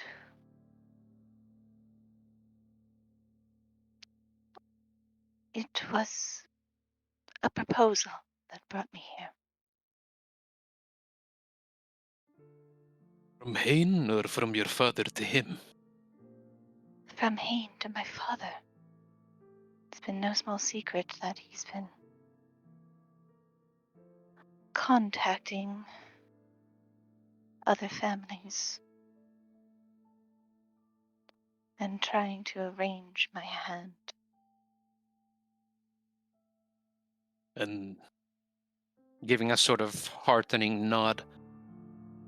What happened when he summoned you to have that dinner with him?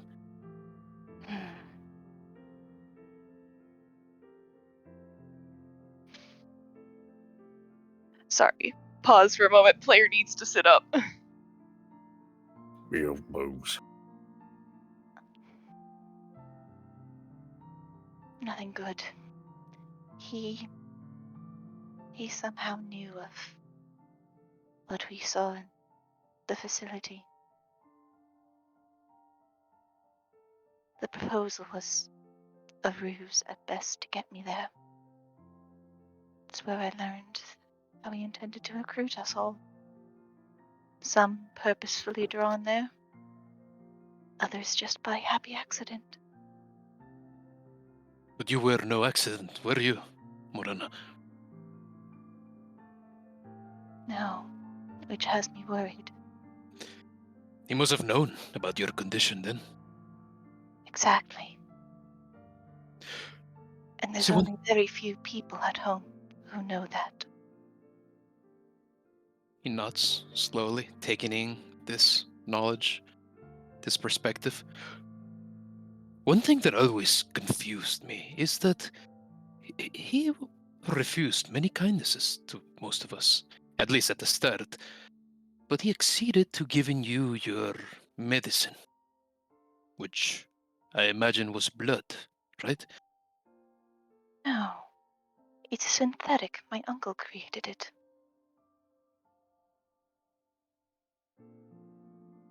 He's a master alchemist. So that is why he summoned you to the meal? He wanted to test you? Did he have any proposal? Try to sway you to his side? He gave me the initiative to take the offer first, to leave before any of you. But I also think he wanted to sate his dark curiosity. And of course, ever the sadistic man, he must have tried to put you through some kind of trial or something. She just kind of like nods darkly. There's an anticipating nod from Alaric, who, giving it a couple of seconds. Well?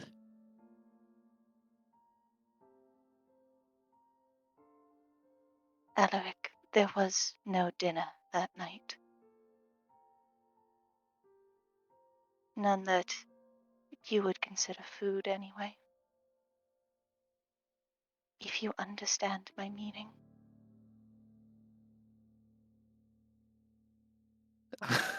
You can see in his eyes now, starkly staring, that his intuition is at work, but he's failing to connect any dots here.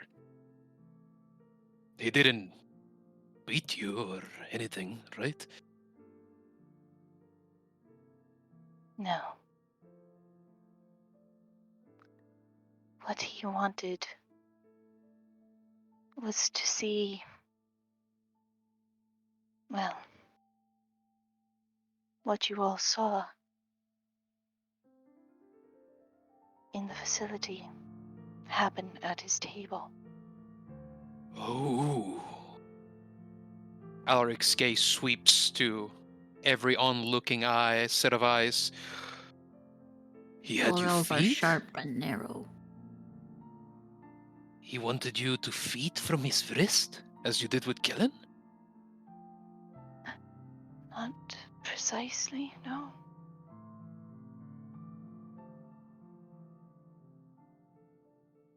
Then It what was a it? the prisoner that him and his alchemist prepared. Hmm. And when I refused, he killed him. A helpless man. There's a look of like sheer disgust in Alaric's face. That fucking pig. That is terrible. I am sorry. That must have been truly awful. It's one thing to do it if you have to, it's another being forced to do it for someone else's enjoyment. And you still did not do it? I imagine he must have threatened your life.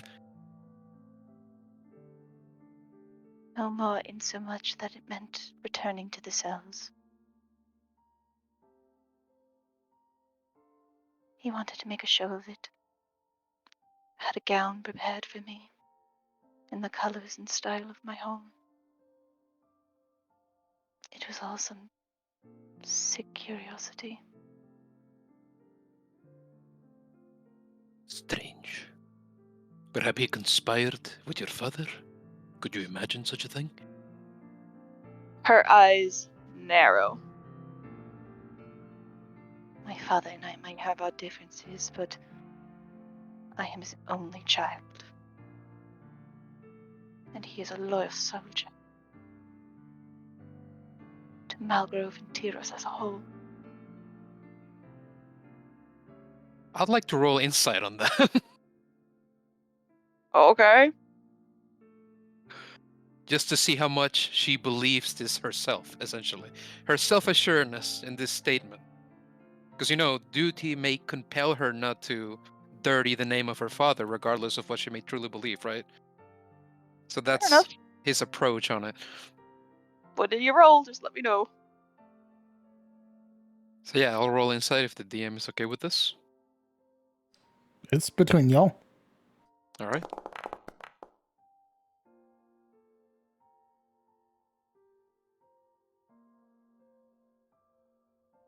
$21.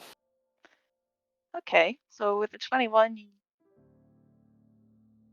you do think there might be a seed of doubt in her mind, like maybe she's thought that her father may have purposely sent him off, but absolutely does seem adamant in her statement that all she knows him as is a loyal soldier to Tyros and loyal to her home.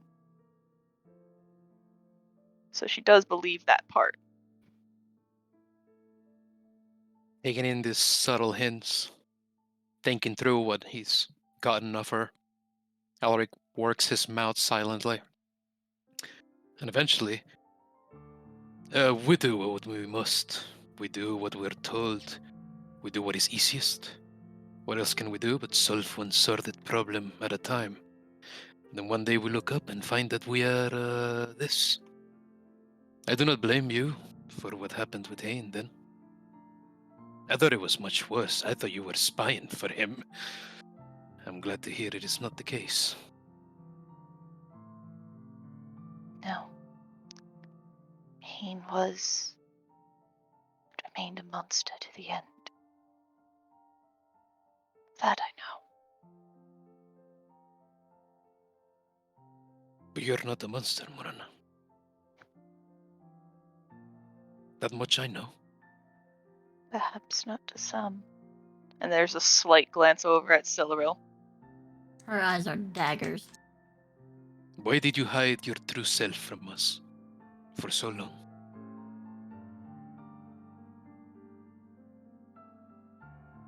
what I told you below was as true then as it is now.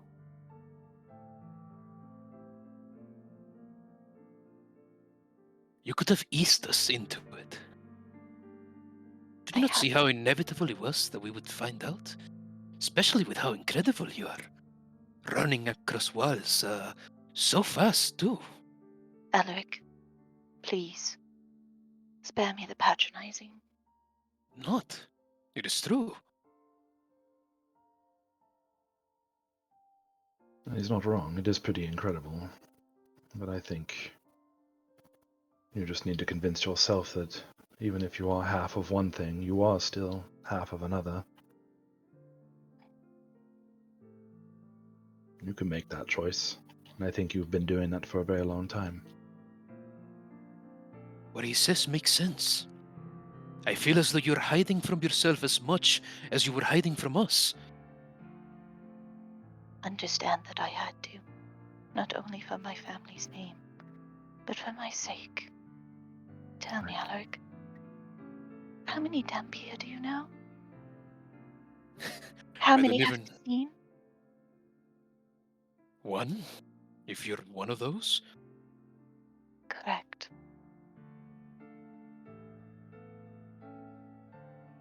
Many recorded instances. Either the Dampier child is destroyed or does not live very long. That would be the wishes of the parents. But us Tirosians are a motley bunch. We're very colorful. I think that is also part of the problem. I love my brethren in this country, and I swore to myself to fight and die to protect it. But I can't ignore that there are problems. People here are, and can be, extremely bigoted. True. But you have to admit, the elves in the east, none upturned their noses as high as they. I mean, some may make it an art form over others, but Feel like that's bait. if you tell a man from the Southlands about a man from the Northlands, they'll have about a dozen opinions and only half of them positive.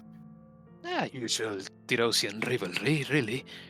Yes, but as soon as you inject something that is an verifiable unknown, there's a very short distance between rivalry and hatred. You're right. Men go for their torches, their pitchforks. Superstition, I know. Yeah. But we've seen Morana. She's Hmm. brave. She's nearly sacrificed herself for us. And she had this thing in her that she hasn't been able to share with anybody else. It is strange to me that she'd keep it so for so long. Yeah, I imagine it's, and I don't mean to speak for you, Morana, but you've been doing this for so long, it's just sort of natural.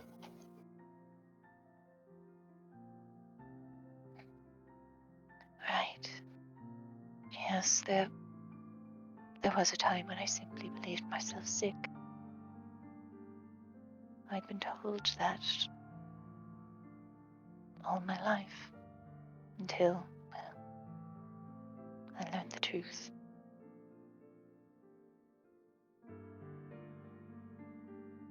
But I'm trying to find a way to fix it. Do you believe that it's something that you need to fix? I didn't ask to become this. No one does. But you have gifts, of powers, and you seem willing to use them for good cause. I do only what I can. But hopefully there may yet be some cure I can find. If it's a curse, it can be lifted.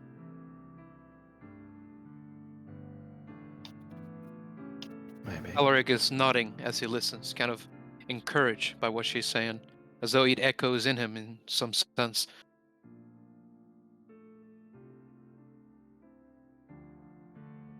And for a moment, she kind of pauses and then goes into her bag and finds the small vial that she had kept there, that she had permission to take from Olwen's pond.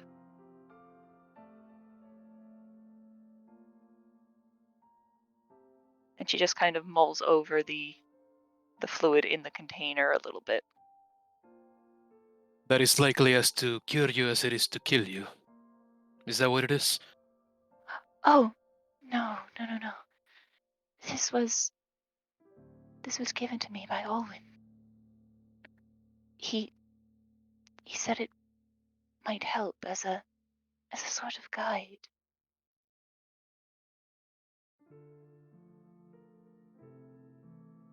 I'm not quite sure how it works, but I'm hoping that perhaps the unicorn's wisdom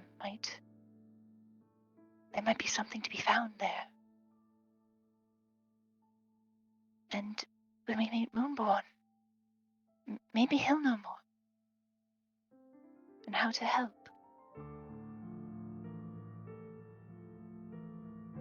Once Morana is done explaining, Alaric addresses the group once more, before landing his attention on her once again.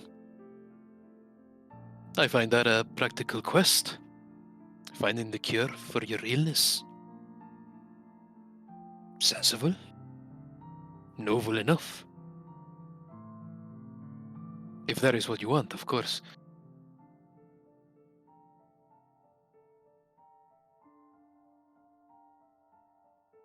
Well, first we have problems here to deal with.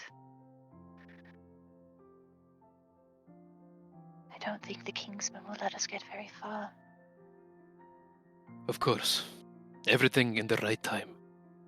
And I'd like to say, on behalf of Silril, my family, we were taught that a man doesn't put on a mask unless he's got some dark work in mind.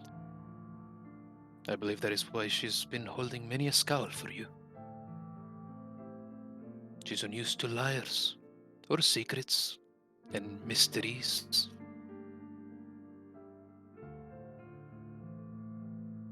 There's a unscrupulous or a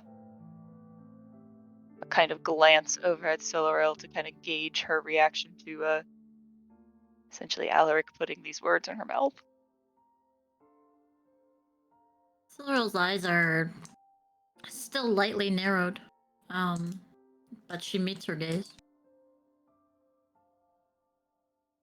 And I believe that it is time we bury that hatchet.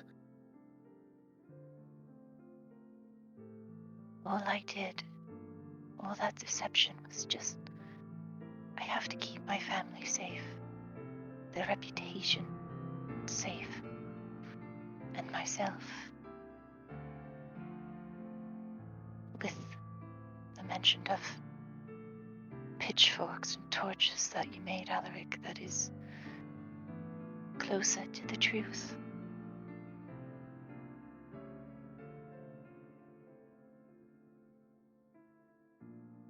He looks towards Siluril.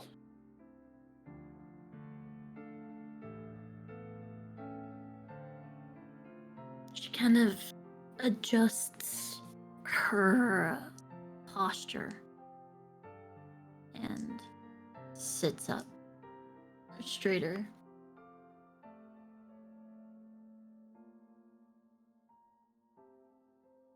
I do not trust you. Your lies could have severely put in danger someone here. My family. She looks to Alaric. And my new friends. How would it have put us in danger?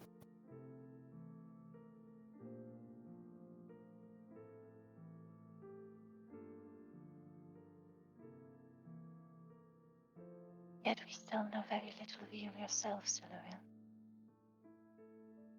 Do not turn this into some kind of hunt for me. I am merely defending my feelings. And I mine. I can think of some examples. I imagine that Siluril sees as a chance you could lose control. Become a more raw version of yourself. We did see how you latched onto Kellen. That Perhaps has nothing to me. What I mean is the lies. her deceptions could have endangered us. If someone had found out before we were able, or any other form of us at all,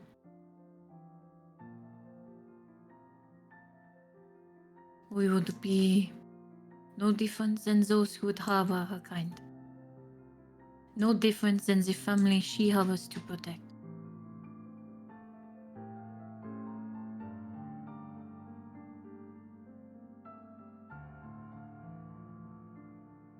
She lied to me, to all of us. And where that seems justified, it's fine. But it is not right to me, for how I've been raised. So you want an apology, or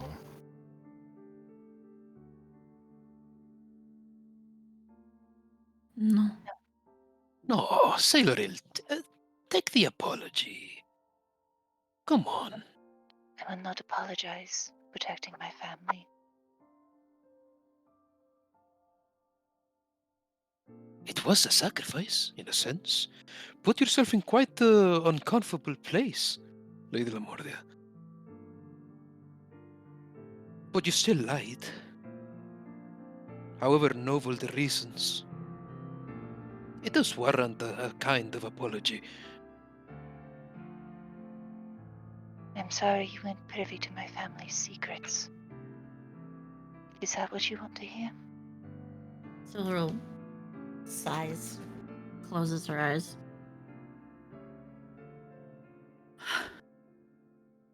I care nothing for your family's secret. However you choose to hoard them, however all of you choose to lie. But what you did could have endangered my family as well. The people I care about.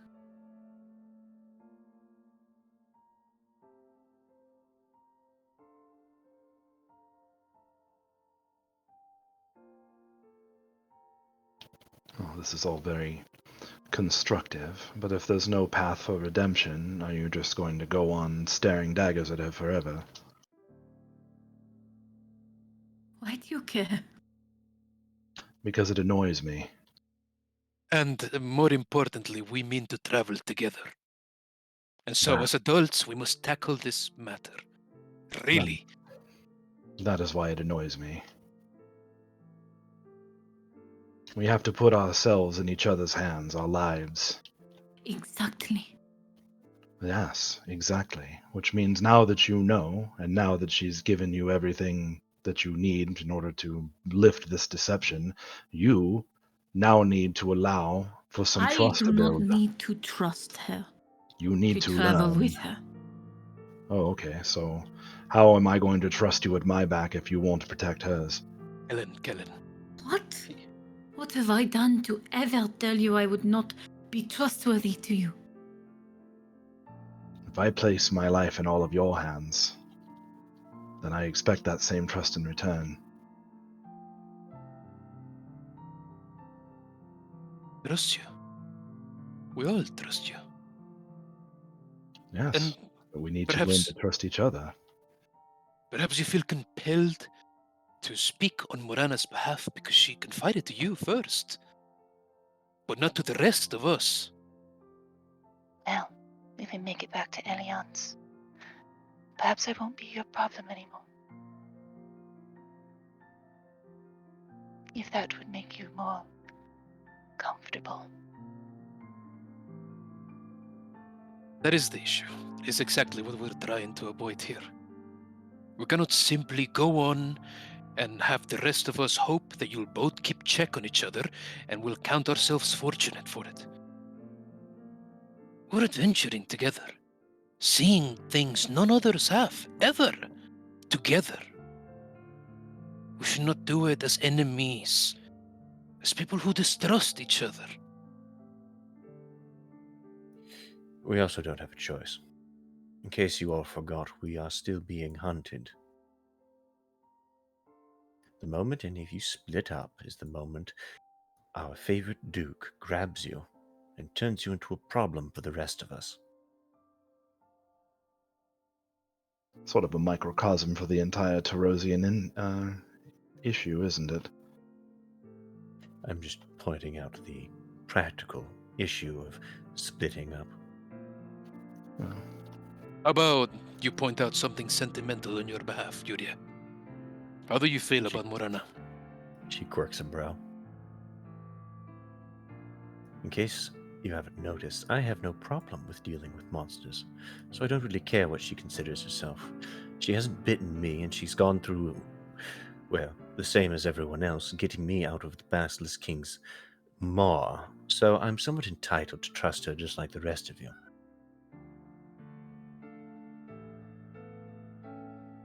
Elling? So we mostly agree judiciously that Lady Lamordia can be trusted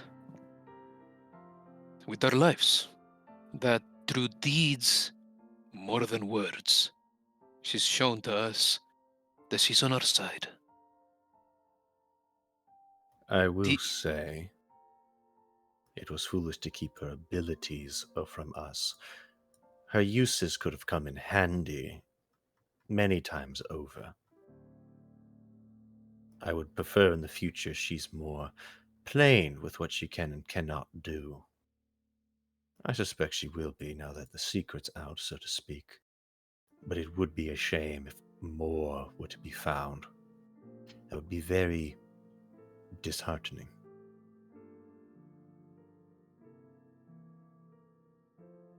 She looks over to Morana. Trust me, what you saw is the extent of my natural abilities. And as for you, she turns to Cyril. Practice what you preach. You can't point a finger at Morana for being a liar and then have me lie to the constable. She asked you to do that? She did. I did not ask you to lie to him. I asked you to give him peace. With a lie. You chose to lie. I asked you to leave out the parts that we don't have concrete information about. I was going to inform him of Haynes Keep if that wasn't clear. The whole truth. Our true association with the mouth. Oh, the connection. The connection. Is that why you made the Morlings up? Yes. I felt it important he know about her connection with the Morlings, but at the behest of Cyril, I did not elaborate on Hayne. Oh, no, you should have told him, I feel. But I see the wisdom in needing proof. But he trusts us. Why wouldn't he? Exactly. That is why I did not want to tell him. Because we don't have this whole truth. These are people's lives. We are playing with. We are not gods. We don't get to decide what harbors their peace or disrupts it. Until we have a concrete of what is going on. But the threat is very real. The people must organize, coordinate.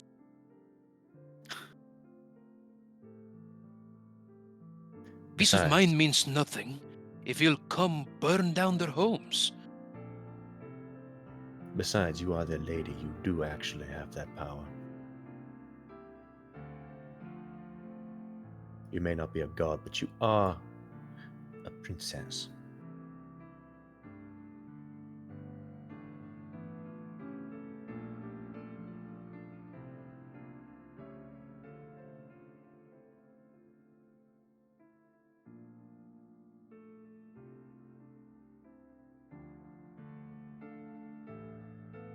And not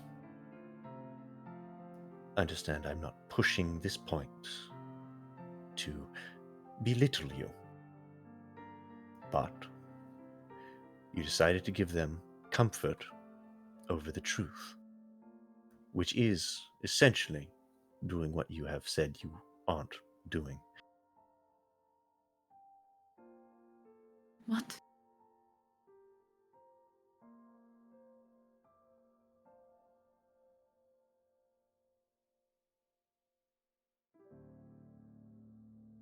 You're playing God, so to speak, trying to give them happiness in a situation that does not call for it.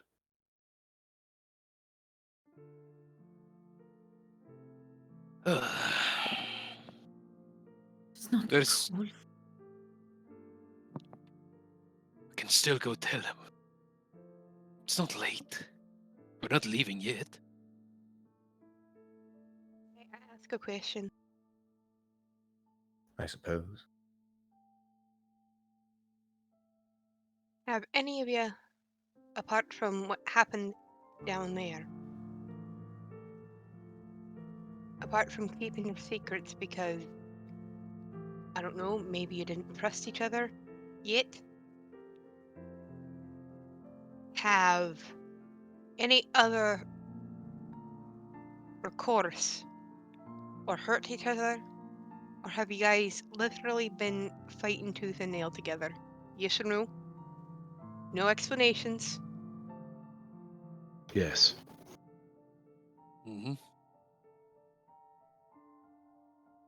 Filru, have you shared every little bit of your life with Morana?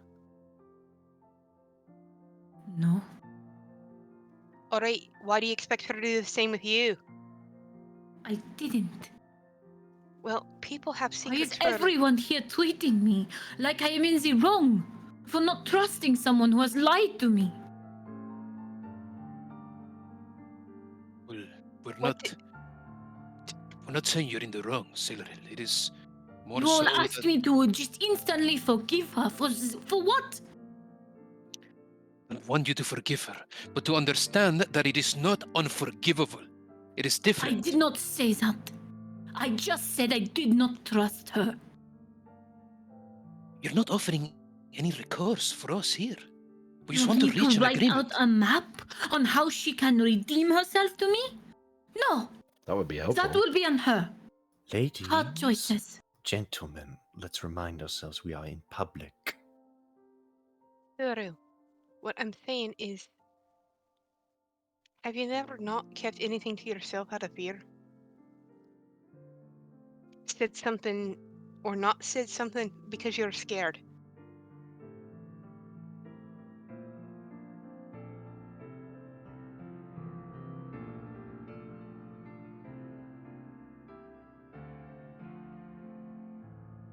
I don't know.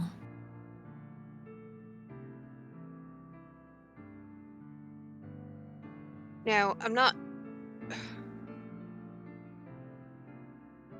I know that I come across as a wee bit harsh, and I talk sometimes harshly, and I'm really, really bad at it. But based on what I hear, for someone being cold or affiliated, and forgive me, Morana, for saying it like this, like, I really do have problems putting it nicely, literally called a monster or considered akin to a monster all her life, trying to do the best she can. Do you think she wants to outright tell people that thing that she's been told is wrong all her life? If she would have came out and been and told you outright, would you have seen her as Morana or what she told you she was?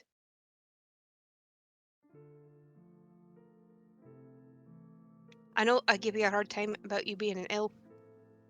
I'm trying to joke and failing horribly.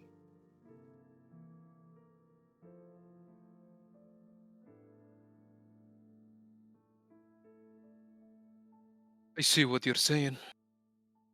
I imagine that at the start, for Lady Lamordia, it would have been hard to speak on her condition. And she would have kept a lie. And then the longer we spent together, the more we shared, the more she guarded herself with this lie.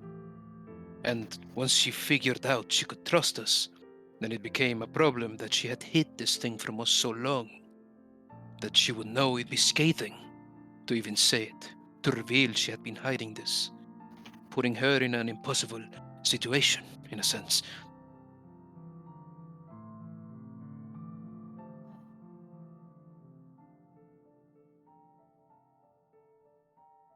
She just kind of slowly stands for a moment. Well, now you all know. What you do with that is up to you. I need to get some air.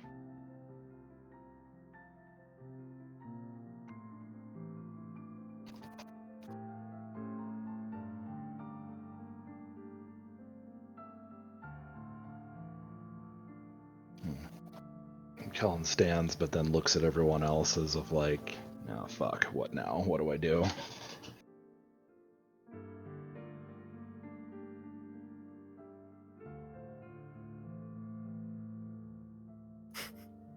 Yuri looks over her shoulder at Kellen and smirks.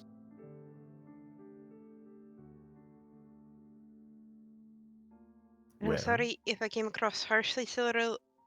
I'm really bad about putting it and wording it appropriately.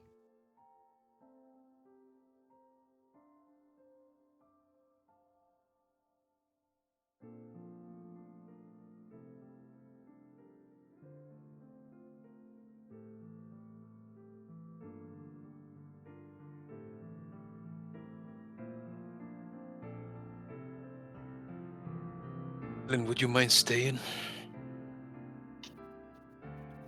I suppose. Better Should if I- you do. The lady doesn't need you for breathing. I suppose not. When she told you her condition, when was it?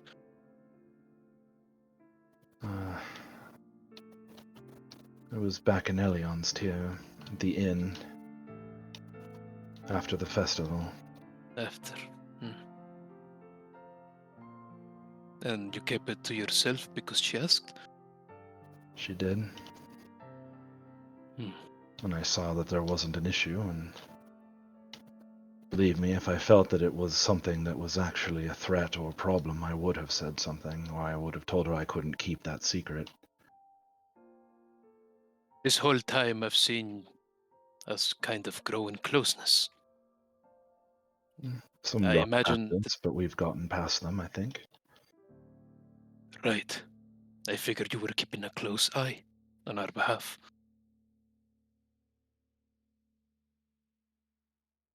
You know her more than the rest of us. So now that you have a chance, why don't you speak on her behalf? To what effect? I mean, I'm not saying that I wouldn't, but what part? It might sound much better from you than her, I imagine. A test of her character, who she is, beyond what we know. The short answer, the easy answer, is that someone who, whether through happenstance or through circumstance, or even necessity, has stayed by our side and risked her life for ours, just as we have for hers. Do I know every detail about my brothers and sisters in the Grey Watch when we do the same? Absolutely not. Granted, most come in and tend to unburden themselves of their past around a fire after a time. But I know there are some who keep their reasons to themselves. And most of us know well enough not to ask. I suppose for me it's easier because I see disaffected nobility that join the Grey Watch who, well, former soldiers, perhaps even some criminals at one point in time. And the past is the past. But I can understand, Siluriel, before you know, that your position is different, that you are upset that she lied, and that it could have been dangerous. Had you never found out, would you have still distrusted her?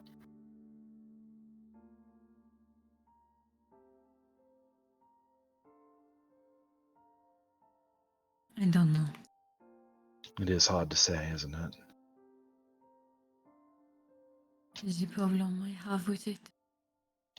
Yes, well, I haven't said everything about myself either. I don't.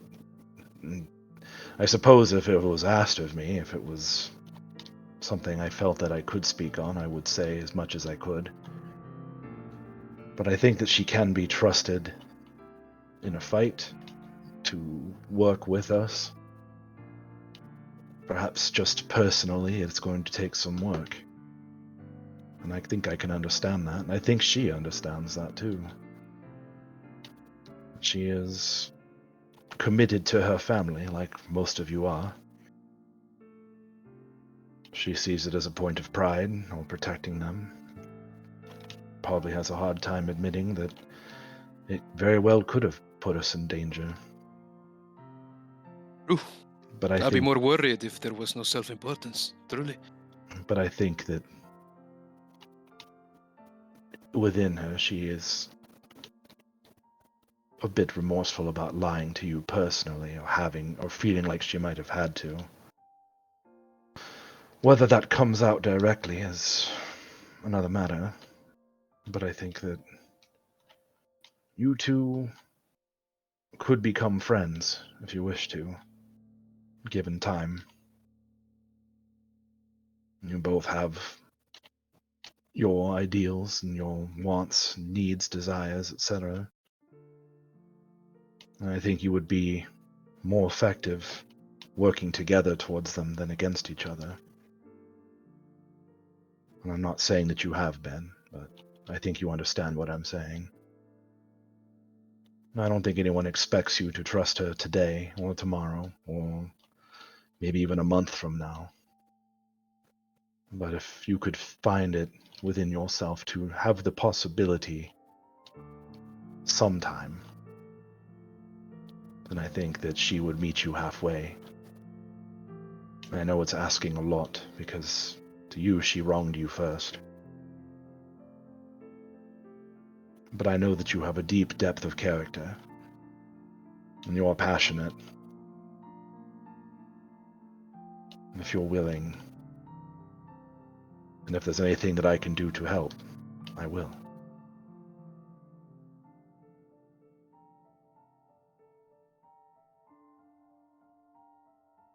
It's kind of like you all were incarcerated in Haynes Keep. You don't go Yes, let's around keep telling. repeating that. I'm saying it as low as possible. You don't go around telling everybody about it. You know what I mean? And I would think that after time, after you got to know somebody, you kind of hope for that. They see you as you and not the instance in which you came from. You know? Right. And Cyril, I can kind of see her resentment. She did not ask for this curse, for this secret to keep, much less on behalf of people other than herself. It is almost as though it controls her. Who would want to be skulking around, holding this thing to themselves for so long? It ought to make you at least a little bit resentful.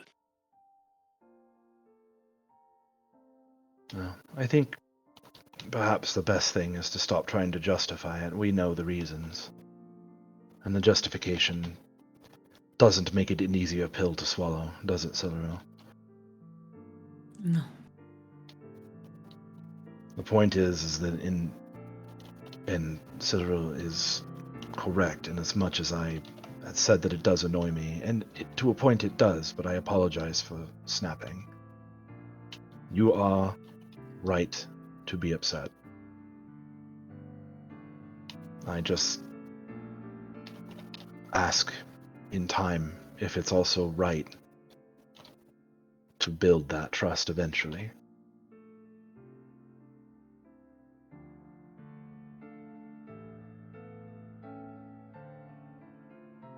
That's all.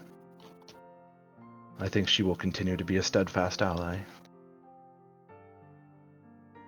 And as much as I may not agree with this idea that it's a disease to be cured, it is her choice. And just like you all have your own goals, and you want to save your homelands and protect them, I want that as well.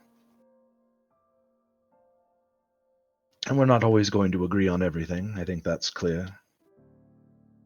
But we are here together, and agreements or disagreements, we are stronger together, all of us.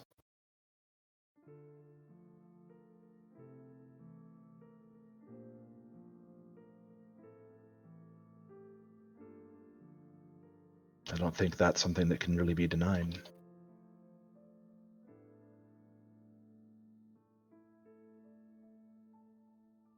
Having heard all of that, Cyril, would you still travel with Morana now that we're out?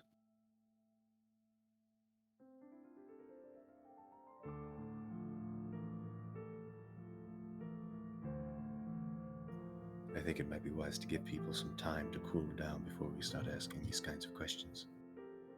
I agree. I don't think they'll need to pressure her for an answer. She has plenty to think on. Again, I know that she is justified in her anger. And I think that Yes? it's enough that we just leave it at that for now, perhaps.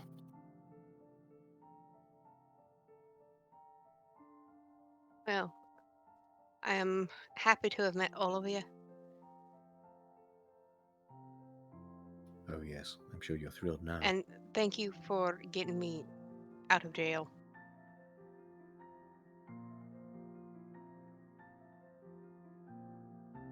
You know, Ashilda, thank you for healing me when we were down there. You look like Truth is, you look like you kind of needed it. I did. I was dying. It felt terrible. I think we all felt like we were dying at one point. True But that's enough.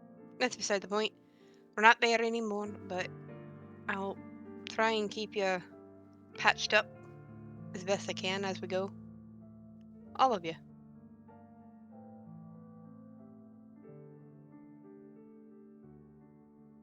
But one thing I do want to keep an eye out is that star metal thing he told me about. You can just see the gears in her head turning as she says that.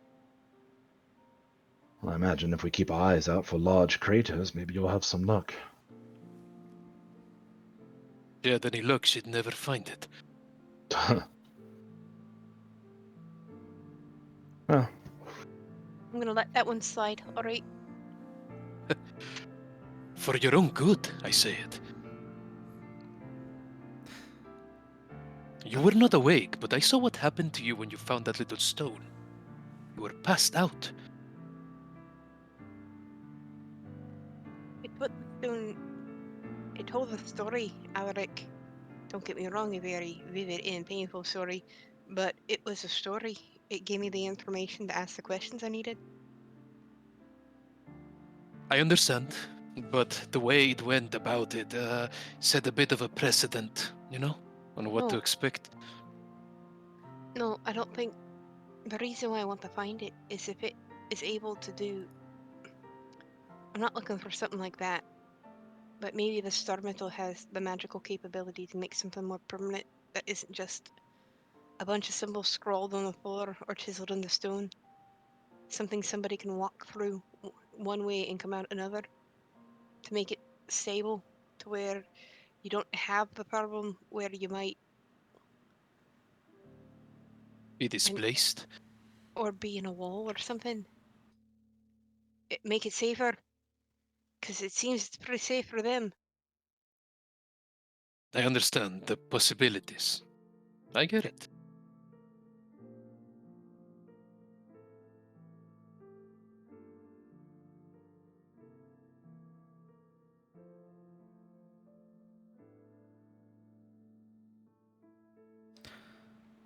As the fire crackles on the hearth, that illumination sort of covering the entire party, at least that the remains, with Morona having gone off to get some fresh air outside. The first rays of sunlight emerge over the horizon, peering through the windows, casting everything in that soft yellow glow.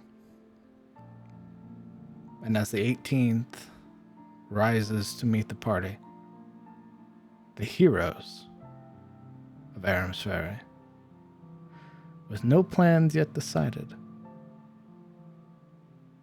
That's where we're going to end it for tonight. Boo. Yay.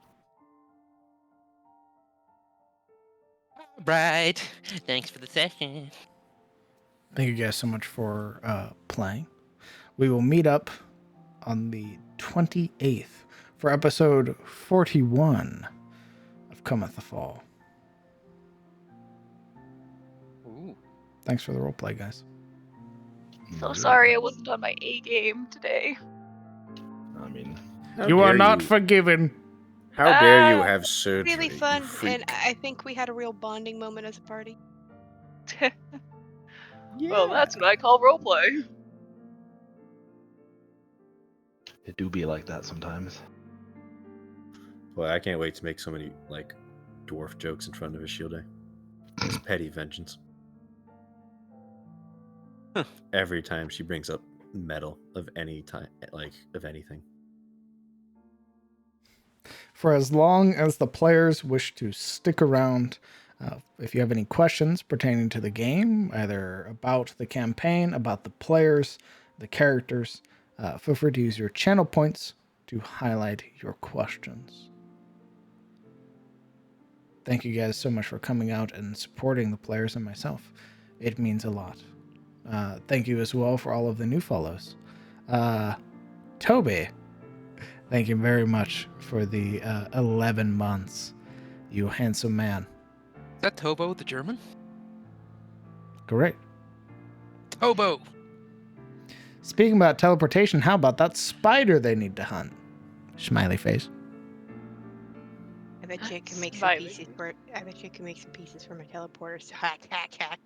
See, right now we're trying to keep Siluriel and Morana from going at each other's throat, and that's the quest right now. That's the one we're tracking at the moment.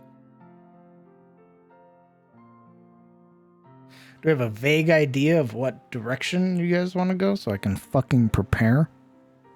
No, get fucked, Aliens? idiot. Okay, I well, mean- guess what? You're never leaving this in then. I think That's the what general happens. idea is we're getting Shane, and then we're probably going after the spider. So you're going to Elians. Yeah. I imagine we would Smile. try and get that snakeweed that we originally came for, That yeah. too, on the way out, basically. and then hit the road and head back to Ilions and be like, "Hey Shane, how you doing, buddy?"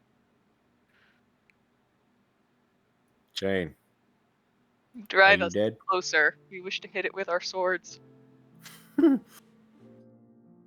Drive-by decapitations. Boing. The inn is now mimic roll for initiative. Yeah.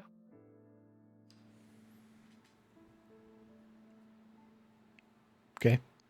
I'll start prepping that then.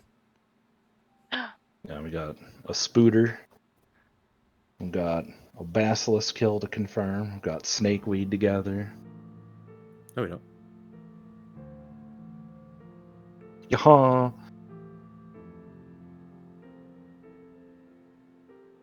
I think for the most part, we are getting the cart, though, because it expedites us moving around faster.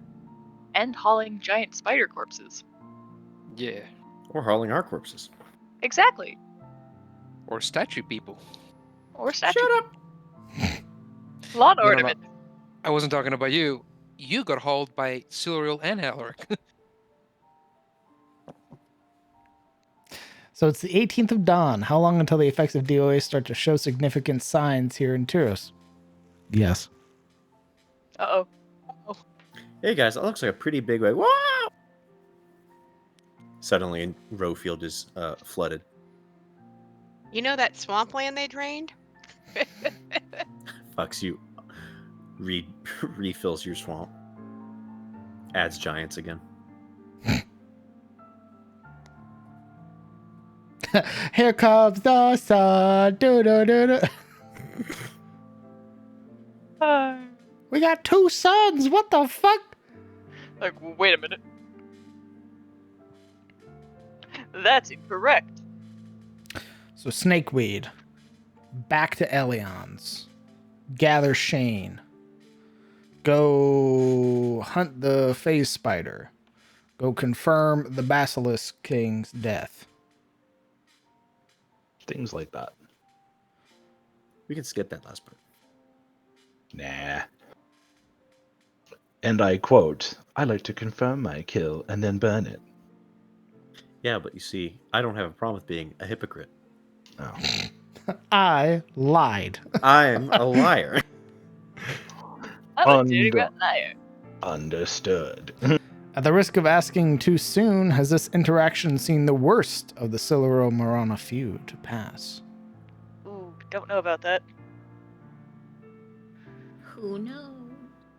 Because she's got to put whatever card she has out there, like, this is it. There you go. That's what you wanted to know. What else do you want from me? I think that's a more next Friday sort of thing. Yeah. I'd say. Yeah.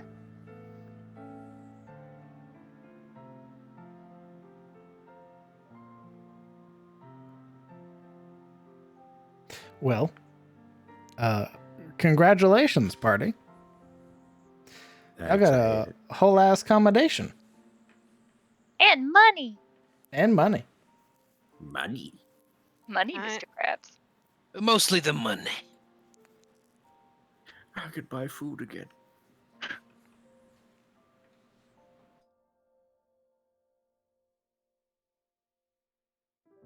That's the best part. Like, we're essentially just going to buy, resupply, and then we're out of money again. Like, we can finally go to the general store and give a shit about all that cool stuff that DM put in the general store like a year ago.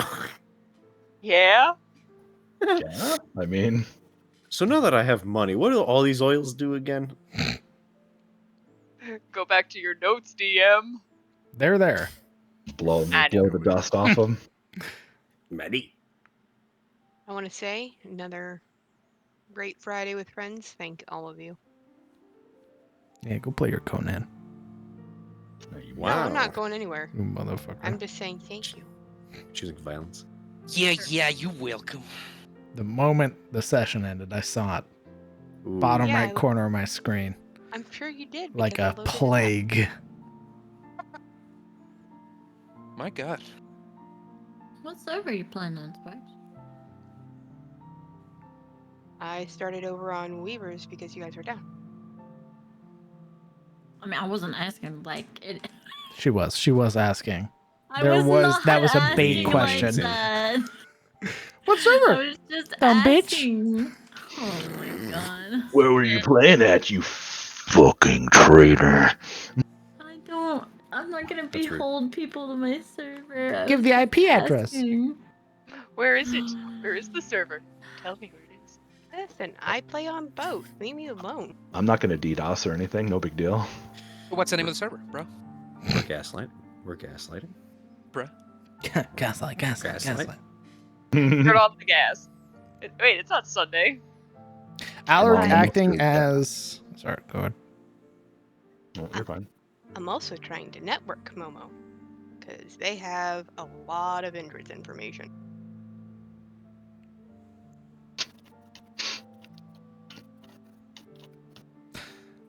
Alaric acting as party dad was surprisingly refreshing. Used to him giving everyone shit, so it's a nice change of pace. I mean, isn't that most dads though? Most of the time, Alaric acts like a brother. A brother. Like You're my, a shit stir. you're my brother, King Juliet.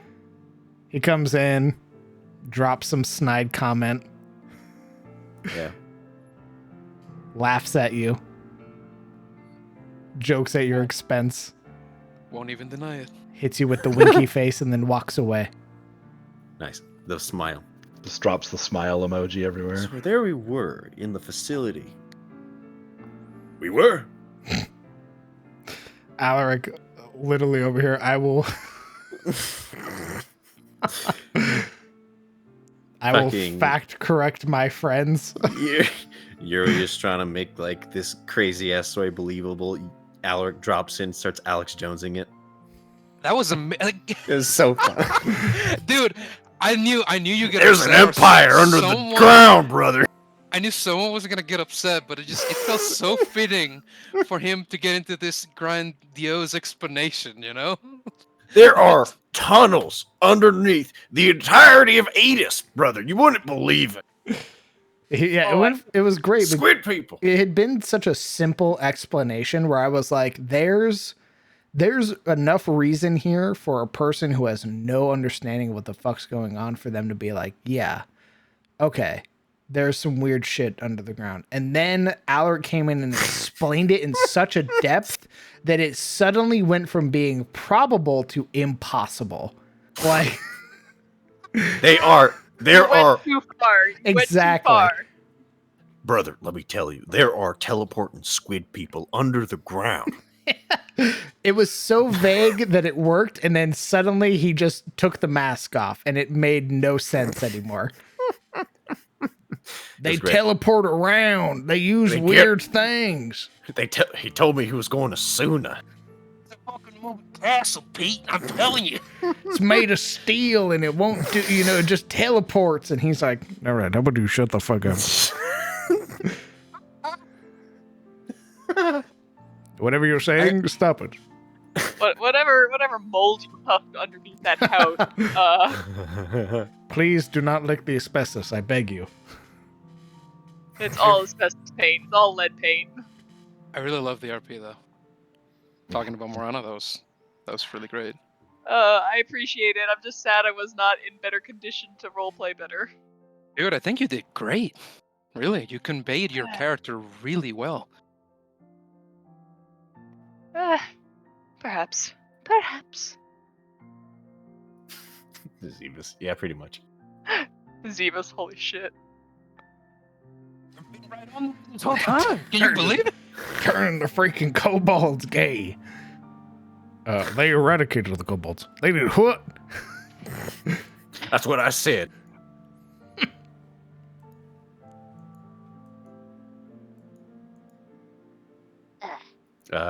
Tarosians, you gotta love them. That's my thing now. Is anytime the party does anything, I'm like, Tarosians. That's Starfounded. You did play up. You were able to play up Marana's sickliness. It worked out Hey. perfectly. True. Hey. I believed it. A method actor through and through. That was kind of Method funny. Because I like how we were addressing her disease, realizing it's not really the kind of disease that would make her act waifishly. And then I don't remember what the question was, but something was asked of her, and when she broached it, she returned to her sickly persona.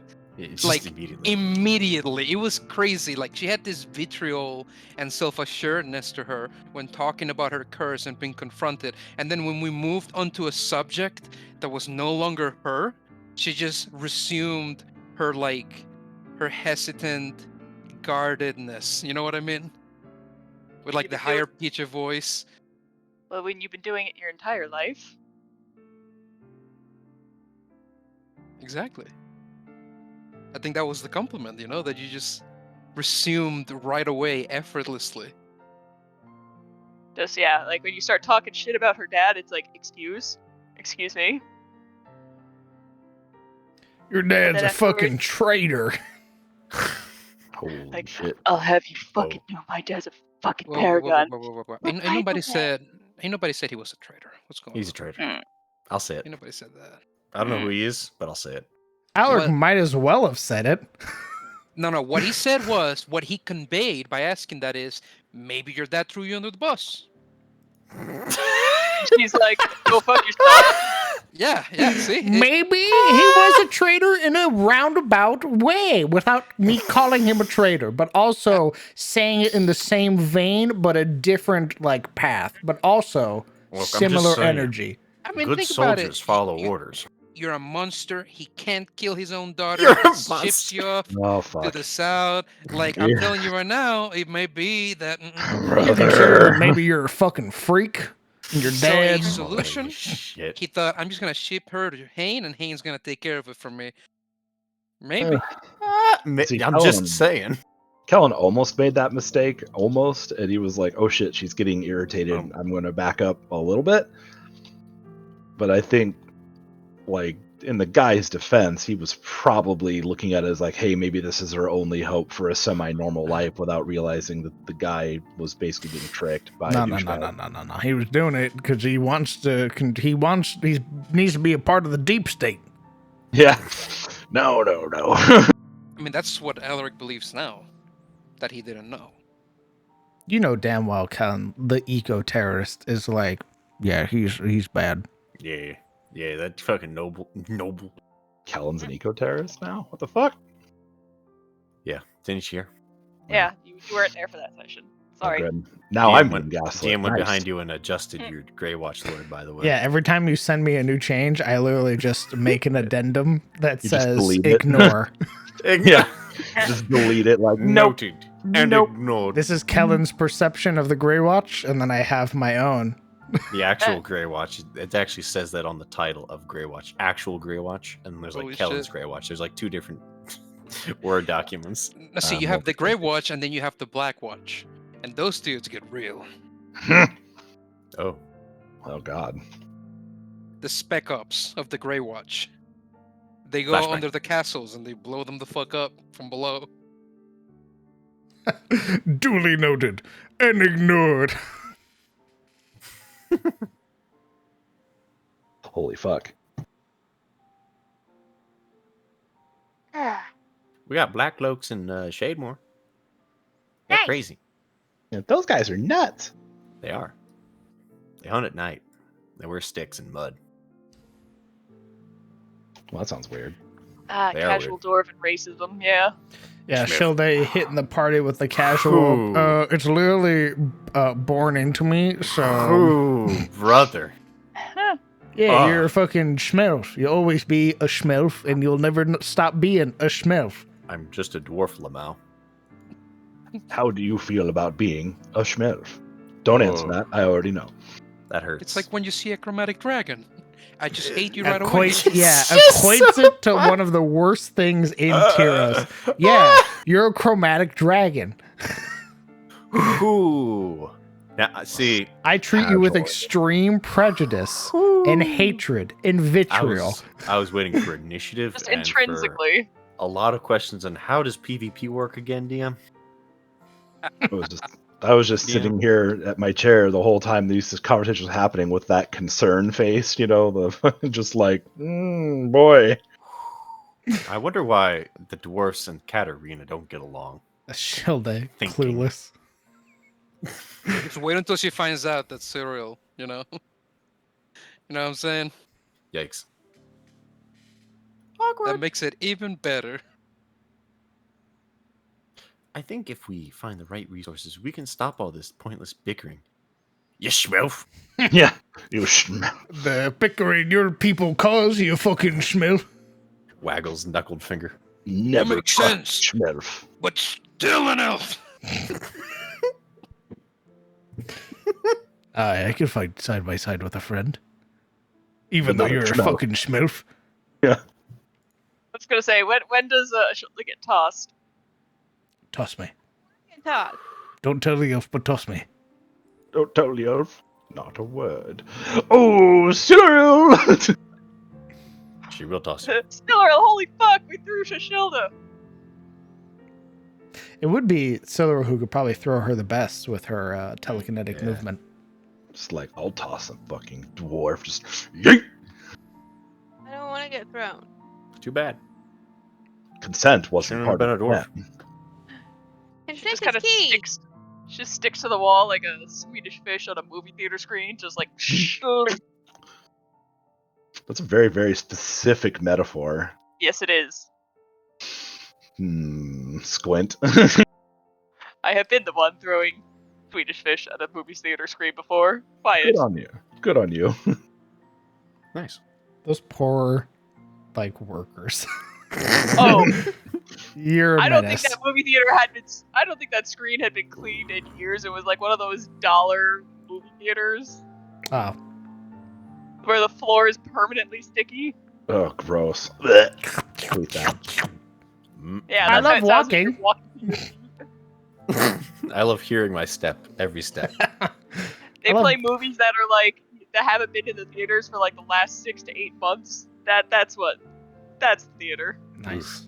That's how I imagine, like in Yuria's dream when she's on like this clear lake. Every time she takes a step, that's what it sounds like. Oh, the Schmorpin. You're only making it Yeah. worse for yourself. I know, it's great. I don't describe the steps you make, but now you're going to have this visual in your head. Yeah, it's gonna be great. You're going to Like ruin it walking for on a yourself. fucking I'm cube. ruining it for myself actively. She gets sucked down into the stick. You go to step and it takes your boot. You lose a boot. Perfect. You worry about, now you're sort of balancing on one foot. You worry about putting your foot on it because who knows what's going to happen. Perfect. Then you do, and it feels like stepping in cat puke. Ew. It grabs your foot, like how you hold a hand. Fingers form around your foot. Just you're like, oh, Fingers Wait. interlaced. I was about to say toes. interlaced with toes. Mm. oh. I hate that. I dislike Mm. that. You made it worse. Awful. Everybody hated that. Very unbearable. Dislike. So what's going to happen to Alaric in his next nightmare? No, it won't. Yes, it I will. won't. just that. You don't choose my nightmares. I will choose Actually- your nightmare. I mean, actually, he kind of does, which is the fucked up part, because now I just imagine like you're getting your toes locked up with like a slime monster. Hate that. Hate that. Hate that. It's the Yeah. he's in the Bastille, but instead of water, it's just like icky muck on the bottom. He throws you in there. You have to stand in it. What? What? So what's the implication with that? You're That standing in muck. Yeah, you're standing in muck, and it's uncomfortable. Hey, I asked him. That's the implication. The implication is that you're standing in uncomfortable goo. Yeah. Okay. All right. What? I don't. Great get it. nightmare sequence. You're welcome. No, that's different. That's different. Oh, this is a different nightmare. Yeah. All you're chosen going to by have is Juria. nightmares. Okay. Hey, one day I'm gonna get the dream spell, and I will choose your nightmares for you. Oh, fuck. Oh fuck! One fear. Hey, partner, I say as I slap into the roller coaster. Let's do this together. No, you don't have a choice. As Alaric's feet are grabbed by the floor, he looks down to see Hane actively grabbing his feet, shouting, Your father, Crewbeat. Oh my god. It can happen. You'll never escape. I don't even know what the feud with Hane and his dad is. I have no idea what the fuck is going on to this day. Because you're clueless, just like your father. There it is. Duck, you'll never amount to nothing. You're just like your father. You know, good Yeah. duck. Holy fuck. I think. Speaking. Yes. Oh no, I was sending nightmare fuel to people. That's fine. Go ahead. Oh. Go ahead. Fine. Oh no. Then I think that's a good place to call it for tonight. Yeah. Why don't you guys go ahead and say goodbye to chat? Good night. Bye, chat. Thanks for Bye, chat. watching. Hi, chat. Yeah. I hope you bye. enjoyed today's game, Chad. Oh, Didn't see you there. Later. Chicka chicka. All right, I'll be back. All right. Howdy, gamers. I think that's it for us tonight. Thank you guys so much for coming out and supporting the players, supporting me. You guys, you're showing up, you're chatting, just your mere presence of being here helps me more than you know. Your continued support allows me to do all of the things that I love, which is this, Dungeons and Dragons. I get to be a dungeon master, which is an amazing feeling. I am blessed and I am thankful for it.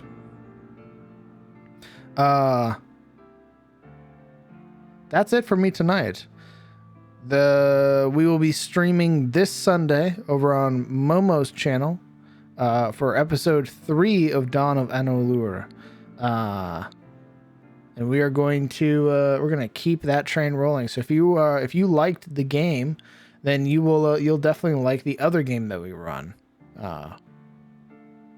which has been playing for a while longer. It has very much a lot of the same characters with a few changes, or rather the same players, but a few changes. Couple of things to note. Join the Discord. Join the Discord. Community Discord's fantastic. There's a lot of great people in there. They talk about D&D and other TTRPGs, which is an amazing feeling. As well, there are new games that are being sort of ran by other members of the community. So if you're interested in learning more about TTRPGs and D&D, then the World of Ada's Discord is the place for you. We have our plans for November, but still October, so no reason to worry. And that's pretty much it. I hope, or rather, as well, I want to thank all the people who followed tonight. Thank you guys so much for following and showing an interest in the channel. If you want to see more streams where I make the maps that y'all have seen tonight, or you want to see some of the monsters that I make and everything like that, feel free to tune in. Usually every Monday and Wednesday, where we do our map making and our world building. So yeah. And I love answering questions, and those are the streams to do it. So if you have any questions about wanting to get into D&D, wanting to get into TTRPGs, wanting to get into map making, the programs I use, and the like, don't hesitate to ask. That's it for me. I hope that you all have a good night. I hope that you all rest well. Hug your loved ones. Tell them that you love them. And I will see you all later. Good night, Chad.